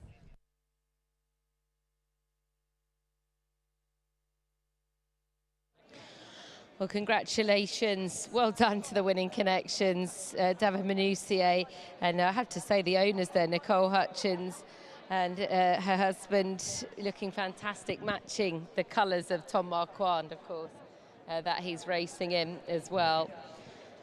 And we'll have a word with local trainer based just at Pulborough, David Menuisier, who's here. David, congratulations. That was a great performance. A lovely ride from Tom as well. You must be thrilled. Yeah, I mean, Tom knows the filly really well. And you had to ride her with confidence today, considering she had a bad draw, really.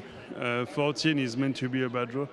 Yeah, really wide, though. And that was quite obvious in the early part. Yes, and she didn't break the fastest, so he decided to keep her on her own, let her get into her stride and move forward gently, which was fabulous, really. To come here and win at this festival when you're training so locally as well, and to see her get back to winning ways, you must be really thrilled with today. But as you know, it's very important to win here for us, and yesterday we ran well in defeat, so it was important to knock one in and hope for the best later in the week. Yeah, Goodwood Galaxy. He ran a fantastic race for the syndicate, of course, involved here. I'm sure you'll be aiming big now going forward. Yeah, I think, look, it was a Group 2. We ought to find a listed race or a Group 3 somewhere, try and win one, and then go for glory again. Yeah. But I was absolutely thrilled, especially in front of this audience. Yeah, with all the local owners that are involved. And what about the future with Ashariba? What will be the next step from here? Obviously winning over 1.25 miles today, but looks as though she finished off the race. Look, it was always the plan to try and win a good handicap and then go for a black type race. She's really well bred. She has 3 or 4 siblings that are black type, so she ought to get some black type somewhere. Yeah. I think that's what we'll do the next 6 months. Yeah, and obviously she's got a lovely pedigree as well. So I suppose there's lots of different options. I know you like going back to France as well and racing her there, that could be an option. Yeah, she's French bred. It's actually Bahit's family, a Shadwell family. So yeah, she might stay a bit further as well. We haven't explored the mile 4, you know. I wanted to keep ahead of the handicapper for as long as possible of the 1 mile 2. But yeah, we might try even further, but the pressure is off really with her. She's won 6-7 races. She's amazing. Well, well done. Hopefully even more to come going up into it. But congratulations to you and all the team with a local winner. Thank you very much. David Manusio, then, your winning trainer of our 5th race.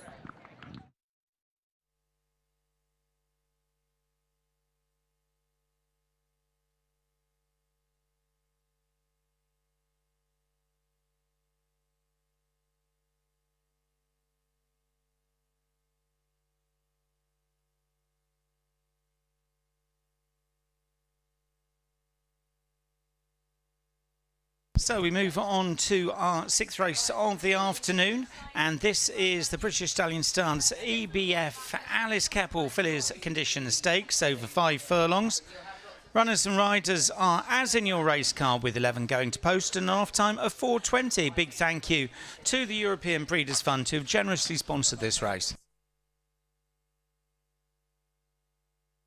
Well, let's have a look at the predictor and see how the predictor goes then for our 6th race. Another really competitive race for 2-year-olds. Got a warm favourite here down at the bottom, number 11, Zelena.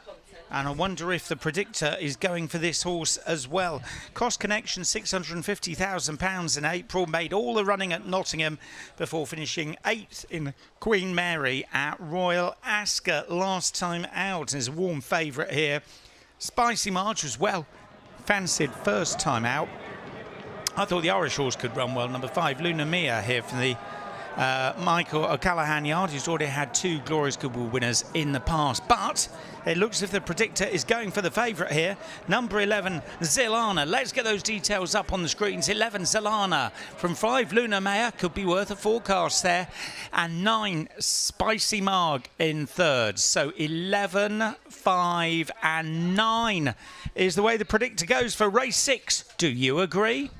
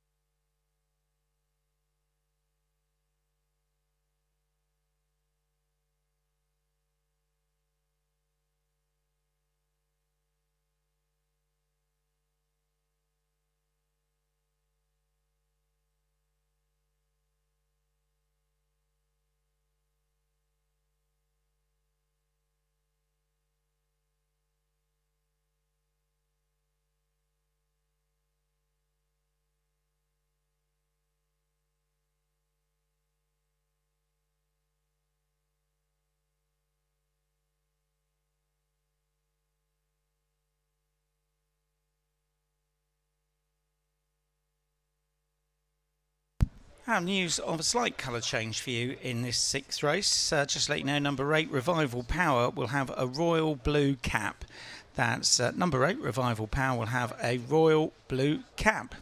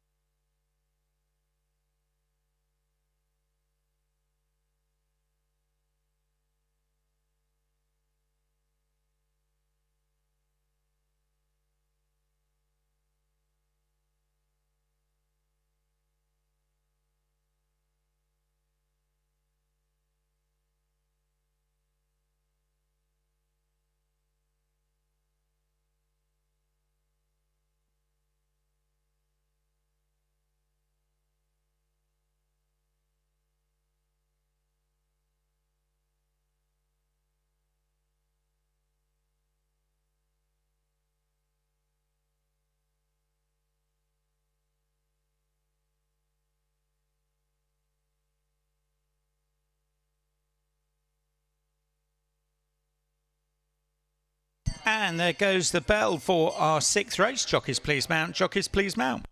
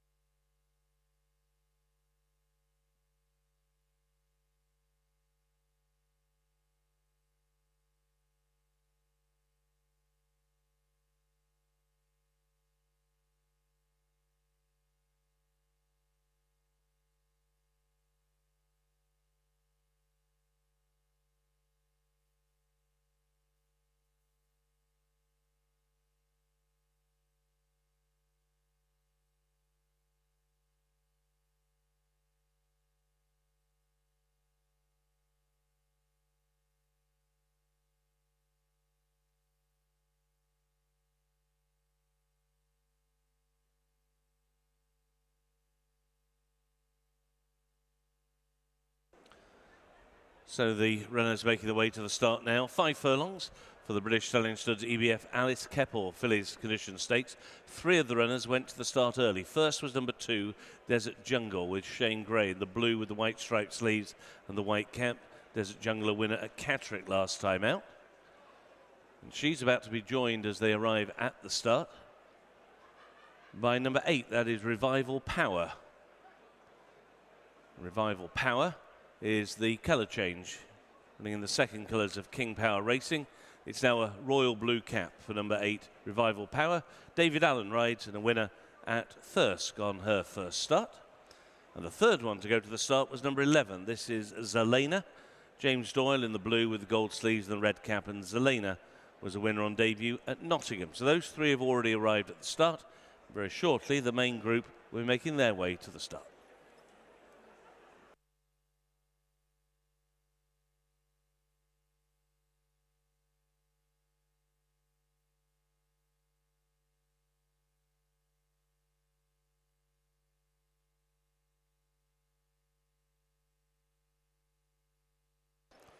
Next out onto the course, number 3, Guernsey Lady.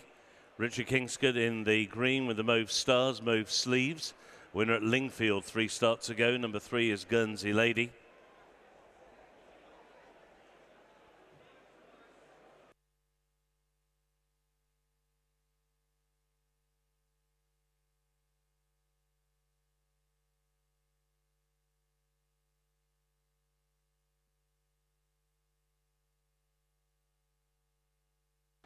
Light green with the white epaulets for the recent Windsor winner, our Cody, number 6, with the Sheen Murphy.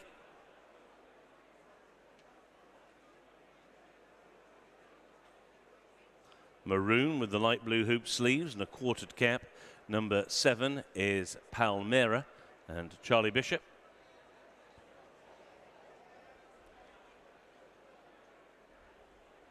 Purple with the orange stars, green sleeves and orange cap for Spicy Marg, number 7, and Kieran Schumacher.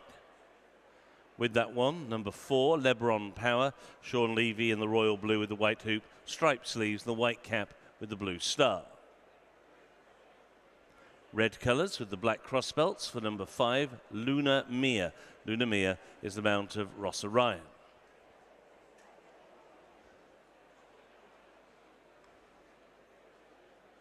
Angel Numbers comes out next.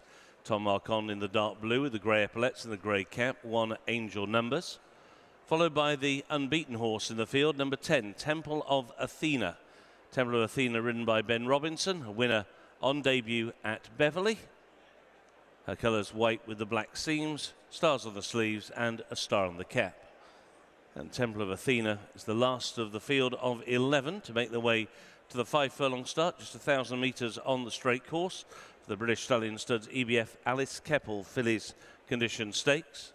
Favourite here at 5-4 is Zelena, 9-2 Spicy Marg. It's then 6-1 Luna Mia, 8-1 Al Cody, 10-1 Lebron Power, 12-1 Revival Power, 18-1 for Temple of Athena.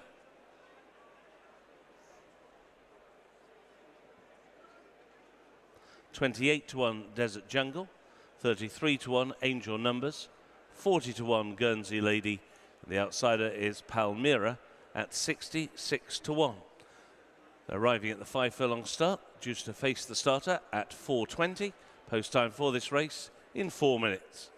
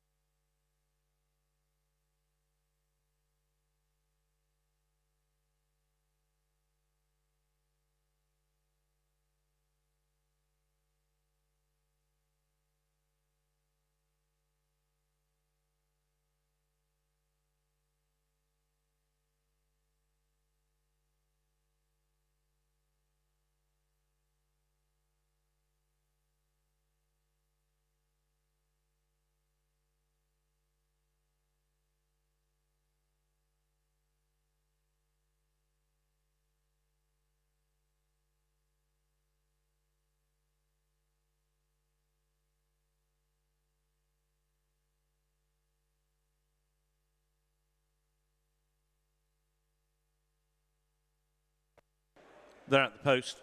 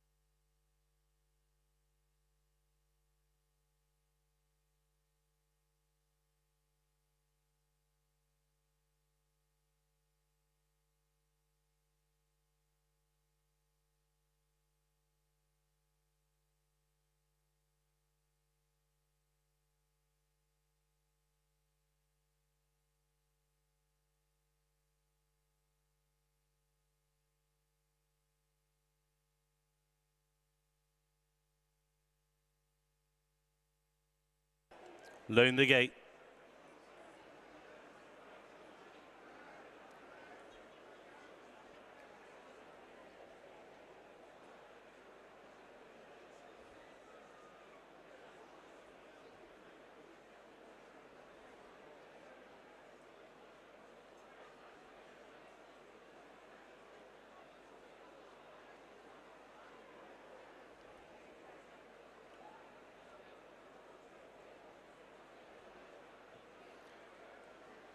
Late support for the Irish runner here, Luna Mia.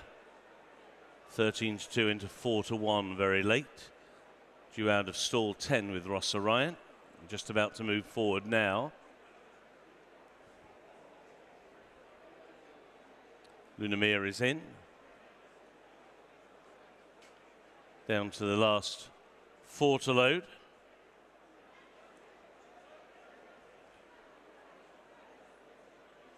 Waiting on Revival Power and Desert Jungle, who are still out of line.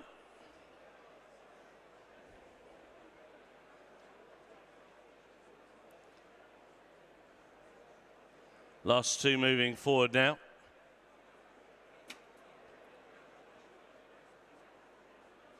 And the last one moving in. That's it. In the gate. And they're off. 5 furlongs to race in the British Stallion Studs EBF Alice Keppel Fillies Condition Stakes. Showing very good speed over on the far side is Desert Jungle. Towards the near side, Revival Power. Racing into third position, Temple of Athena. Zelena is in fourth. And then Guernsey Lady, who races towards the near side with Angel Numbers. Pulling up at the back of the field, Our Cody. Our Cody has been pulled up. Already they're going through halfway. And it's Desert Jungle being taken on by Revival Power. Those are the first two. Hunting up the leading group in third is Zelena. Over on the far side, Temple of Athena is staying on. Angel Numbers is next. They're then being followed by Spicy Marg, who's trying to make up places. So too Luna Mia alongside Palmera. Now they're racing down towards the final half furlong, and it's Revival Power, and on the near side, Spicy Marg. And Spicy Marg comes through to take the lead and begins to power clear. Spicy Marg wins. Revival Power in second, and in third, Temple of Athena staying on next. Then on the near side, Palmyra.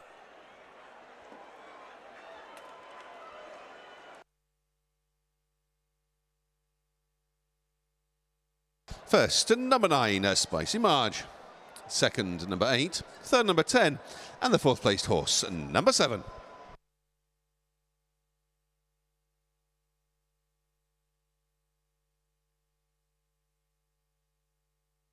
The provisional result of the British Stallion Studs EBF Alice Keppel Fillies Condition Stakes. First, number 9, Spicy Marge. Second, number 8, Revival Power. Third, number 10, Temple of Athena. And the fourth placed horse, number 7, Palmyria.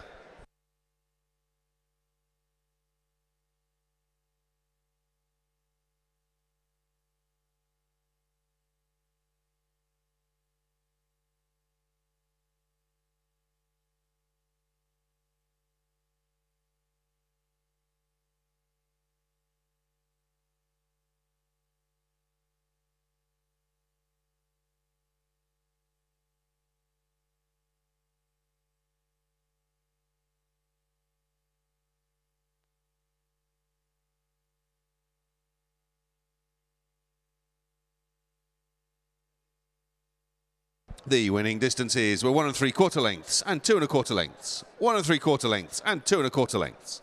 The official time for the winning horse, 56.83 seconds. 56.83 seconds.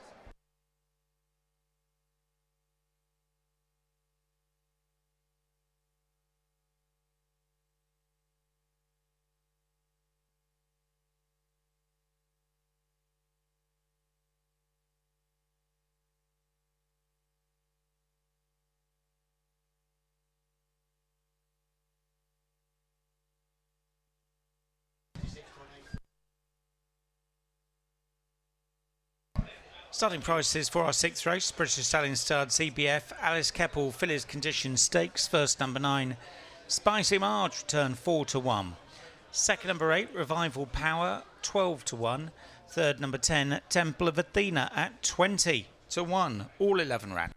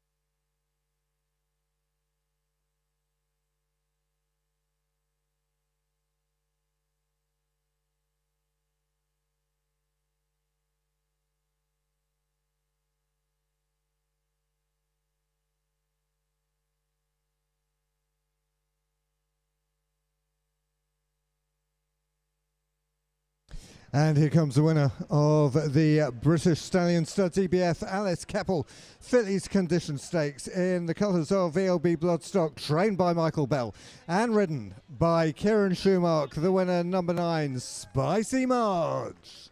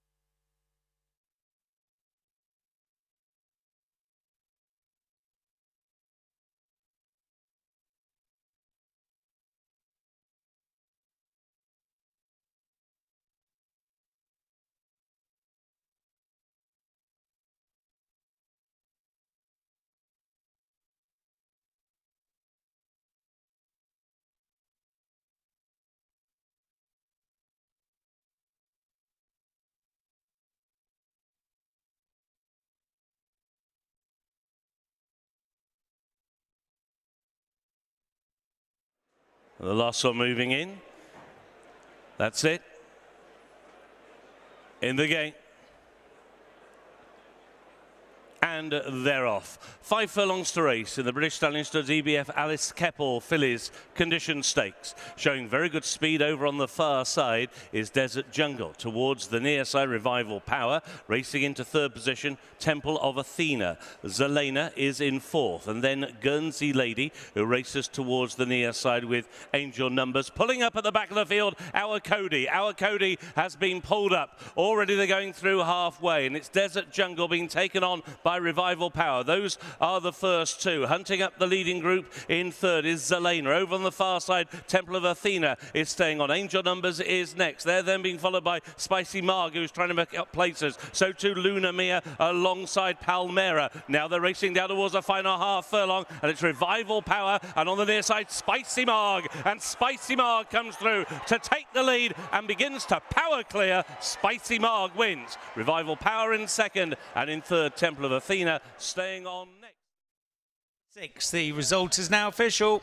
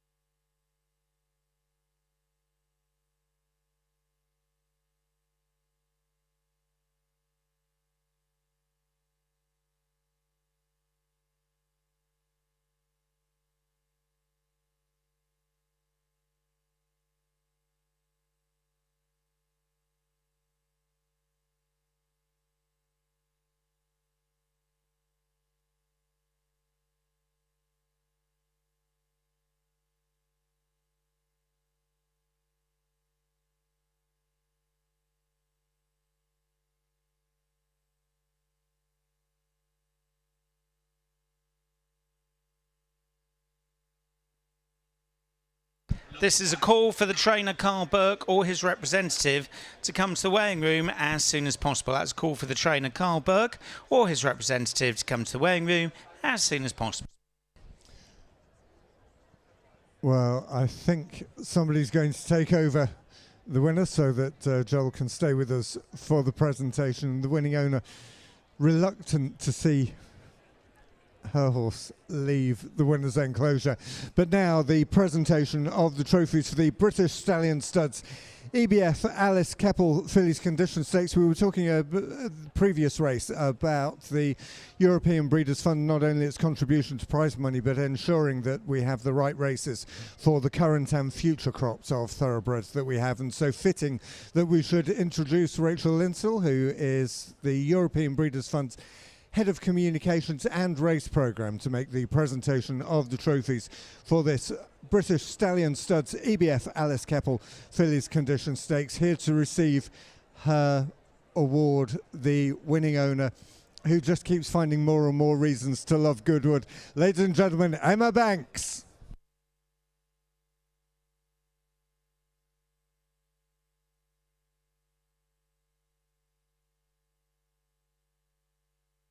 Well, Emma Banks of Goodwood and Lady Bowthorpe fame, of course, and receiving that wonderful trophy.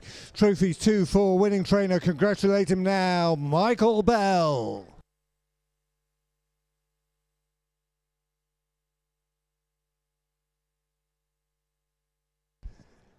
And the winning rider, Kieran Schumacher.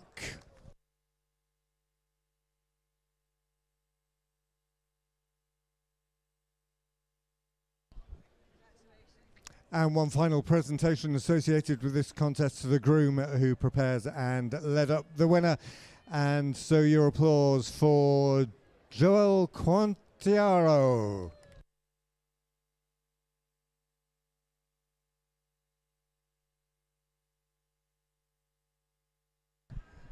And so there we have the connections of the winner of this British Stallion Studs EBF Alice Keppel Fillies Condition Stakes, our congratulations to them, and our thanks once again to the European Breeders' Fund.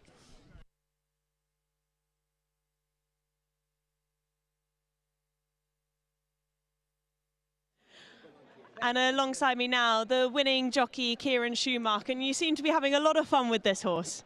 Yes, well, a little bit of frustration along the way. I've always thought very highly of her. She was impressive first time out. She was in season in the Queen Mary at Ascot, so we put a line through that. And then she ran at Newmarket over 6 furlongs, and she pinged the gates, and I ended up in front, and she didn't quite stay. So her setup was perfect today, and we saw the best of her. You had a great position as well early on. Was that always the plan? Well, the pace was always going to be on, and we just had to make sure she finished her race off today. And I was very happy at halfway. I thought we were following the right horses, and yeah, she was impressive. We could just watch the final closing stages here, because at this point, actually, you still seem quite far back, but she's got some pace, hasn't she? Yeah, I actually think that's more the camera angle. Okay. Yeah. I didn't feel like I was that far back, and I was always confident I was going to get there. So yeah, it's a bit of relief today, because I've been disappointed with her the last couple of times, but she's probably had legitimate excuses, really. Do you feel like she was in her best form today then? Yeah, she was a different filly today, and the setup and the distance and everything just was in her favour. Well done, Kieran. Thank you. Thanks, Rosemary.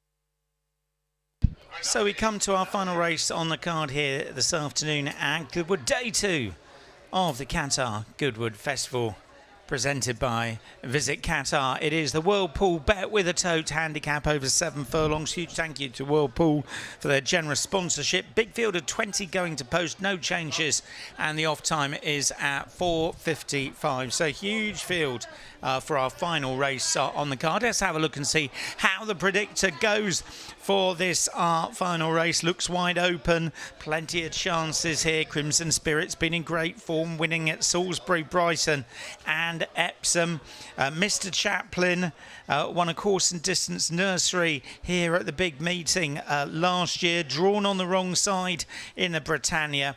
I quite like Lead Man here, who was a winner at Newmarket last time out by half a length. Consistent individual. Gone up £4, but it got a good draw. William Buick's on board and due to go up £2 in future handicaps. But that is not the selection of the predictor, because the predictor has gone for number 16, Defence Minister. In fact, it looks like a Wathen 1-2 for the predictor, because they've gone for Defence Minister in the first colours. That's the red cap. Second, number 1, Native Warrior in the second colours. That is the gold cap. And in third, number 13, Lead Man. So the 1, 2, 3, 16, 1 and 13. Hope you've had a good afternoon, whether you've been following the predictor or not. Those are the selections for the last. Good luck in the lucky last, everyone.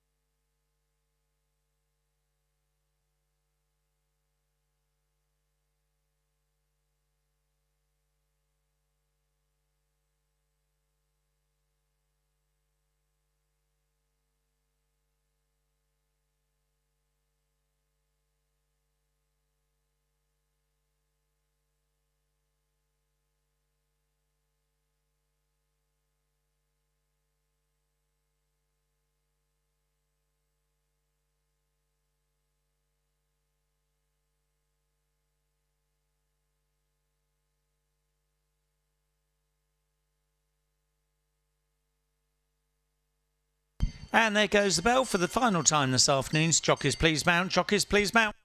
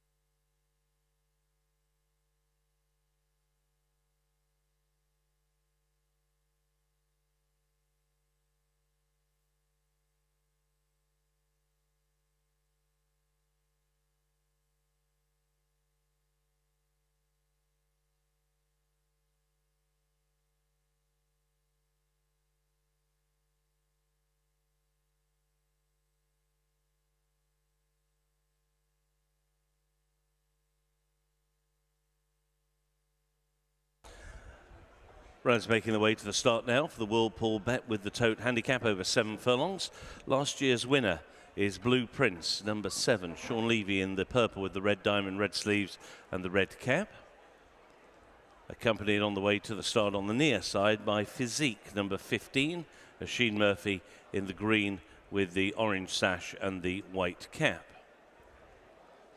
So those two coming out a little ahead of the main group. One has already gone some way to the start, and that is Havana Blue. And there is Havana Blue on screen. Ryan Sexton in blue colours with white cross belts, the light blue sleeves, light blue cap. One of 4 greys in the field, Havana Blue. He's already well over halfway to the starting point. That's the first 3 of the 20 runners for the Whirlpool Bet with the tote handicap. The others about to make their way out onto the course now. Native Warrior, currently the 9-2 favourite.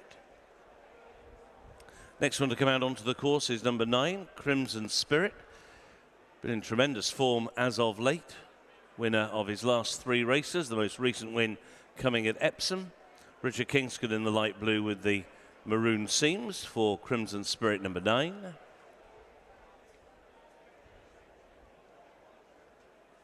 Another of the greys is next. This is Sandcastle City, number 18. Jamie Spencer in the pink with the green chevron. Ross Collin won this race in 2023 and is a 5 times course winner at Goodwood. Kevin Stott in the black and orange colours on Ross Collin, number 2.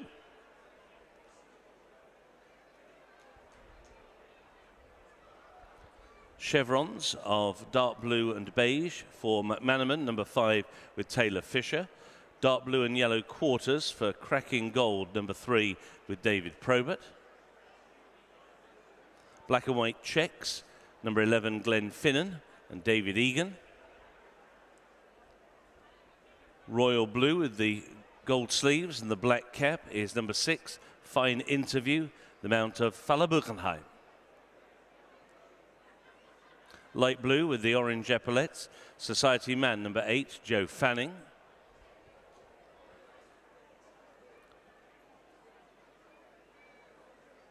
Billy Joe was runner-up in this race 12 months ago. He's another of the greys.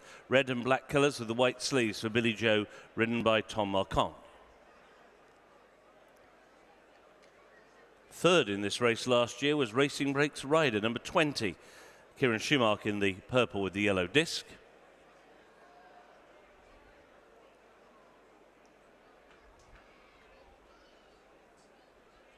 White with the black seams for Stanage, number 19, and Joe Mason.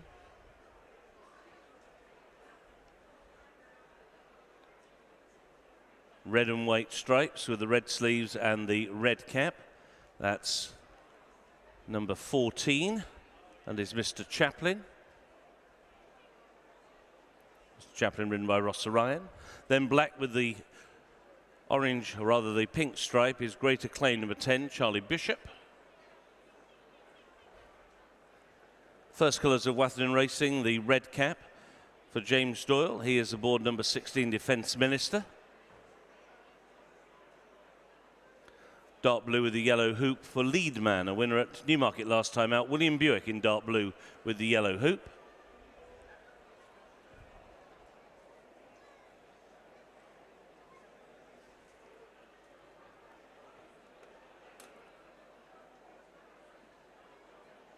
Orange with the black checkered sleeves for Diamond on the Hill, number 17, with Elizabeth Gale, and the blue with the gold sleeves will be Native Warrior, number 1, and Christophe Soumillon.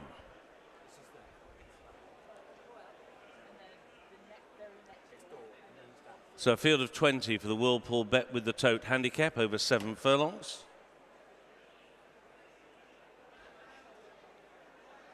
And all making their way across the start now. Betting here headed by Native Warrior, who is currently a 9-2 chance. Defence Minister at 11-2. 6-1 Lead Man, Billy Joe at 17-2. Mr. Chaplin at 10, the same price as Physique. 14-1 Cracking Gold. Also at 14-1 for Crimson Spirit and Racing Bakes Rider. 18-1 Stanage. 22-1 Ross Collin. Fine Interview, and also at 22-1 is Blue Prince. Great Acclaim is another one at 22-1. 25-1 Havana Blue. Diamond on the Hill is 25. 28 Signcastle City. 33 Glenfinnan. 40-1 Society Man, and 66-1 McManaman.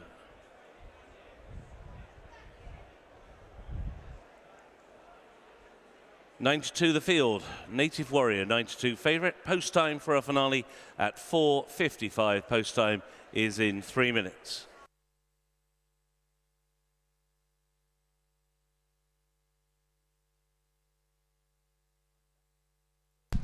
News the best turns out in our final race. Big well done to Louise, who looks after number 11. That's Glenfinnan, who's been judged to be the best turned out. It's number 11, Glenfinnan, best turned out, and our last.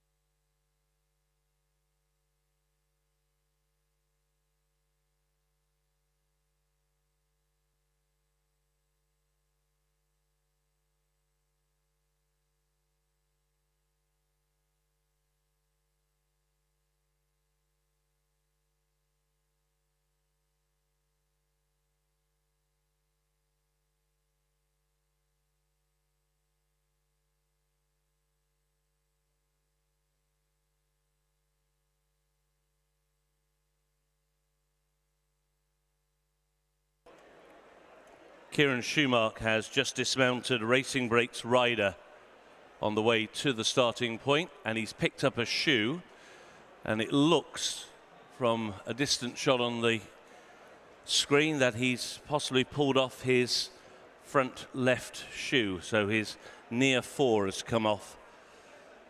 So Racing Breaks Rider being led behind the starting stalls. They've separated the stalls at the moment for all the horses to go behind, but Racing Breaks Rider has definitely lost a plate on the way to the start.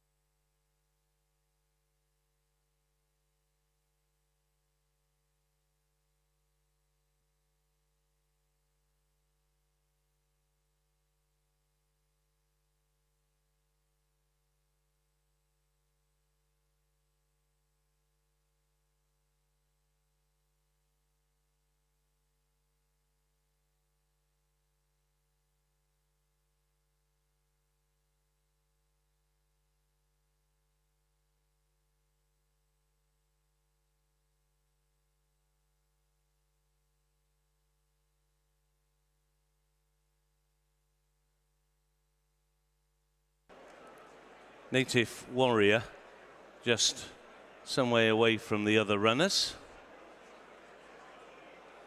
It's been given a trot up the course by Christophe Soumillon as the others circle behind the stalls.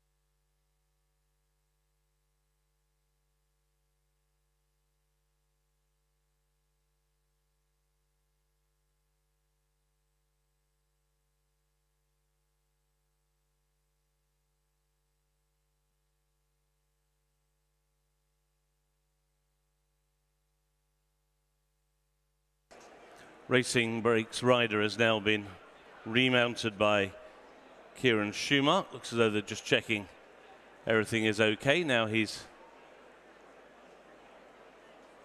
hopefully had his shoe repair.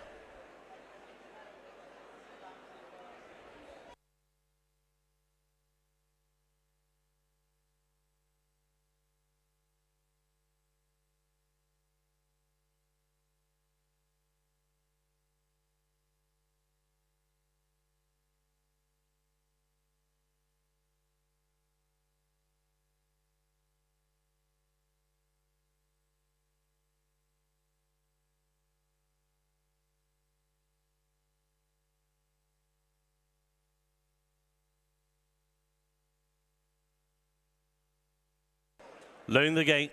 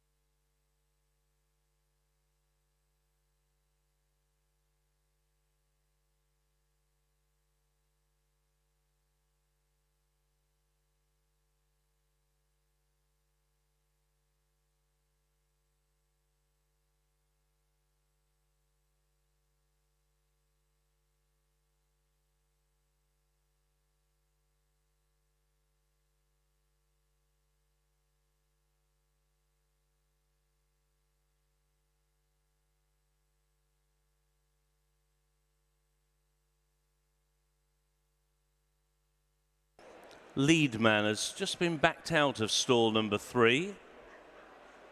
Rider William Buick remaining in the framework of the stalls, but lead man has been led round by one of the gate crew.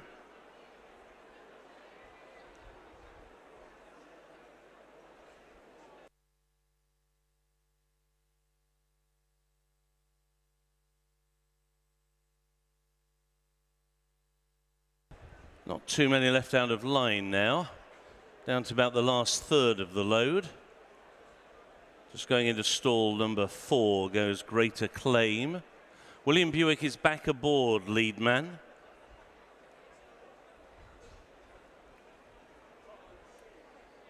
Cracking Gold is just backing away from the stalls at the moment. McManaman, during the stall number 2, is moving forward. Into gate 6 goes Native Warrior. McManaman's just gone in. Native Warrior is now in. Into 10 goes Cracking Gold. Leadman has been reloaded into 3. There are just 2 back now. Stall 5 for Castle City. And to the wide outside, gate 20, Crimson Spirit will complete the line. Moves forward now.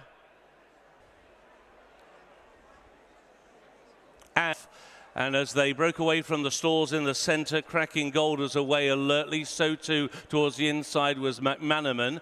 Physique is one of those who's been kept very wide. Society Man is the other one who is very wide out on the track as they go through the first furlong and a half. And it is McManaman against the rail who's got the lead over Cracking Gold, who races in second position. Then Physique making ground around the outside. Greater Claim is going forward. Stanage is next with Mr. Chaplin. After Mr. Chaplin is Defence Minister as they make the run down the hill. Out very wide still Society Man. Towards the inside, Native Warrior has a position up against the inside rail with Diamond on the Hill for company. Then being pushed along already is Fine Interview as they make the turn. Glenfinnan is next to the field. On the outside is Racing Breaks Rider. At the moment towards the rear of the field is Crimson Spirit. Also towards the back, Castle City. Ross Collin has plenty more in front than behind. So too has Havana Blue and also Blue Prince. Less than a quarter of a mile to go. McManaman still a hold sway, has a lead now of nearly 3 lengths over Cracking Gold, who is in second. Greater Claim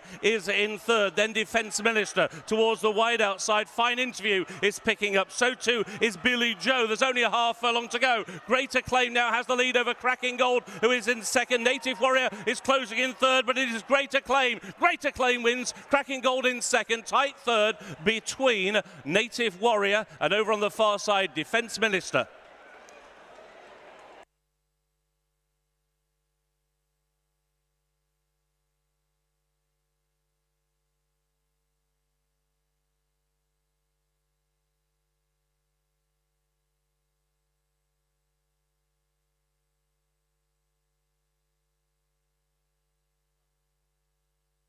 First, number 10, Greater Claim. Second, number 3. Third, number 1. Fourth, number 16. And the 5th placed horse, number 6.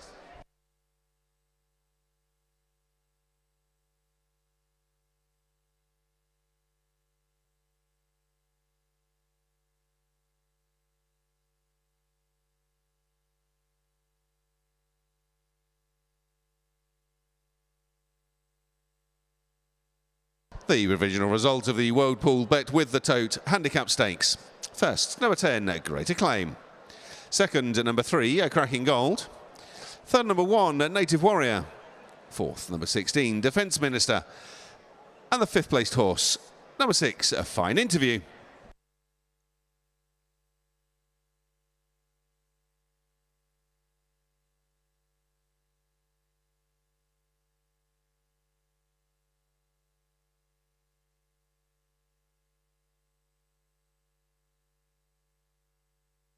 The winning distances were a neck and 1 1/4 lengths, a neck and 1 1/4 lengths. The official time for the winning horse, 1 minute 25.06 seconds. 1 minute 25.06 seconds.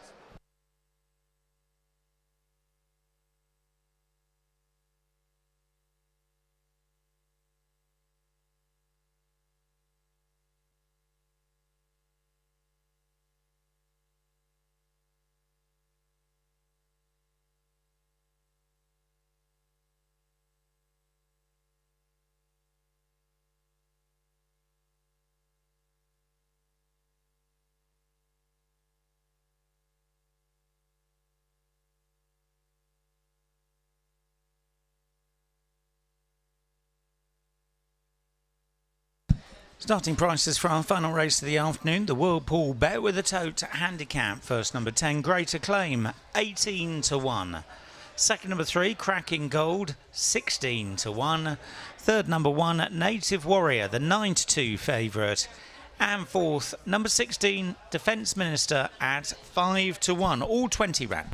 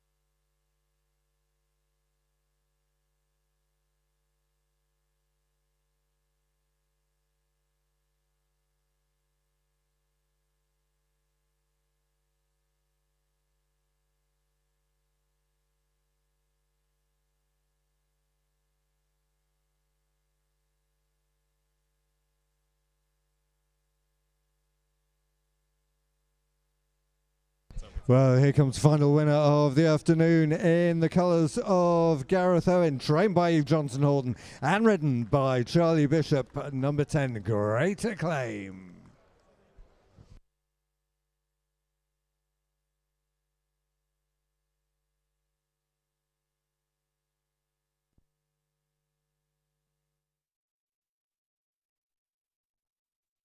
Outside, gate 20, Crimson Spirit will complete the line.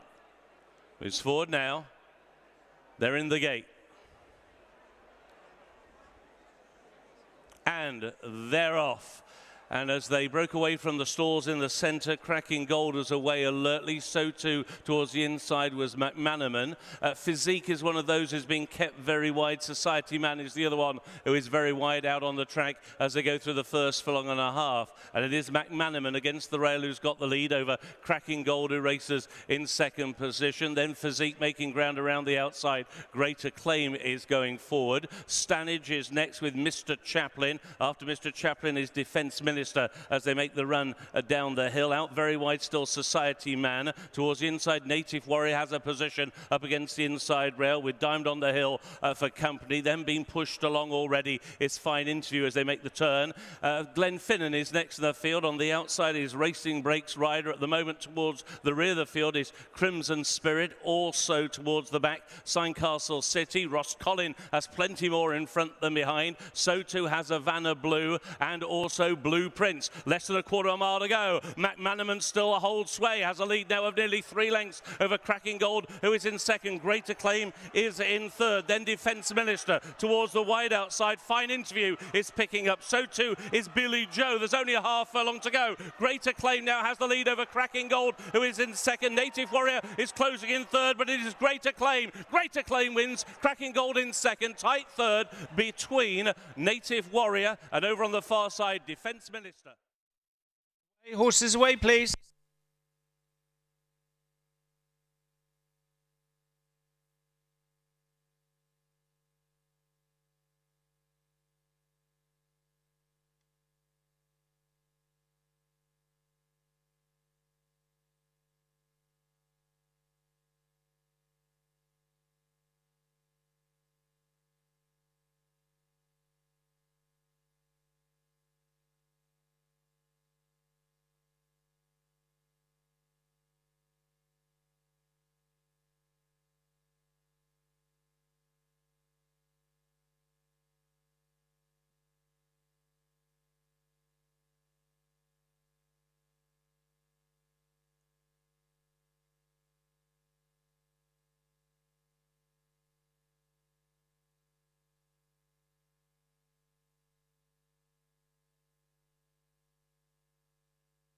This is a call for the trainer, David Amara, or his representative to come to the weighing room. A call for the trainer, David Amara, or his representative to come to the weighing room as soon as possible.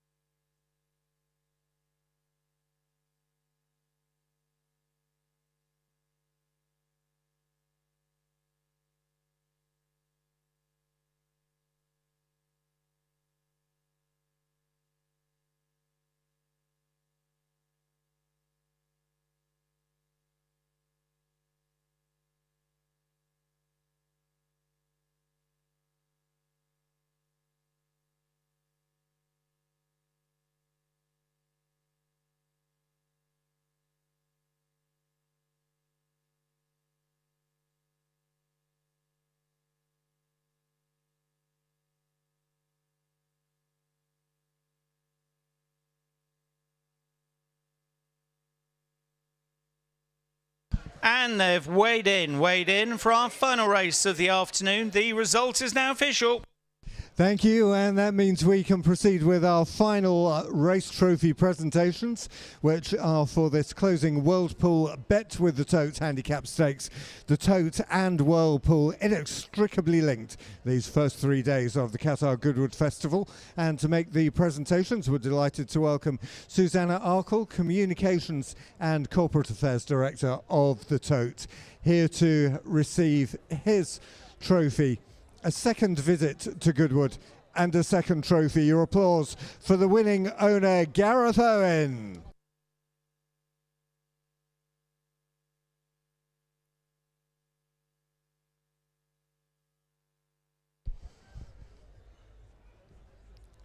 And trophies too, of course, the winning trainer, rider and the groom leading up the winner.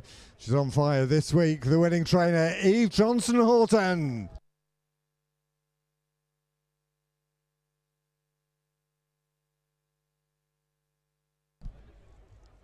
The winning rider is here, was here. The winning jockey, we can congratulate him now. Charlie Bishop. Who was here? I definitely saw him come out. He's eluded us for the moment, so let's congratulate the groom who prepared and led up the final winner of day 2, Katie Donnelly.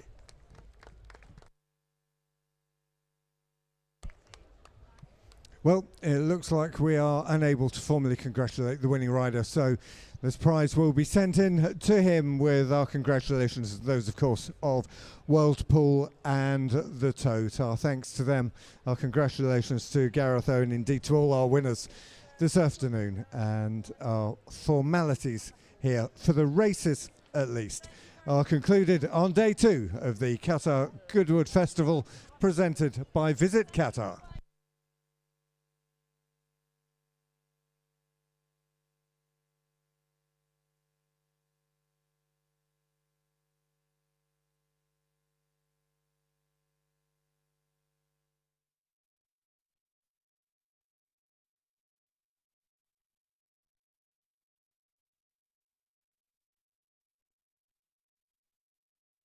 Well, we come to the Whirlpool moment of the day, and as ever, Whirlpool have generously donated £4,000 to the winner of this moment of the day, and of course it goes to our feature race of the day, Qatari. And I just want to chat to the groom. Actually, you're not the groom today, but you are representing the groom, Jack. It's such a wonderful moment of the day for you and for the whole yard. Can you just explain it to us? Yep, so big well done to everyone at home. Prem Singh, who looks after the horse. He's looked after the horse for about a year now. He's been very unlucky, this horse, over the past year. And finally, he's got his head back in front. And obviously, he's got black type now as well. I'd just like to say a big well done to everyone at home. Whirlpool for the check as well. And Jair, who rides the horse at home every day and rides all his work. So a big well done to everyone. And also, we just want to chat about the fact, I know that you have also ridden Kirat at home as well. What is he like as a character? Yeah, he can be a bit playful on a Monday morning for sure. He's a very well-balanced horse, like Richard said earlier on, which is obviously a key asset to winning at Goodwood. And yeah, he is relaxed most of the week, and to be honest, he's quite a nice ride. So yeah, just like to say a big well done to everyone at home, and thank you for this opportunity. And lastly, I know you've worked for Rafe Beckett for just a couple of years now, but to be part of such an incredible yard, and today as well getting the wonderful win as well, the dead heat with the two of them. Yeah, most of our horses have ran brilliantly today. A big well done again, like I said, to everyone at home, getting these horses ready and getting them to the racecourse. We've been quite unlucky the past few months. And now we just look like we're just starting to kick into gear again now. So a big well done to everybody. Thank you so much, Jack, and thank you so much to Whirlpool as well for all of their wonderful and kind donations.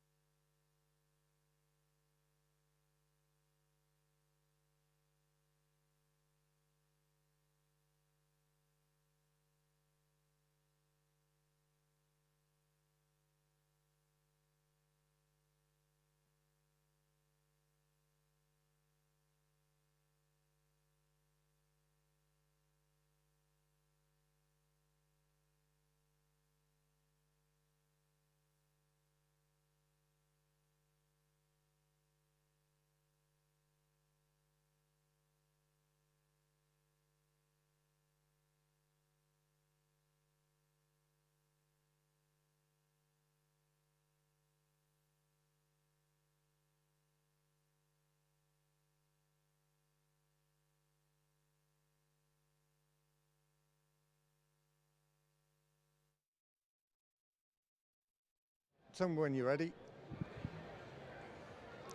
Well, we're going to end today as we ended yesterday, as indeed we'll be ending every day this week at the Qatar Goodwood Festival, presented by Visit Qatar, and that is by making somebody's day with coral. Adrian, how are we going to do that today?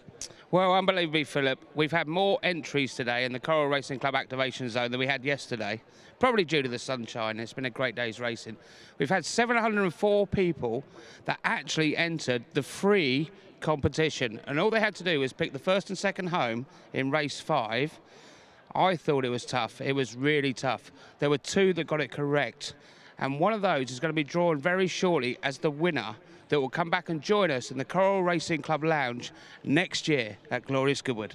A prize that lasts a whole year long. Gemma Bell, head of sponsorship at Coral, is going to make the draw. Gemma, who's it going to be? Oh, Lawrence Foster. So it's Lawrence, and your number ends in 427. Lawrence, we'll be in touch with you. You're coming back to glorious Goodwood the Wednesday of the meeting next year for a fantastic day out. Well, that concludes the activities here in the parade ring. Congratulations to Lawrence, and we'll be picking more winners here with Coral tomorrow.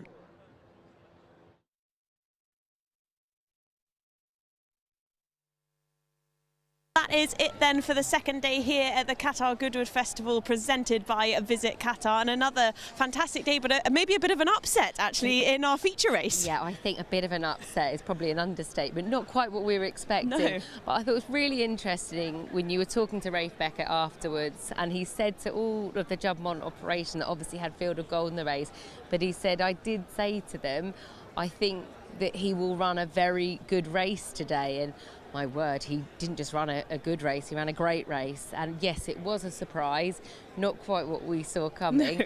But I suppose he's got that lovely soft lead. He looks so relaxed in the hand of Richard Kingscote. And it was just a really gallant performance from the winner. Maybe Field of Gold underperformed, who knows? So yeah, lots to dissect from what was an intriguing I'm sure that renewal. will be analysed again and again and again. But also Rafe Beckett today, again, I mean, having a dead heat for, I think, the same trainer. I don't think that's happened. I think it's happened once before, you were saying. 10 years ago, yeah. I think was the last time that we can all remember. Tim used to be at Pontefract in a listed race. So for it to happen, yes, it does happen. Dead heats do happen, but to be the same trainer, that is just something. I mean, what a great result for him. I know. And as Rafe Beckett said to me, well, hopefully when one comes along, they all come along like buses, and they surely did for Rafe Beckett today. Yeah. So it's been a wonderful day. Again, we look forward to another day tomorrow. It is Ladies' Day tomorrow, which also means the Markle Magnolia Cup, Hayley, where we will see 12, I was about to say jockeys, but they are jockeys now. They've taken the test. Yeah, they are. They're qualified jockeys for one day and one day only, and it's hard to know sort of how to describe them because they're such a mixed bag from different backgrounds. Some of them have just ridden all their lives, like for leisure, for pleasure, but some of them have got some great stories. Yeah. We've got a whole mixture of different riders, and as usual, it's so interesting because it kind of reaches the bigger world of just outside of horse racing. So yeah, can't wait to meet all the ladies tomorrow. Yeah, absolutely, and it's all for charity, but we will chat more about that tomorrow. We hope you've enjoyed your day today, and if this was your only day, we hope you've taken everything out of it as you possibly can. And if you're back here again tomorrow or the rest of the week, we look forward to seeing you then. Have a safe journey home, everyone.